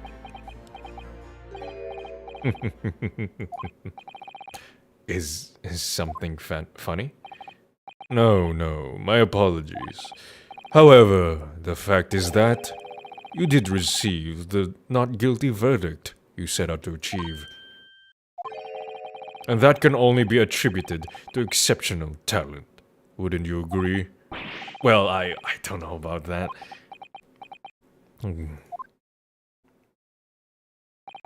Well, never mind. You exceeded my expectations, I freely admit. That much at least is an undeniable truth. Which is precisely why I have prepared the new case for you that I mentioned before. What's going on? What was he going to say before? Thank you, Ice. Could you perhaps use some more details about the new case you mentioned? Don't tell me it's a murder. Oh fuck. I'm not gonna do echo if it's like... if he's saying it in his mind. That's too much. Don't tell me it's a murder and the trial starts in 10 minutes. Unless it's like an epic moment or whatever. Don't worry. Don't worry. It's nothing so alarming or quite so urgent as your last assignment. In fact, this case is completely different. Oh, I see. Did he just read my mind? That is to say, no one has died as yet. And the trial will not be today. There is plenty of time to research the case thoroughly. 23 hours, 43 minutes, and 19 seconds to be precise. So the trial's tomorrow then. Is everything alright? Oh, yes, I'm just a little confused. That's all. Yesterday's trial was... Well, it's left me wondering if I'm really cut out for being a lawyer. Oh, Mr. Naruhodo. I don't know if I could face standing in that courtroom again after Mr. McGilded's trial. Ah, yes, I nearly forgot. There is one similarity with yesterday's case. Once again, there is currently no one to advocate for the defense. Oh. If the defense remains unchanged, the trial will start tomorrow with the defendant unrepresented. And if that happens, I need not remind you of the inevitable outcome. The most terrible end awaits the defendant. Oh, the most terrible end, capital punishment that doesn't exist in our country of Japan in the year 1900.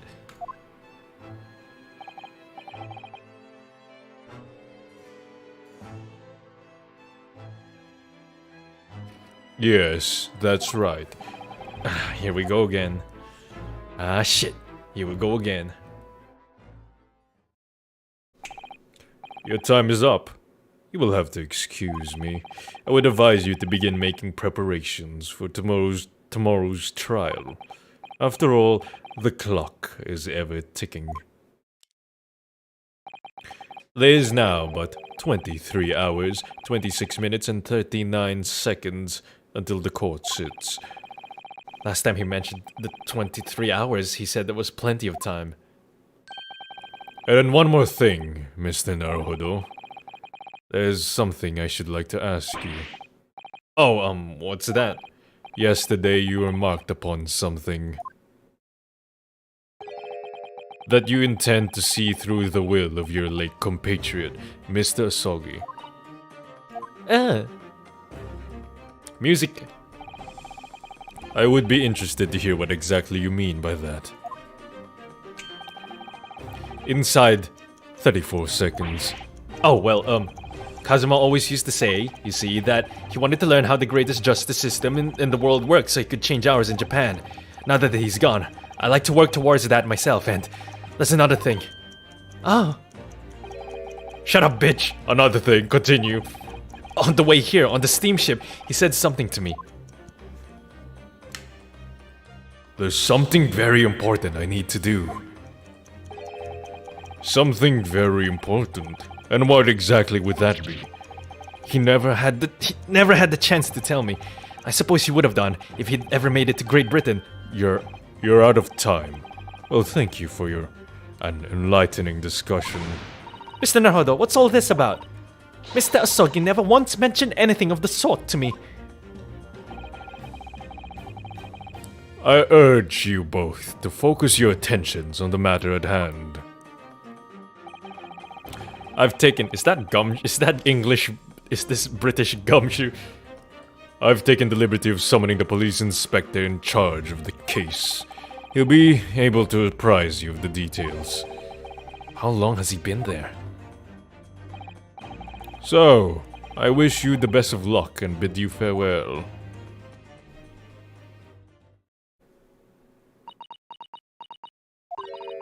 There's something very important that I have to do. Kazuma-sama, what did you mean? I wish I knew, but honestly he never told me. Anyway, we had better talk to the detective, don't you think? Yes, you're right. I hope I'm just imagining it, but I wouldn't say he looks pleased to see us at all.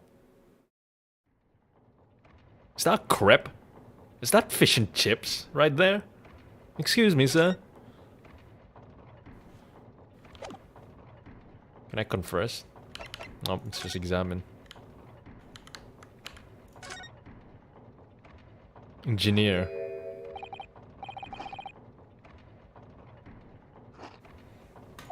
Could we trouble you? What do you think? Ah. Lovely weather, isn't it? What's the weather got to do with anything? Ah. Listen to me, you young Japanese upstart.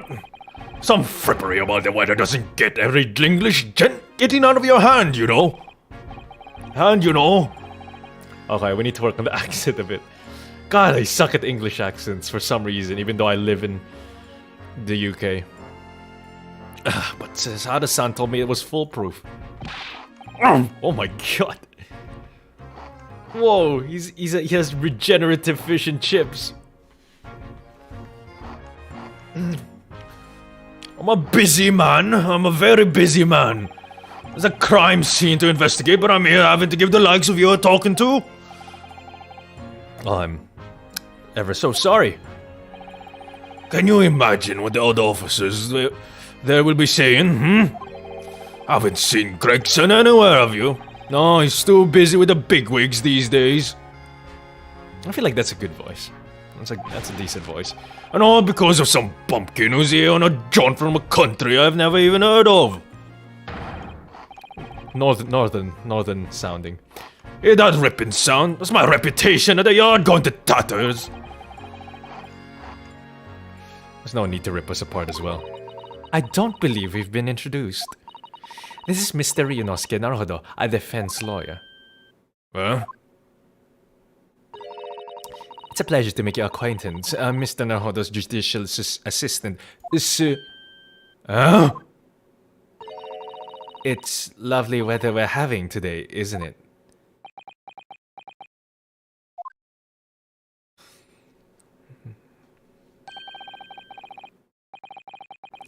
It is unseasonably fine, I grant you. London winters don't see a lot of sunshine. Unbelievable, how did she pull that off?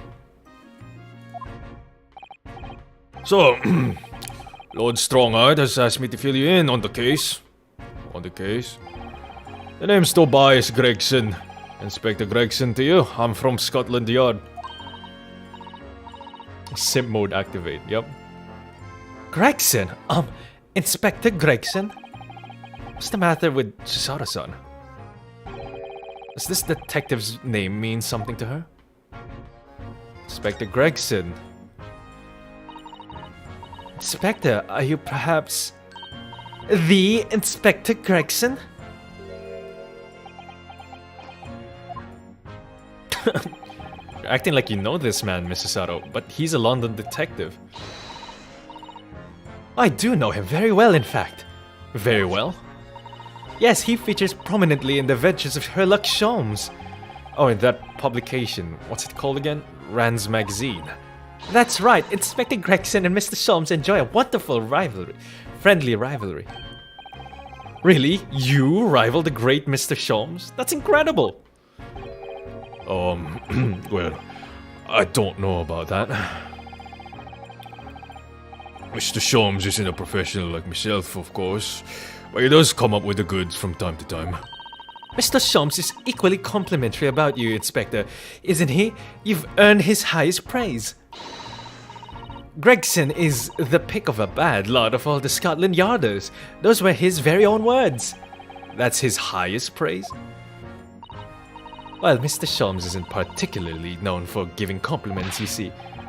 That is he's not, and thanks to that magazine, my name's known all over London town now. Well, that's great, isn't it? I have to admit that to start with, I was a little, well, flattered by all the attention. Everyone wanted to shake my hand, and my reputation at the yard went through the roof. Well, that's wonderful. No, it is not. There's nothing more sinister than a man on the street. People are always looking at me now. They're whispering rumors about me under their breath. I'm sure. Rumors? Are you quite sure? He's changed since he started appearing in those stories. Fame's gone to his head. Stuff like that. Gosh, do you really think people are saying such mean-spirited things about you? Like I said, they whisper. So I can't catch exactly what they're saying, but I know what folk are like. I'm sure that's what they're saying. As sure as eggs is eggs. I get the feeling this detective could be very hard work. Oh dear, perhaps a sudden rise to fame does change people. I like this guy. Some about the case that the Lord Chief Justice mentioned before. Nothing to tell, really. As far as we're concerned, at the yard, it couldn't be simpler. Oh dear, that probably means that as far as we're concerned as lawyers, it couldn't be more complicated. I wish you were wrong about that, but I have a nasty feeling you're right. A young woman was walking all along the pavement on Briar Road when she was stabbed from behind. Fortunately, it wasn't fatal, but she's still laid up in hospital, unconscious. That's despicable! What sort of coward would attack the poor woman from behind? At least shank the bitch in front. I suppose you would have finished whoever it was off with a Susato takedown, would you? That is neither here nor there, Mr. Naruto. Brace yourself, Ryunosuke. You've anchored her now. Anyway, after something of a whirlwind investigation, the criminal was arrested. He barely had time for a cup of tea after the incident took place, to be honest. So, there must have been something left at the scene that led you directly to the culprit. Or perhaps a reliable witness who recognized the person in question? Let me stop you right there. You're wasting your time on this one. Sorry? There's nothing you can do. There's no way to help the bloke now. Why ever not? Simple. The prosecutor that's been assigned to the trial tomorrow is Lord Barak von Zeeks. Van Zeeks. Was his first name Barak? I can't remember. No! Sounds like you've heard of him then. Oh yes. Oh okay, it's the same guy.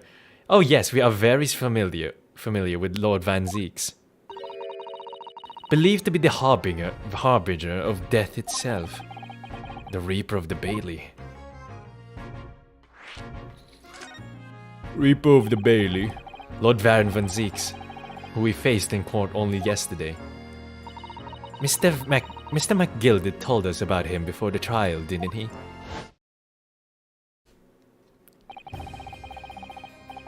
When Van Zeeks stands for prosecution, they call him the accused, his sacrificial lambs. And in every single trial in which he's been the prosecutor, the accused has been damned. This Reaper of the Bailey nickname, I suppose he's earned that because every defendant he advocates against is found guilty. Is that it? Fuck no! He's killed every one of them himself. Well, if that's the case, we should inform you, Inspector, that in yesterday's trial against Lord Van Zeeks, Mr. Naruto secured a verdict of not guilty. And what of it? Oh, well, I think... That means that even against the Reaper of the Bailey, it's not impossible to save the defendant. No, you really don't have a clue, do you? What do you mean? Ish. What happened to the bloke in the end, eh? He's dead. Magnus McGilded came a cropper in that omnibus when it went up in flames. So you can't rightly say you saved the defendant, can you? What are you trying to say? Look, if Van Zeeks could get the dirt to stick on everyone, he'd be a miracle worker. But that's not how it goes. But that's not how it goes. He doesn't work miracles. He works magic. Black magic.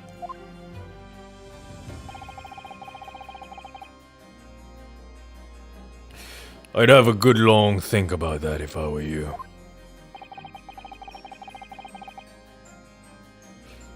Are we really supposed to believe that? I have infinite fish and chips. Right, well, I filled you in as requested. I'm very nearly out of chips. I have infinite fish though. So I'll be heading back to the crime scene now. They're still carrying out a few investigations there. So it was Briar Road, you said, didn't you? Where the incident took place. That's correct, ma'am. And if you head over to the holding cells, you can meet the criminal himself. You've branded him a criminal already. He's as good as. Shaking like a leaf in his cell he is. He'll give you a chuckle if nothing else. He's inmate 53. Speak to the jailer and he'll show you the way. Inmate 53. Thank you.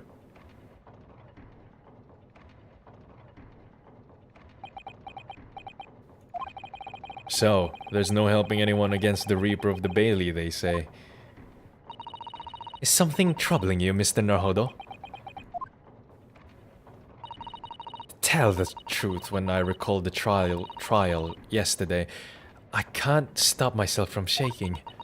The idea of facing the Reaper in court again is... Well, if you think it's too much for you, there's no shame in turning the case down. That takes courage, too. But if the man they arrested is innocent, he's gonna fucking die. Who cares? The Reaper's gonna kill him. You could well imagine he would be shaking like a leaf in his cell. And I, for one, wouldn't find the sight of that funny. I mean, I would. So, if I'm honest, I'm still reeling from the shock of yesterday's events myself. And I'm really not sure if I'll be able to help this man, whoever he is. But I'd like to try, so I think I'm going to make some inquiries. Will you help? Hey, Nuke! Not a regular. Did you really think you had to ask? After all, I am your judicial okay, whatever. Cheesy dialogue. Thank you, so then shall we? Yes, let's go! The boys are back in town. Briar Road. Prison. Let's go to the prison. I want to talk to that dude first. Oh, hell yeah. Let's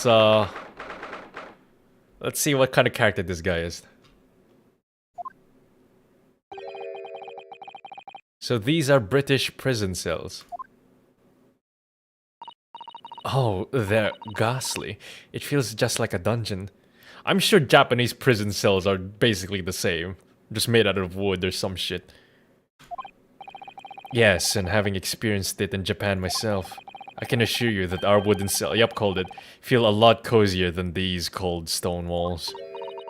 Oh, don't, Mr. Naruhodo. You're making it seem worse. Apparently, our client is in this cell here. But it's so dark at the back. I can't make him out. I wonder what he looks like. They could at least, you know, made the background dark or something. Inmate 53, your legal representative is here to see you. Stop by near the back of the cell and show your face at once. Am I a cat as yet with no name? Call me by a number, it's utterly unbelievably unjustly unreasonable. I refuse to answer. Who is this?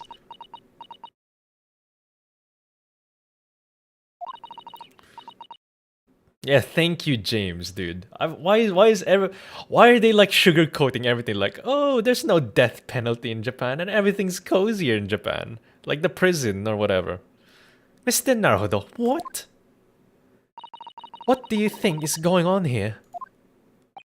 I have no idea. But I wasn't just hearing things, was I? That tirade of complaints was in Japanese. Wait, what? Is this Wilson? No way.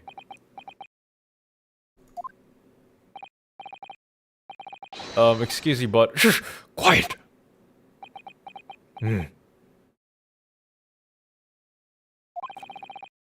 All around, hiding. I know they are. They're watching, listening even now. I can sense it.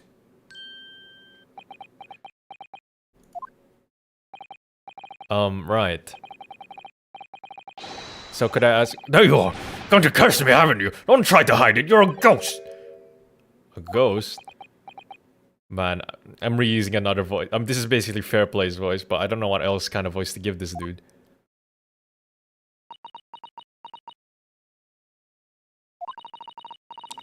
Whoa, what are these gang signs he's throwing out? We mean you no harm, Miss Prisoner-san. Are you Japanese by any chance? Why do they say Japanese and Nipponese? Like alternatively.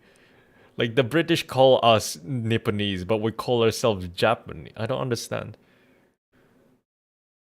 By any chance? This is... Beyond my wildest dreams!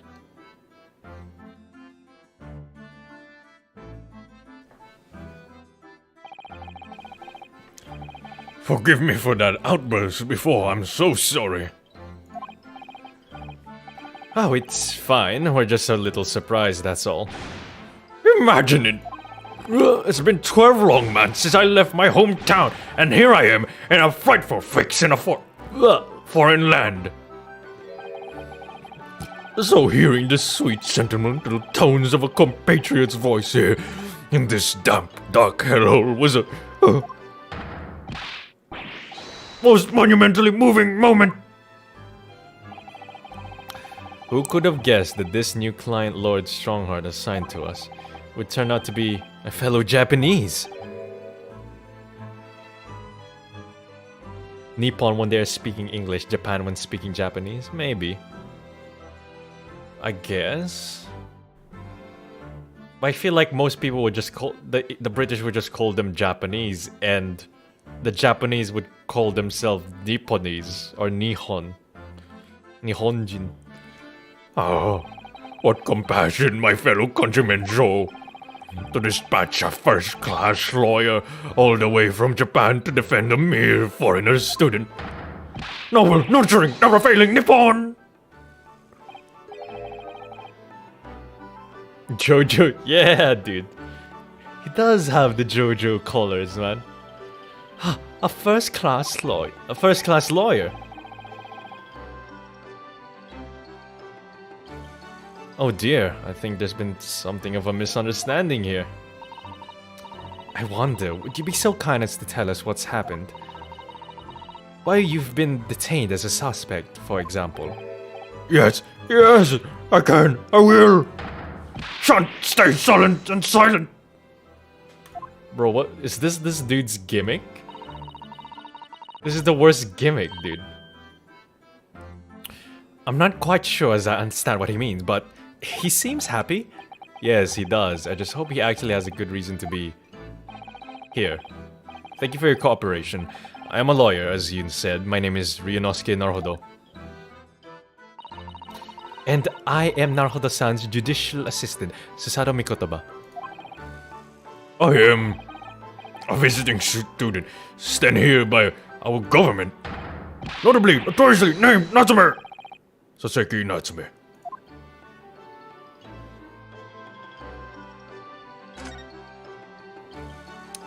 Soseki Natsume, okay. Never heard of this dude before. Soseki Natsume's son. What an unusual name. Call me Saseki, please. I'm a poet, you see, a writer of haiku. It's something of a nom de plume. A nom de plume? You mean an alias? That's right, Naruhodo-san. No, don't be so prosaic. It's much more refined than that. And haiku, that really reminds me of home. Did I hear you say that you were a visiting student sent over here by the government? Yes. Oh, Yes, that's right. A year ago, I was told to go and study English. First, I had to suffer that misery, and now this! It's beyond pale. Suffer that misery. Did you not want to study here? No, I mean, I've had interest in Great Britain for some years, of course. Oh. But just because the government tells you to do something, does that mean you can do it? No! What do you mean? If they told me to study English literature, that I could have understood. That's my field. But no, they told me to study the English language. Utterly, unbelievably, utterly. Man, when he does that, it's not fun to voice.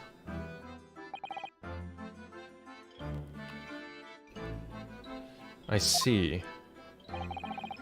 Only the other day I was told to send a report about my first year here. I tendered a blank piece of paper. Wise words and whitewashy. You must be a man of great standing. Oh yes, I'm often told. And often like to be told, it seems. Yeah, so why did you stab a woman? Could you perhaps tell us exactly why you've been arrested, Soseki-san? I didn't do it. I didn't commit that atrocious murder. Murder? Oh, no. It's alright. The woman didn't actually die, did she? But she was stabbed with a knife right before my eyes. Before your eyes? You mean you saw the attacker? I didn't see anyone. What? If I'd seen the person who did it, do you think I'd be locked up in here? Oh dear, it seems this case is becoming rather complicated. Why me? Why me? Why did that silly woman have to be stabbed in front of me? It's a curse, the curse of London, it's... Wow. The dude was like, why did that bitch have to get stabbed in front of me, basically? So Sasaki-san was there at the scene, but he didn't see the attacker. It's vital that we find out more about the case.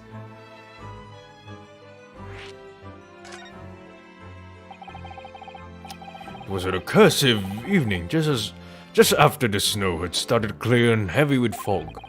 I've been to the bookshop to buy some books, and I was on my way back to my cursed belongings. So the bookshop wasn't a curse too?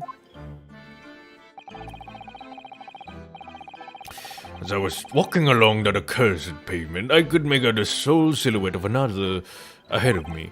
A woman, wearing a green overcoat she was, and just as I went to overtake her... Damn, that's a big woman. She suddenly let out a little scream and collapsed into the cold hard slabs of stone at my feet.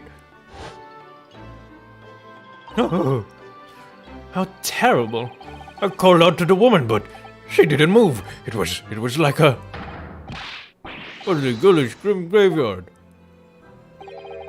Slight exaggeration there, perhaps. Dude, she's like a fucking whale, look at that. I was terrified. I had to get away from there. So I ran as fast as my legs would carry me back to my accursed lodgings. This one's legal, unfortunately. Bro, that maid earlier from the last case, she's legal, definitely. No wonder she lived. They didn't use a big enough knife, yeah. Couldn't penetrate all that fat. That's not good. Let's say it was shameful, I know, to run away like that. Tell me, Soseki-san, was the victim an acquaintance of yours? Don't be ridiculous! Do you think I know any of these fair-haired English? And a young woman at that? Yo, apathetic maid girl. I like that one. I'm diffident, shy, timid, unsure. I can't talk to people. I see. A young woman, unknown to Soseki-san. And at the time it happened, who else did you see nearby? Did anybody pass you? Regrettably. Apart from myself and the woman, I didn't see a soul. No one? Oh, great. Yeah, I feel like this guy is good at talking. He's talking our ears off over here. So the victim was unknown to you, and there was nobody else on the street at the time. That creates something of a conundrum, doesn't it? Huh? What conundrum? The conundrum. What do you mean, Susaru-san? What's the conundrum? Well, if what Suseki-san had just told us is true, there's something I can't explain. He says that he didn't know the victim and that there was no one else at the scene. There he apparently fled without having been seen. I did!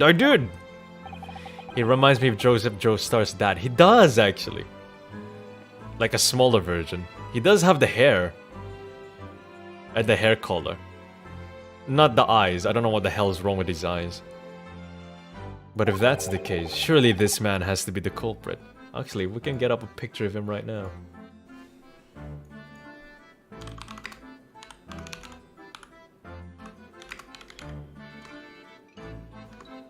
I think you mean Jonathan's dad.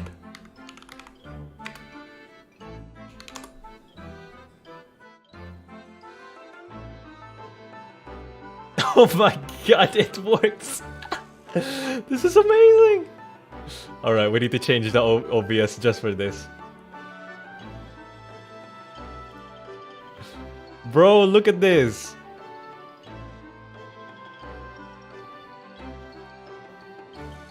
Look at this side-by-side comparison. He has the same hairstyle almost. That's amazing. He looks a bit like it. Yeah, Jonathan, look at that. That's amazing. Thank you for that. Uncanny. He's just like a fatter version of Jonathan's dad. Surely this man has to be the culprit. Ah, you! What did you just say? Nothing. I didn't say anything. Oops, perhaps I thought that a little loudly. Actually, that's not what was troubling me. What I was thinking was, how did Soseki-san actually come to be arrested? Sorry. He didn't touch the victim and there was nobody at the scene to see him. How did the police ever discover that he was there in the first place? Oh yes, she's right. Witness, there was a different witness that called the police and described what it looked like. There's not many Japanese people in London, so it's easy to track him down. It was him. That accursed great detective. He led the police to me. Of all the bad luck. Cursed great detective Sholmes. At it again. I shall never forget that man's name as long as I live.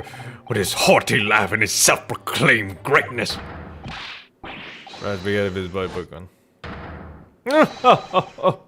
You be cursed until the end of your days, Herlock Sholmes.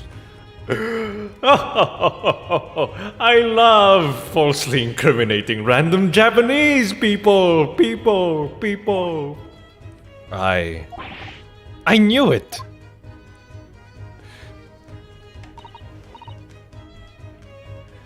Mr. Sholmes? Herlock Sholmes. Well, I didn't expect to hear that name from this man's lips, that's for sure. It was the morning after that nightmare had unfolded on the pavement before me. I was gnawing on a sliver of hard cheese when some men suddenly burst in through the door. They started shouting at me, this is the police, put the weapon down. Yes, it was a thin sliver, and yes, it was hard, but I wasn't eating a weapon.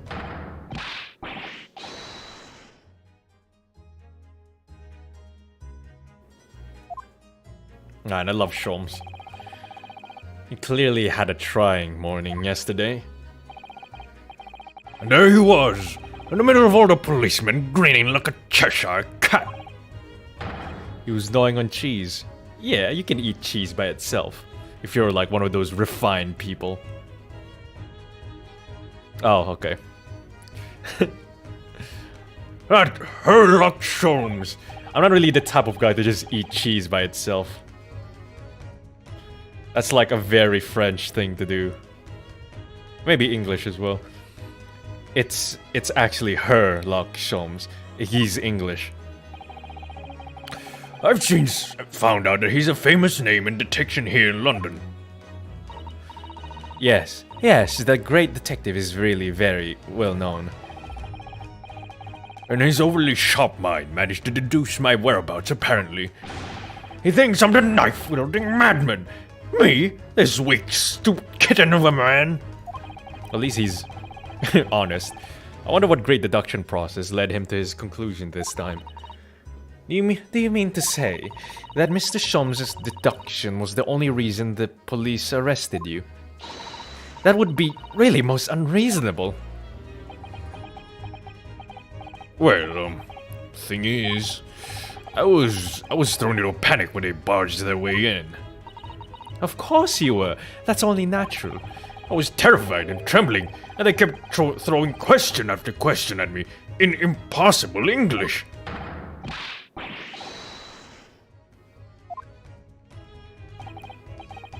Well, we are in England. You can't really blame them for questioning you in English. Good point, but in my mind went blank. I knew I had to answer, but I didn't know what to say. So I just kept repeating things like, yes, I do, and I'm fine. The next thing I knew, I was in manacles, and before I knew it, I was thrown in here. Oh dear, I'm afraid that's hardly surprising, you fucking idiot. I'm fine. He's not fine now.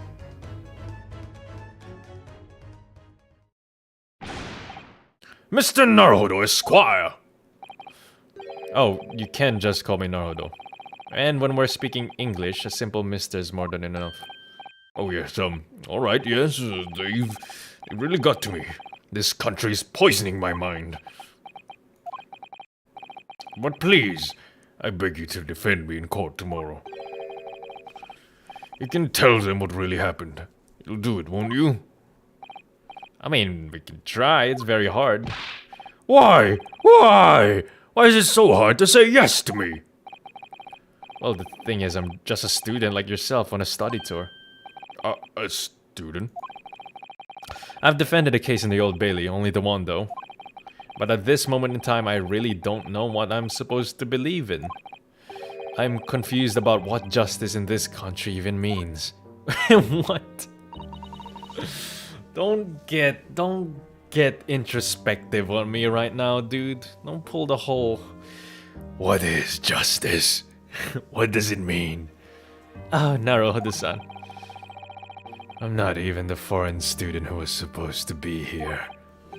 Oh, this is the depressive gravel voice moment. I'm a sort of low-cum lawyer, I suppose.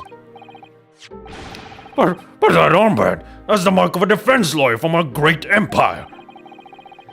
It's a keepsake from the man who should have been here. He was my best friend.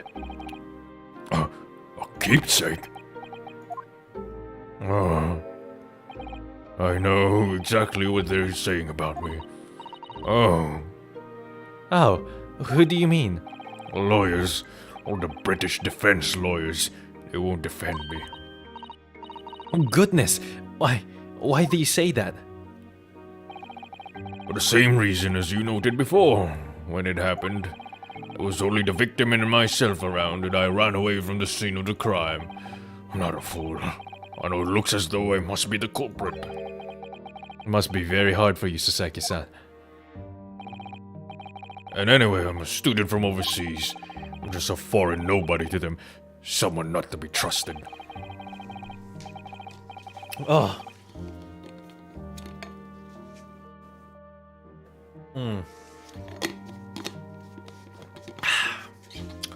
I heard them openly laughing about me before, in my earshot without any compunction at all. Any trial for this man would be a waste of time, they said, and of course the foreigner did it. Even had the gall to say the man doesn't understand half of what's being said anyway. That's awful. They're wrong! I've studied more English than half of the policemen out there on the streets. I've traveled halfway around the world to learn about these people's country and its great history. But no one here wants to listen to a man with a strange accent. They all hate me. So, at the very least, I'd like to entrust my fate to someone who can listen to me in my native tongue. You could do it, couldn't you? When I look into your eyes, I can see it. I can see what you've been through. Seki-san, it's just that. I'm not a real liar. Give me a little time. Please. I'll do what I can for the time being. What do you mean? We shall investigate the case as thoroughly as possible. If we can find some clues, it will give us a much better chance, I'm sure. Oh yes, thank you. I'll be here, all alone, waiting for you, locum student Mr. Naruhodo Esquire. We should be going then, Naruhodo-san. We have a case to prepare for. Oh, yep, we have.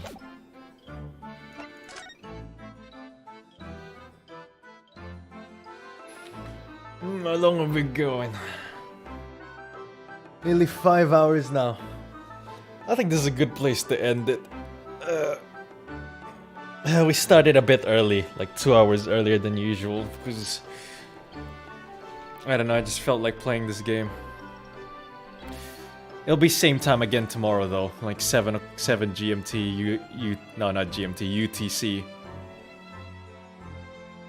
Is it? Yeah, 7 PM UTC, right? Wait. I might have to change the time because we're kind of like 1 minute forward.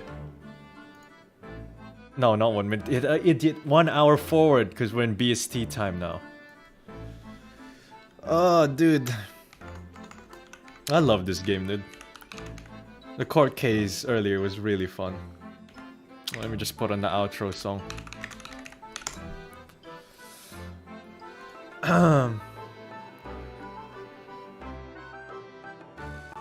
Alright, thank you. Hopefully that monetization goes through. I'm gonna be so fucked if it doesn't go through. Let me just save it real quick.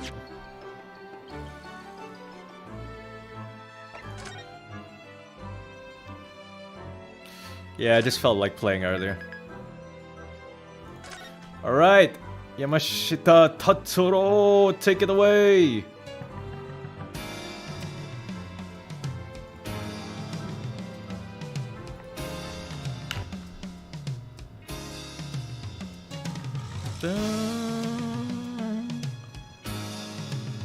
Oh god.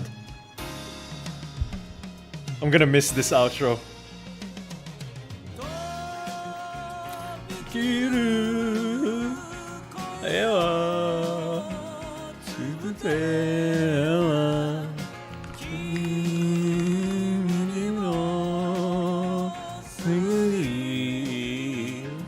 Asu Asu Aoi Bike Hashiri Saro Kono machi Yoshoro no hitotsu ni naru made du du du du Kori wo Karakani. Oh man, that's such a good song.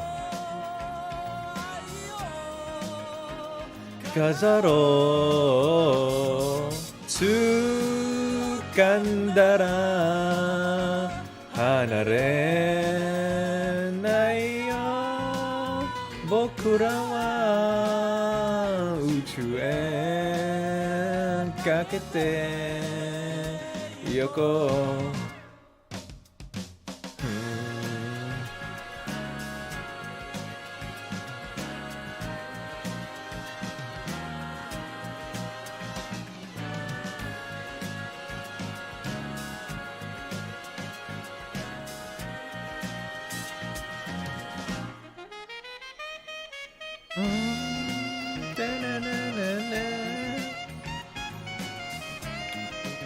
Oh yeah, take it away, Yamashita.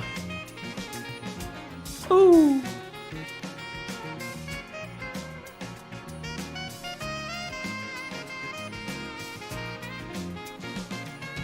Oide hashiri saro bokura wa uchu e kakete yukeru la la la la la la la la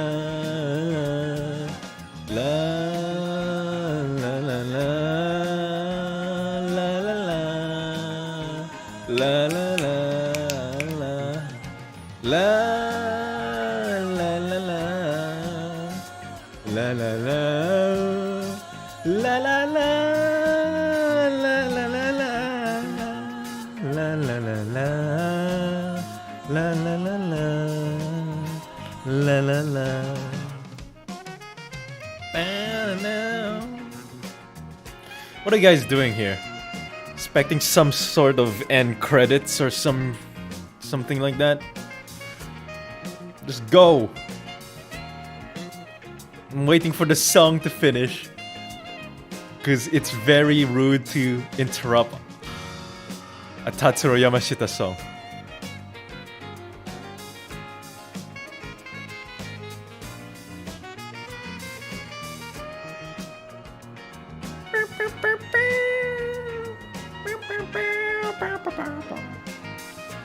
Ah, dude.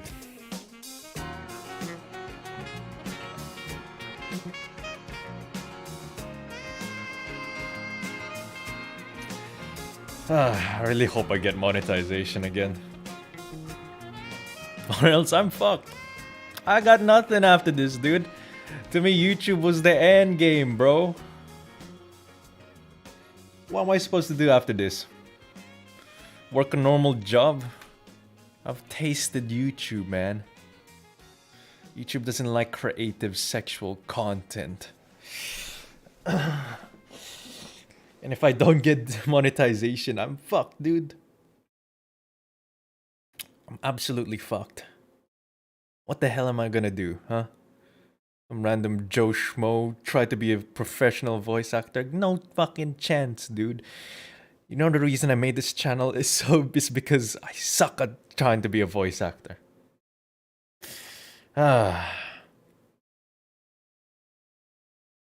Anyway, if I disappear, well, I don't really have a long-term plan without monetization, so it's been nice meeting you guys. It was fun while it lasted.